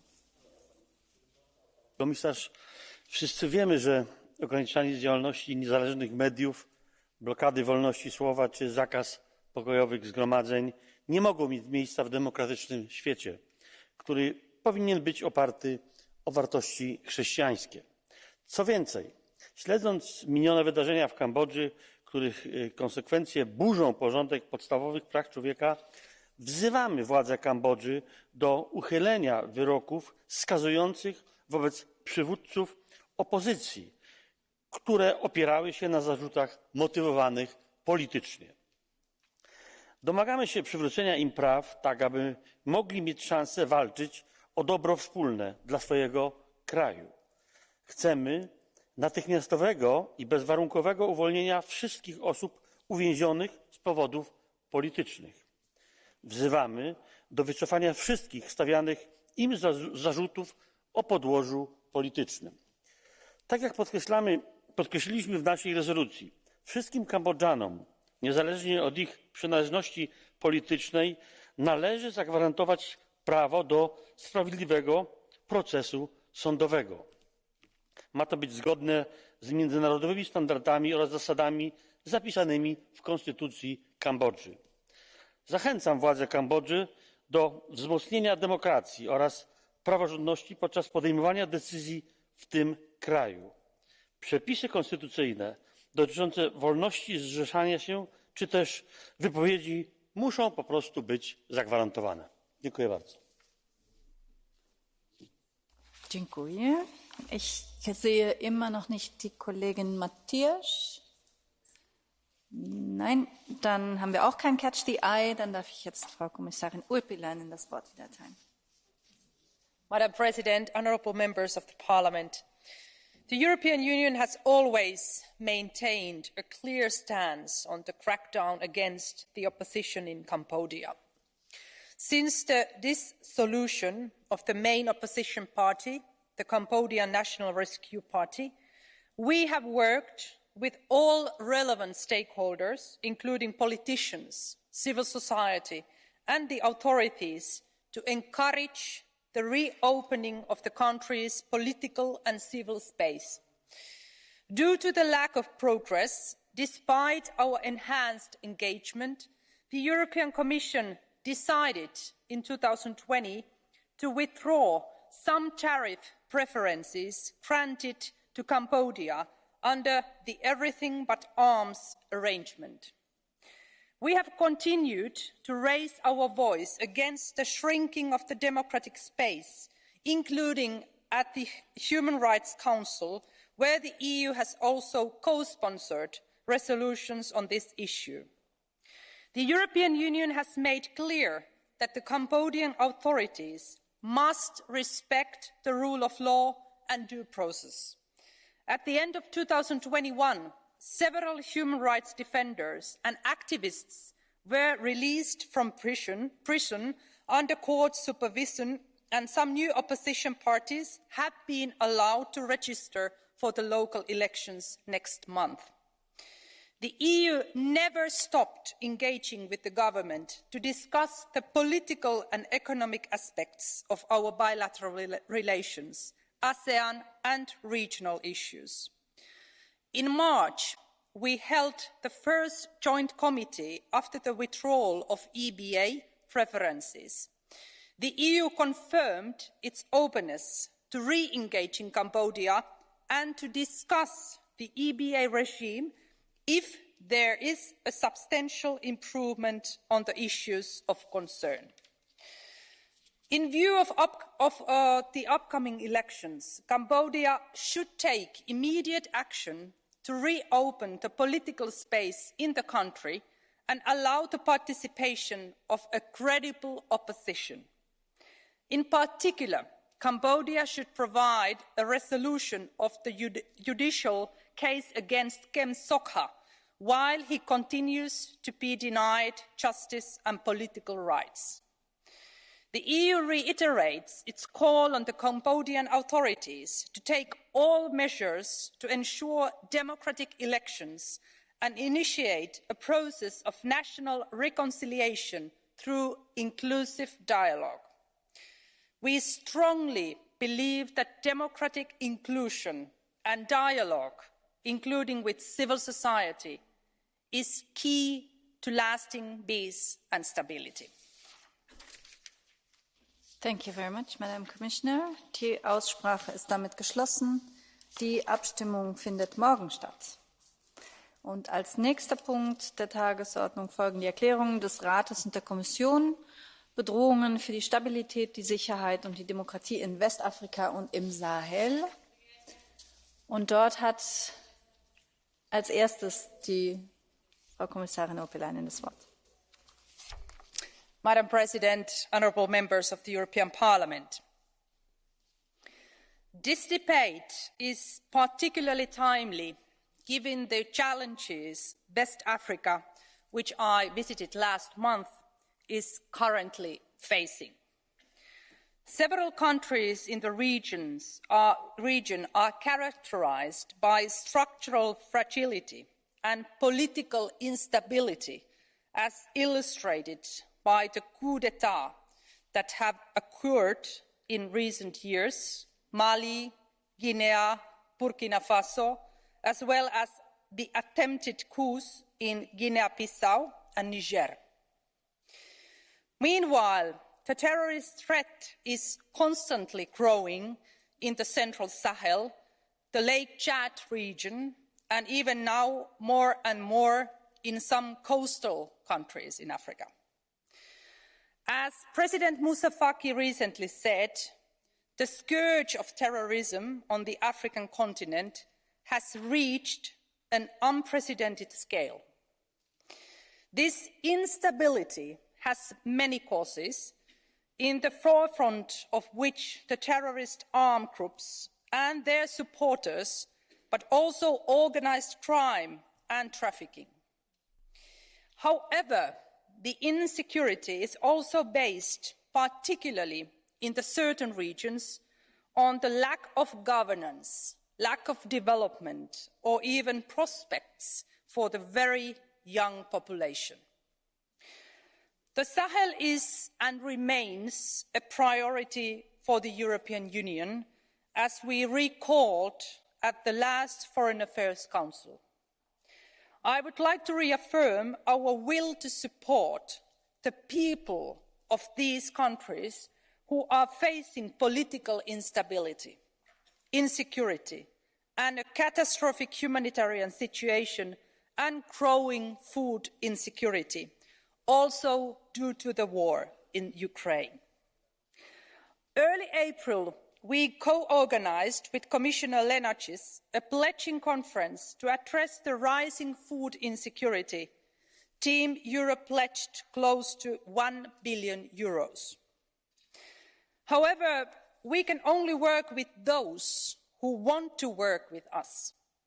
By being more demanding on the need for enhanced political engagement and accountability, in particular when we see the emergence of actors in the field of security who don't comply with any of our principles. And that is why we have recently taken decisions to restructure our defence and security missions in Mali to align with our objectives and values. But let me be clear, we will not abandon Mali or the Sahel. That was my main message in Niger, but also in Côte d'Ivoire and Ghana, who are impacted by the spillover of security threats. We will remain engaged in line with our integrated strategy for the Sahel, around 5 pillars: political dialogue, security and stabilisation, development assistance, international and regional coordination, and strategic communication. We are also ready to strengthen our support to the countries of the Gulf of Guinea, Côte d'Ivoire, Ghana, Togo and Benin, or Senegal in particular. In all these countries, the EU has been active for many years. We will build upon that experience and we will work with existing regional frameworks such as the Accra Initiative and ECOWAS. The response must here as well go well beyond the fight against terrorism, namely through an integrated approach on border areas. Countering transnational organised crime, strengthening the presence of the state, implementing the coordinated maritime presence in the Gulf of Guinea, working with local communities to contain the rise of radicalisation will all be important. Peace will not be won by arms alone. As I always said, peace and development are two sides of the same coin.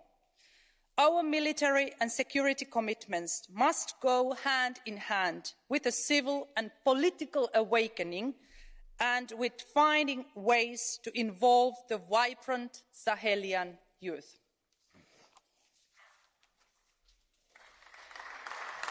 Herzlichen Dank, Frau Kommissarin.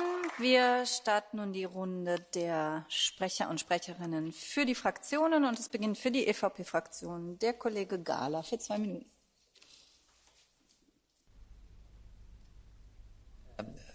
Thank you very much, Madam President, dear Commissioner. Well, yes, it is a timely debate, but for quite a while, I would say. And your description, your analysis, I have nothing to criticize about. It's correct. But timely, as I said, I think I have been here for quite a while in this Parliament, dealing also with development issues.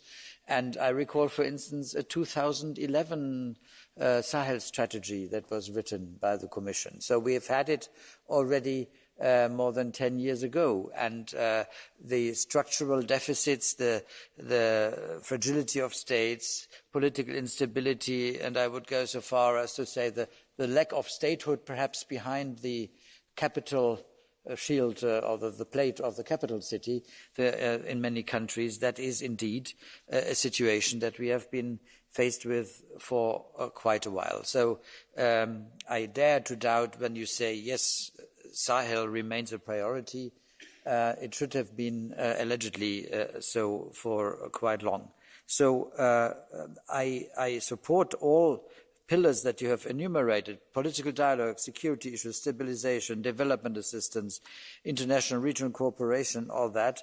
I wonder, in the current very urgent situation when it is about the food shortage, are we, when we address it, and you refer to this pledging conference, which is welcome, are we clear enough to the countries concerned whose fault it is, that it is Russia that is, in the current circumstances, the one that is to be blamed? Are we making it clear that anybody, certainly Mali, that accepts Wagner or other troops of this kind, add to the plight of their own people? And are we conditioning sufficiently our support to those who behave in a way that they can deliver to their people and that they can actually, in a proper way, accept and deal with the support that we are giving? I hope that is the case, and that we are in a position really to differentiate between those who deliver well and those who really do the opposite, that contributes to stability. Thank you.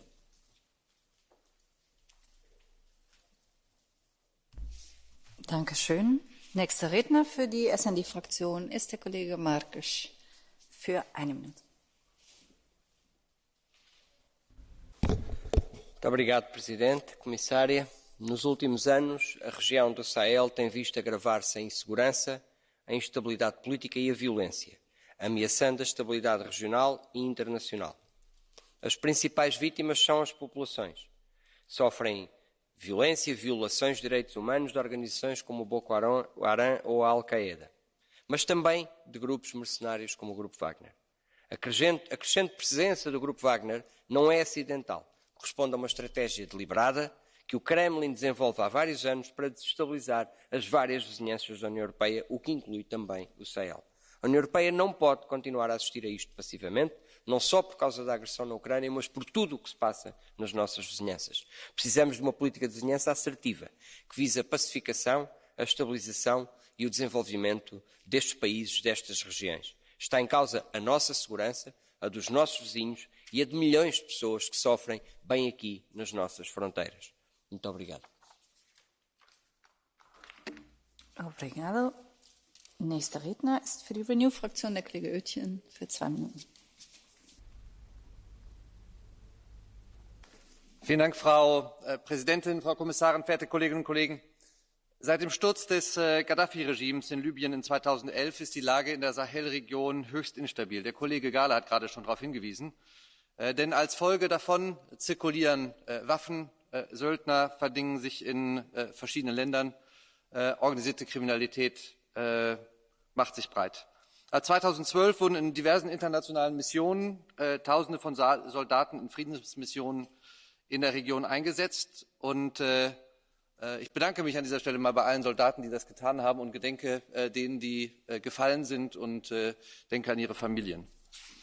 Die Missionen wurden auf den Weg gebracht, da die Sicherheitsfragen in der Sahelregion eine unmittelbare Auswirkung und einen unmittelbaren Zusammenhang mit der Sicherheit in der europäischen Nachbarschaft haben, im Maghreb, aber auch auf die Küstenstaaten im Golf von Guinea haben. Wir beschäftigen uns heute mit der Region, weil wir in Sorge sind. Denn nach verschiedenen Militärputschen, es ist gerade schon genannt worden, in Mali, in Burkina Faso, aber auch im vergangenen Jahr, ist die Situation prekär wie nie, und Terrorismus und organisierte Kriminalität sind auf einem Höchststand. Natürlich hatten die Missionen, die wir gesandt haben, auch Erfolge im Kampf gegen die dschihadistischen Terroristen, aber wir müssen feststellen, dass die bisherige Strategie offenbar nicht dazu geführt hat, dass wir einen dauerhaften und langfristigen Erfolg haben. Also müssen wir aus meiner Sicht uns hinterfragen, was müssen wir denn nun verändern eigentlich? Was müssen wir denn neu tun? Und das, was Sie angesprochen haben, Frau Kommissarin, ist sicherlich alles richtig. Aber ist es nicht nur mehr vom Gleichen? Müssen wir nicht vielleicht uns überlegen, wie wir besser, als wir das bisher gemacht haben, die Demokratien in der Region stärken können? Wie wir besser die internationalen Organisationen, die in der Region da sind. Ich glaube an Multilateralismus und ich glaube daran, dass wir nur multilateral daran arbeiten können. Aber wie können wir ECOWAS noch besser unterstützen? Also ich glaube, dass wir selbstkritisch unsere eigene Strategie überdenken müssen und dass wir dies im Dialog mit unseren afrikanischen Partnern finden müssen. Denn der Kollege Gahler hat angesprochen, die Nahrungsmittelkrise wird kommen und wird die Region weiter destabilisieren. Und ich glaube, dass wir hören müssen, was unsere Partner von uns erwarten und wo wir helfen können. Und wir müssen für uns definieren, was unsere Konditionen dafür sind, dass wir diese Hilfe auch liefern können. Vielen Dank. Dankeschön. Für die Fraktion der Grünen spricht nun die Kollegin Herzberger-Fofana für 2 Minuten. Merci, Madame la Présidente. Merci, Madame la Commissaire. Au cours des derniers mois, nous avons été témoins de développements politiques inquiétants en Afrique de l'Ouest et dans les pays du Sahel.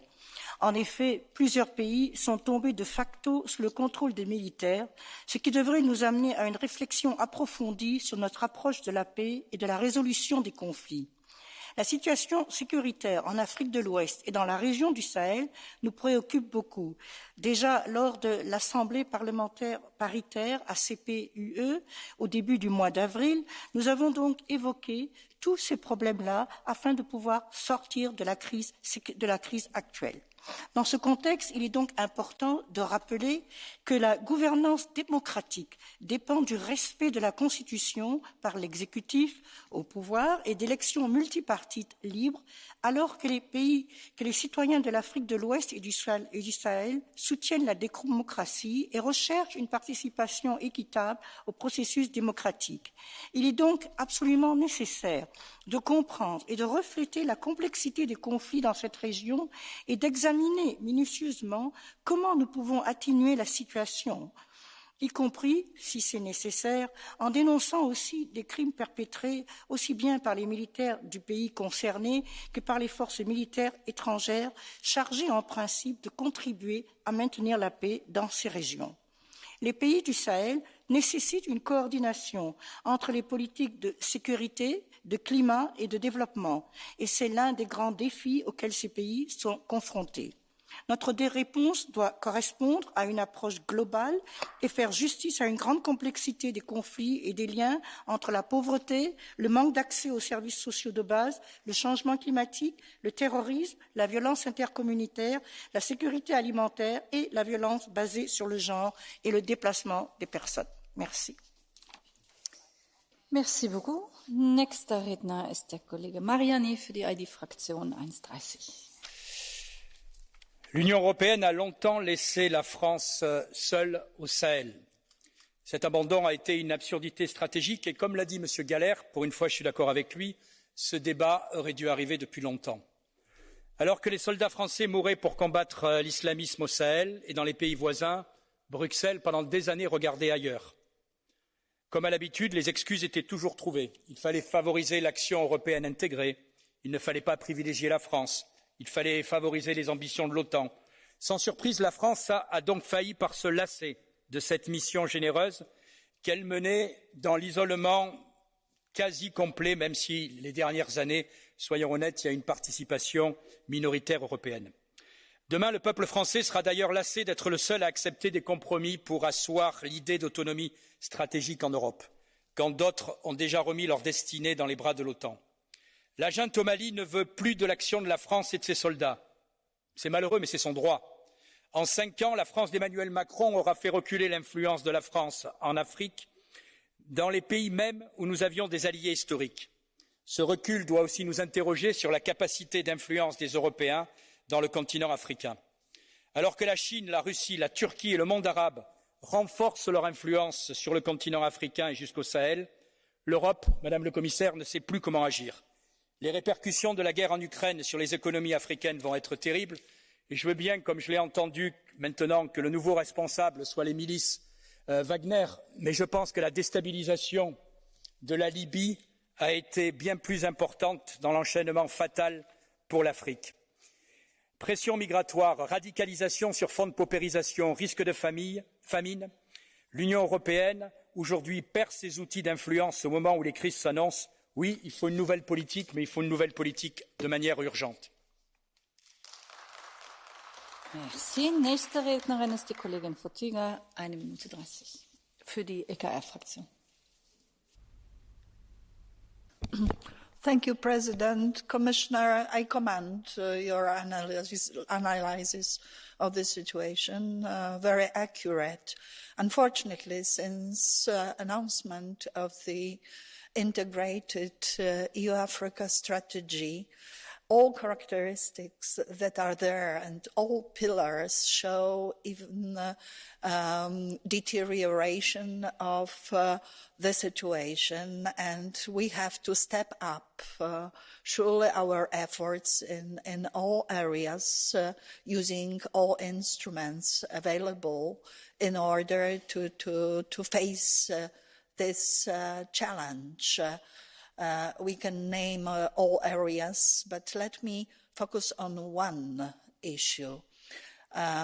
In order to maintain the possibility to remain a global player, we have to increase efforts to combat the possibility of hunger, further hunger. There is, in the region, we have over 20 million of humanitarian people in need of humanitarian assistance. It gives further leverage to players like Russia, in particular after aggression on Ukraine, with providing stolen grain to Africa already, that we know from our Ukrainian sources, and to China. That gives both players additional hand in their political operation on multilateral arena, in particular in the UN, that was visible in important votings in terms of Africa. So we need further step up of our actions vis-à-vis Africa. Thank you. Thank you. Nächste Rednerin ist die Kollegin Villanueva Ruiz, 1 Minute 30 für die Fraktion Die Linke.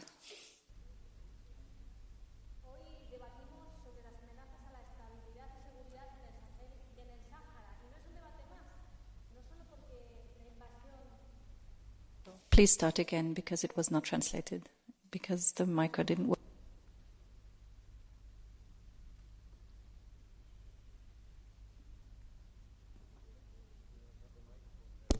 Now, okay. Thank you, President. Hoy debatimos sobre las amenazas a la estabilidad y seguridad en el Sahel y en el Sáhara, y no es un debate más. no solo porque la invasión de Rusia a Ucrania nos recuerda que si no actuamos proactivamente y con decisión y con acuerdos afrontando los conflictos, estos acaban en barbarie, sino también porque la Unión Europea no puede ahondar más en un concepto de seguridad militarizada y basada en una falsa estabilidad que oculta conflictos e intereses. Para construir seguridad conjunta, acabar con la violencia en la zona y que sus consecuencias no nos alcancen, debemos apostar por una seguridad basada en los derechos económicos, políticos y sociales de los pueblos, en una economía no extractivista y al servicio de las personas y en una relación privilegiada con los movimientos de las mujeres, sociales y sindicatos que sustentan la base social y la democrática. ¿Y qué podemos hacer inmediatamente? Primero, reconocer las herencias de las potencias coloniales y actuar según el derecho internacional para que el pueblo saharaui pueda ejercer su derecho a la libre determinación ya. Segundo, acabar con la espiral de venta de armas cumpliendo estrictamente la legislación europea y dirimir responsabilidades de algunos Estados miembros que han contribuido directamente a la escalada de conflictos como en Mali. Tercero, apostar por los derechos a la movilidad de personas migrantes y refugiadas, también por la emergencia climática en la zona. Y cuarto, dando un paso más para que los derechos humanos que los Estados deben cumplir también los cumplan estrictamente las empresas europeas. Muchísimas gracias. Muchas gracias. Nächster Redner ist der Kollege Mianmon für 2 Minuten. Gracias, presidenta. La situación en el Sahel es muy preocupante. Sufre graves desequilibrios estructurales que citaba la comisaria, inestabilidad política y retrocesos democráticos en los últimos meses, precaria situación económica en un contexto de crisis alimentaria, vastos territorios carentes de las estructuras estatales más básicas, auge de grupos terroristas diversos, crecimiento demográfico explosivo. En los últimos tiempos, solo Mauritania ha salido indemne de profundas perturbaciones en el gobierno que han sacudido a los países del Sahel con el regreso de juntas militares. En este sentido, resulta muy preocupante la situación de Mali. Comprendo que en las circunstancias actuales, entre ellas la presencia rusa y del grupo Wagner, haya habido que suspender algunas de nuestras actividades en materia de seguridad y defensa. Pero la reevaluación de nuestra presencia en Mali tiene que ir acompañada de pragmatismo y de flexibilidad. No podemos abandonar totalmente este país clave y crear un vacío que sería llenado por otros actores, como por ejemplo Rusia. Además, es importante seguir ayudando al grupo G5 Sahel y continuar coordinándonos con la CEDEAO. Es muy preocupante la expansión de la inestabilidad y del yihadismo hacia el sur y el oeste, afectando a los países del Golfo de Guinea. En sus aguas, además, se entrecruzan muchos tráficos ilícitos y también la piratería. Esta última, afortunadamente, está disminuyendo gracias a la presencia marítima coordinada de la Unión Europea y a su efecto disuasorio. Debemos seguir prestando atención con un enfoque holístico a los países ribereños del Golfo de Guinea, que deben involucrarse más en la lucha contra la piratería. En ese sentido, es necesaria una mayor implicación de Nigeria, país determinante en la zona. Por otra parte, celebro además que se haya nombrado un coordinador principal de la Unión Europea para la seguridad marítima en el Golfo de Guinea. Y termino. África es un continente vecino muy relevante para la Unión. Ayer, en este mismo hemiciclo, nos dijo el primer ministro Draghi que la guerra de Ucrania y la crisis energética llevan el eje estratégico de la Unión Europea hacia el sur, hacia África. Termino, presidenta. Pues bien, dentro de este vasto continente, el Sahel y los países del Golfo de Guinea son países muy importantes y muy próximos a la Unión Europea. No los podemos abandonar. Muchas gracias. Thank you very much. Der nächste Sprecher ist Herr Hannes Heide. Danke, Herr Präsident. Dear Commissioner, threats to stability and security shall never be the justification to leave the path of democracy. Democracy, rule of law and human rights ensure freedom, stability and prosperity. Unfortunately, many countries in Western and Sahelian Africa consequently stand by this principle. But they are threatened not only by a difficult economic situation and the consequences of climate change, but also by questionable developments in the region. Armed conflicts, terrorist attacks, military coups followed by the abolition of basic human rights, refugee movements and the lack of basic social services, education and even food. Putin's war against freedom and international law does not take place only in the Ukraine. Western and Sahelian Africa has already become become a battlefield of his aggression. The Russian government so far denies any links to the Wagner Group, but confirmed operations in Mali and Libya, which resulted in serious human rights abuses. Indeed, we also have to answer the question what responsibility the European Union and the member states have for the situation. The European Union is obliged to defend stable democracy and the rule of law in the region. It has to support the fight for security and stability and against human suffering and despair. Thank you. Danke, Herr Kollege. Madame Loiseau-Nathalie, you are the next one. Merci, Monsieur le Président, Madame la Commissaire. Ce qui s'est passé au Mali le 20 avril dernier est d'une gravité extrême. Ce jour-là, un faux compte sur les réseaux sociaux accuse des soldats français de Barkhane d'avoir commis un massacre de masse avant de quitter leur base de Gossi et appuie son accusation sur la prétendue découverte d'un charnier. Or, un drone français a filmé au contraire un groupe d'hommes en train d'enterrer des corps à Gossi. Parmi eux, des mercenaires du groupe Wagner. On s'est donc servi de morts, de cadavres, pour monter de toutes pièces une mise en scène macabre destinée à discréditer l'action de la France au moment où elle quitte le Mali. Quelques jours plus tôt, à Moura, toujours au Mali, les forces armées maliennes, aidées du groupe Wagner, se sont livrées au massacre de centaines de civils sous prétexte de lutter contre les groupes djihadistes.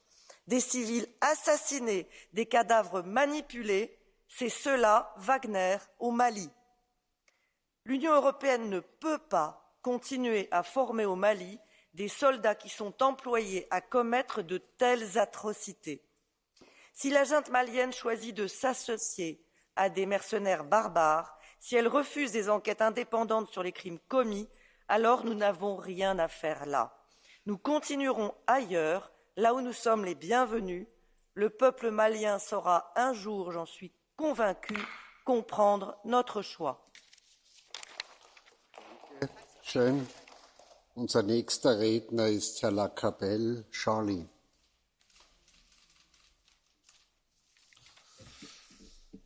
Monsieur le Président, chers collègues, avant d'évoquer la déstabilisation au Sahel, je veux rendre hommage aux 58 soldats français morts dans l'exercice de leur mission et avoir une pensée pour leurs familles. En tant qu'ancien militaire en opération extérieure, je les assure de toute ma solidarité. Je veux aussi rappeler que c'est le déclenchement de la guerre en Libye et le coup d'État en Côte d'Ivoire en 2011 par Nicolas Sarkozy qui ont principalement désorganisé la région. La destruction de la Libye a propagé des troubles dans tout le Sahel, troubles exploités par les islamistes, renforcés par l'apparition de Daesh en Syrie et qui menaçaient d'emporter toute l'Afrique centrale et le golfe de Guinée.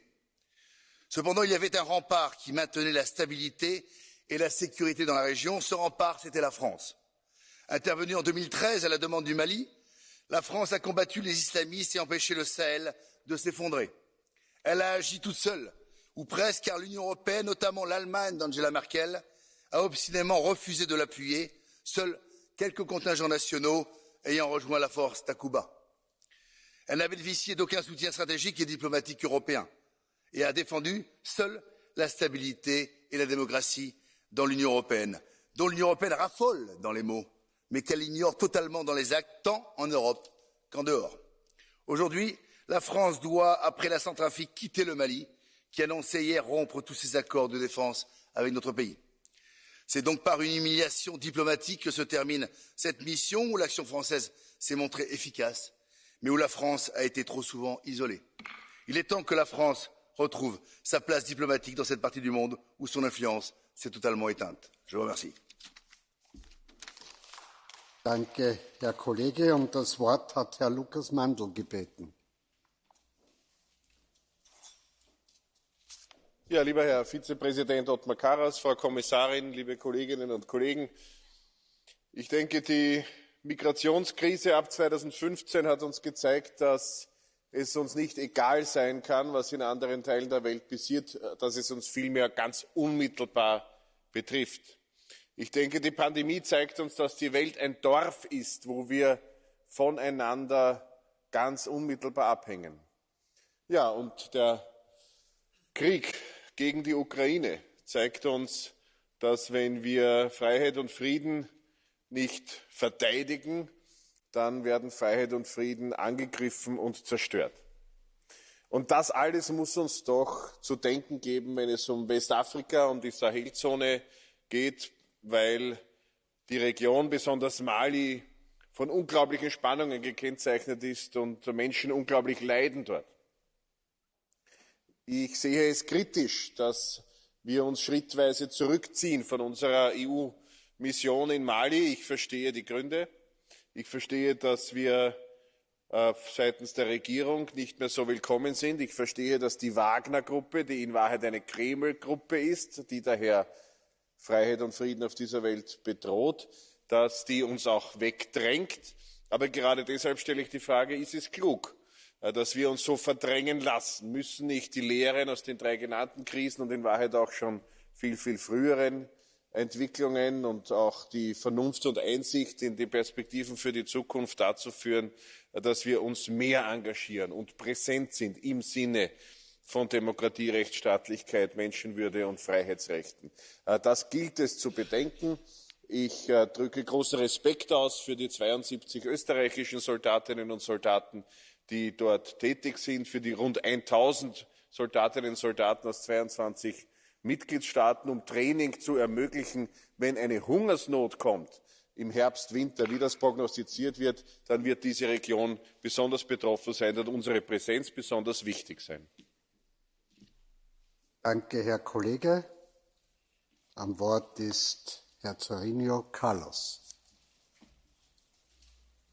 Senhor Presidente, Senhora Comissária, o Mali anunciou ontem a ruptura dos acordos de defesa e cooperação militar com França e com a União Europeia. Este é um sinal muito preocupante, num quadro em que a sucessão de golpes de Estado entre 2020 e 2022, no Chad, na Guiné-Conakry, no Burkina Faso, por 2 vezes no Mali, refletem uma crise crescente da democracia e da legitimidade dos sistemas políticos na região. É crucial um diálogo contínuo para um rápido retorno ao regime civil e garantir a organização de eleições transparentes e inclusivas.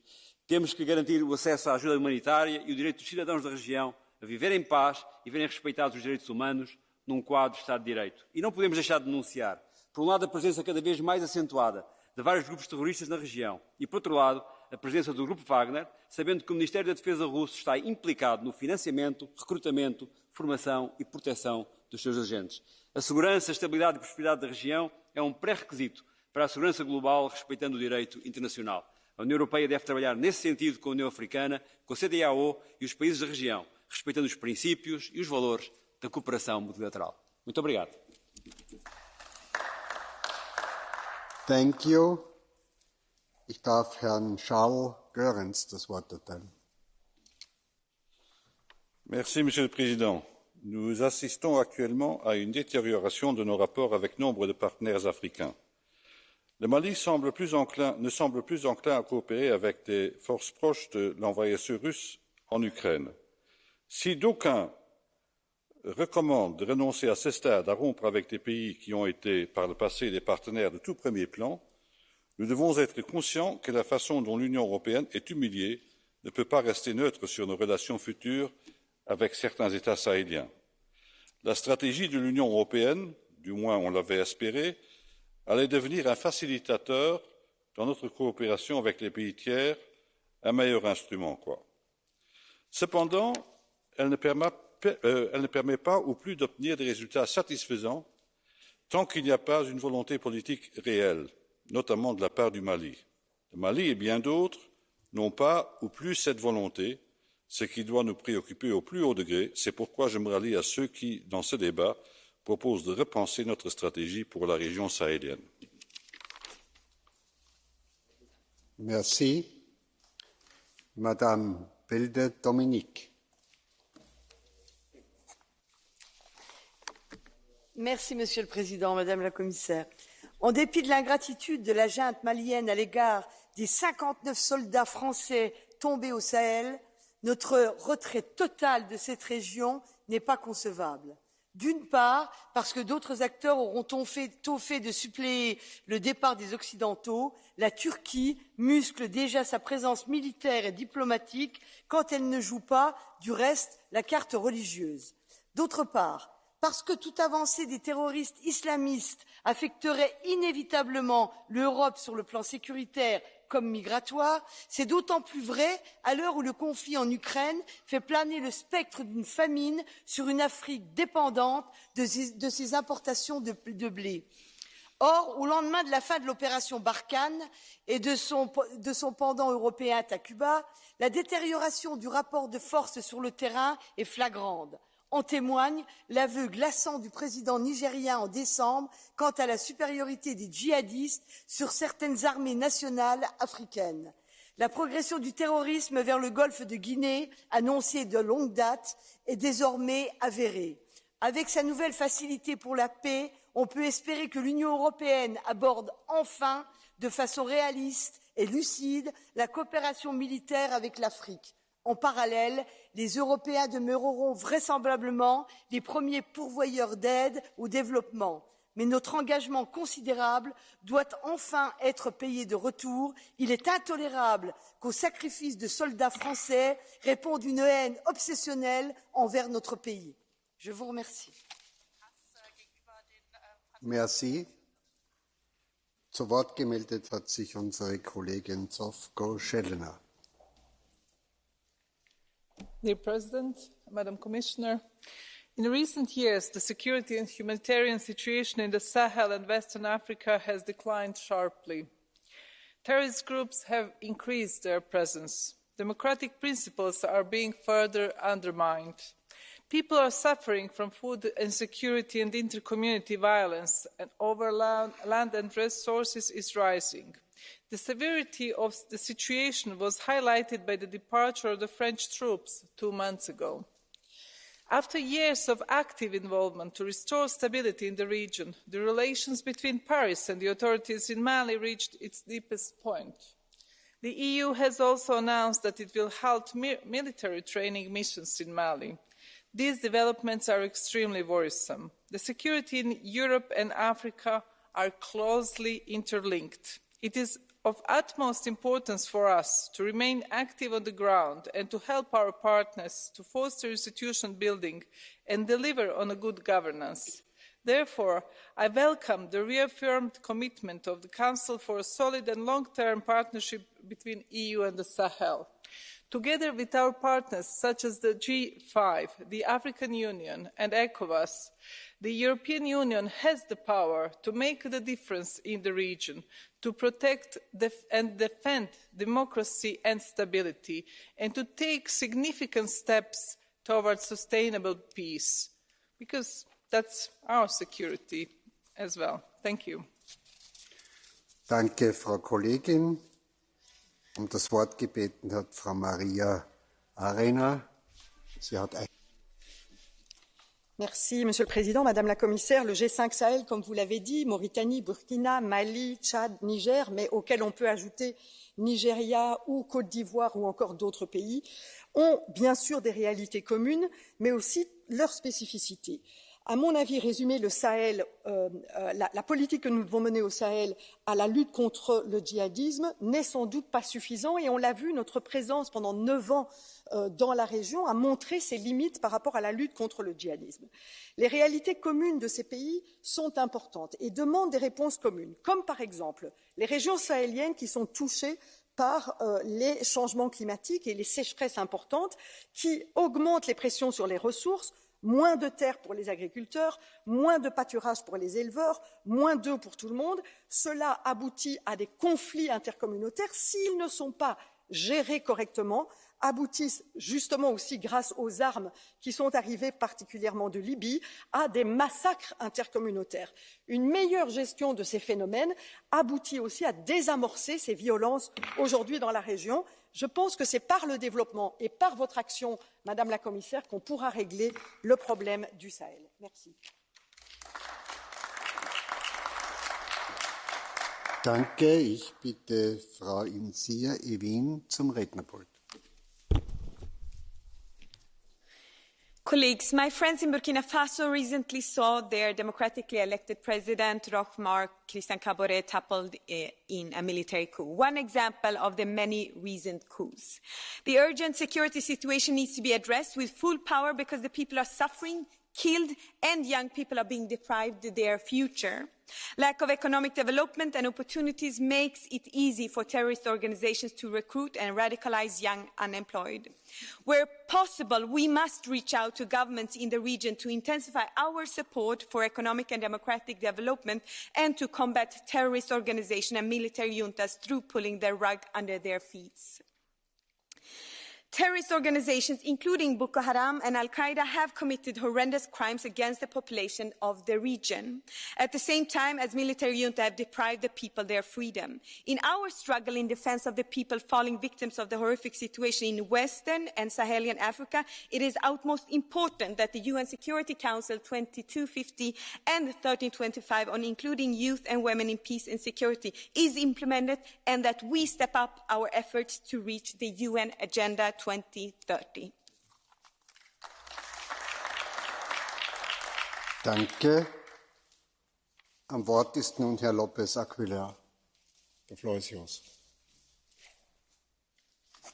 Danke, Herr Präsident Karas. Comisaria Urpilainen, a quien todavía se pregunte acerca de la pertinencia de que este Parlamento debata acerca de la inestabilidad y de la inseguridad en el Sahel y en el África Occidental, le bastará con escuchar los argumentos corales en este punto de nuestro orden del día, porque la motivación es ineludible. África está viviendo una explosión demográfica sin precedentes en la historia de la humanidad. Ha duplicado su población en los últimos 50 años y la volverá a duplicar en los próximos 30. Y en particular en el Sahel y en el África Occidental, la violencia, la crisis alimentaria y la mortandad causada en su combate contra el yihadismo por los mercenarios criminales del grupo Wagner patrocinados por Putin tienen como resultado un flujo constante de seres humanos que huyen y que en su desesperación se abandonan a los tráficos ilícitos que conducen en su gran vecindad a regiones ultraperiféricas como Canarias, es decir, Unión Europea. Y es por eso que es imprescindible que solo la Unión Europea entienda que eso escala de respuesta y solo la Unión Europea puede responder con salvamento marítimo, con solidaridad, con responsabilidad compartida. Termino, señor presidente. Si lo hemos hecho en Ucrania con la inteligencia de la solidaridad, es imprescindible que Europa lo haga también en el Sahel y en el África Occidental. Gracias. Thank you very much. We are coming to the Catch the Eye. I have two speakers on my list. Firstly, Carsten Lucke.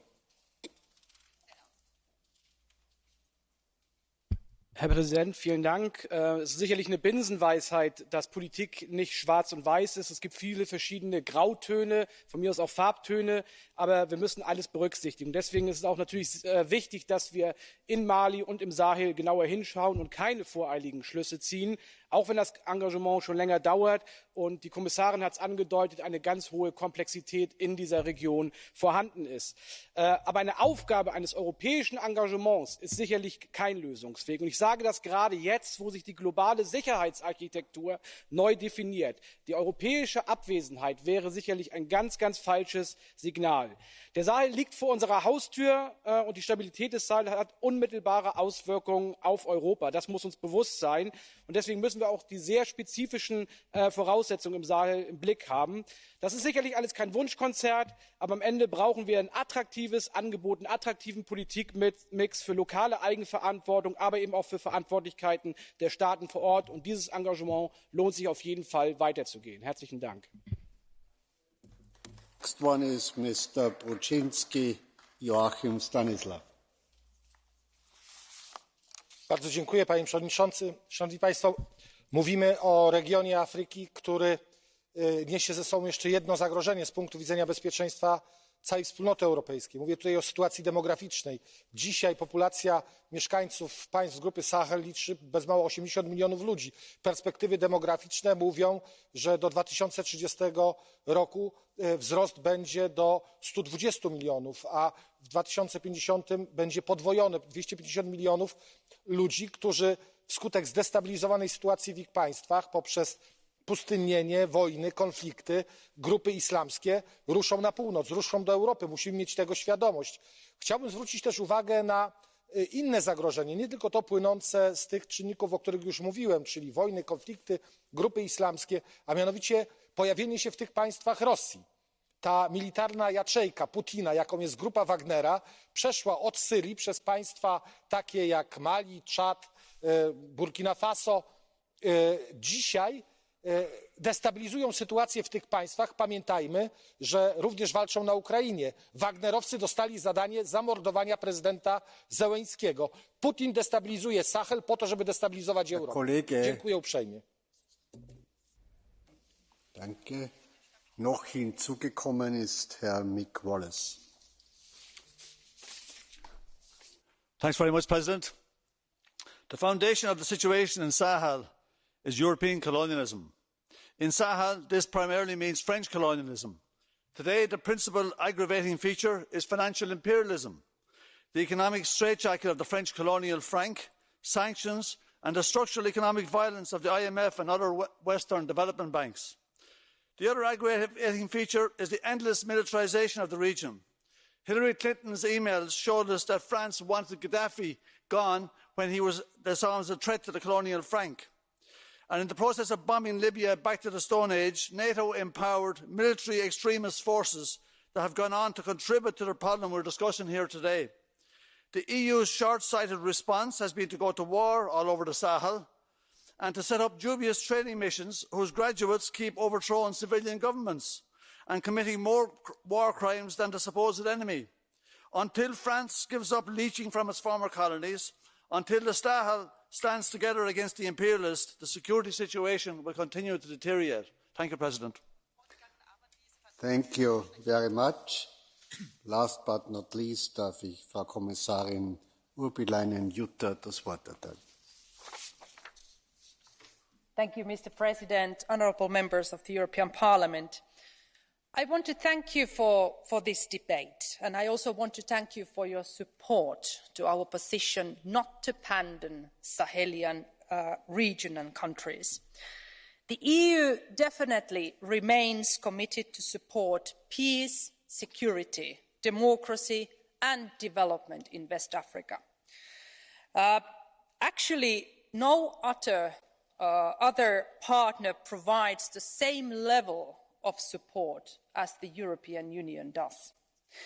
And I fully agree with you and, when you mentioned that we need particularly support the region now to address the food security challenges. I think it's essential to recall that the EU is working in all these areas to try to support peace and stability alongside its national, regional and international partners, the Economic Community of West African States, the Economic and Monetary Community of West Africa, the G5 Sahel, the Sahelian Coalition and the UN along with its regional office and agencies. Not only because coordination and multilateralism is key to ensure efficiency in our common responses, but also because we have to promote African-led solutions, enhance accountability, local initiatives, in order to help these countries to build their own future by facing the numerous challenges ahead. So thank you for your support and thank you for this excellent discussion.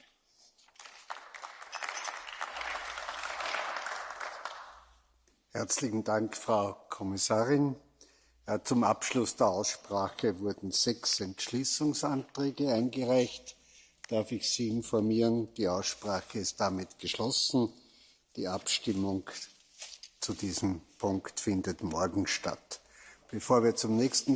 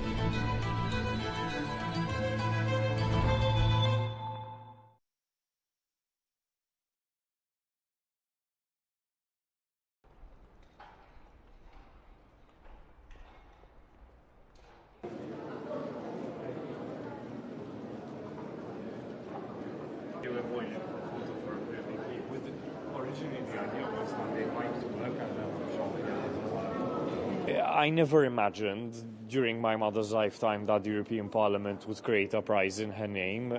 As far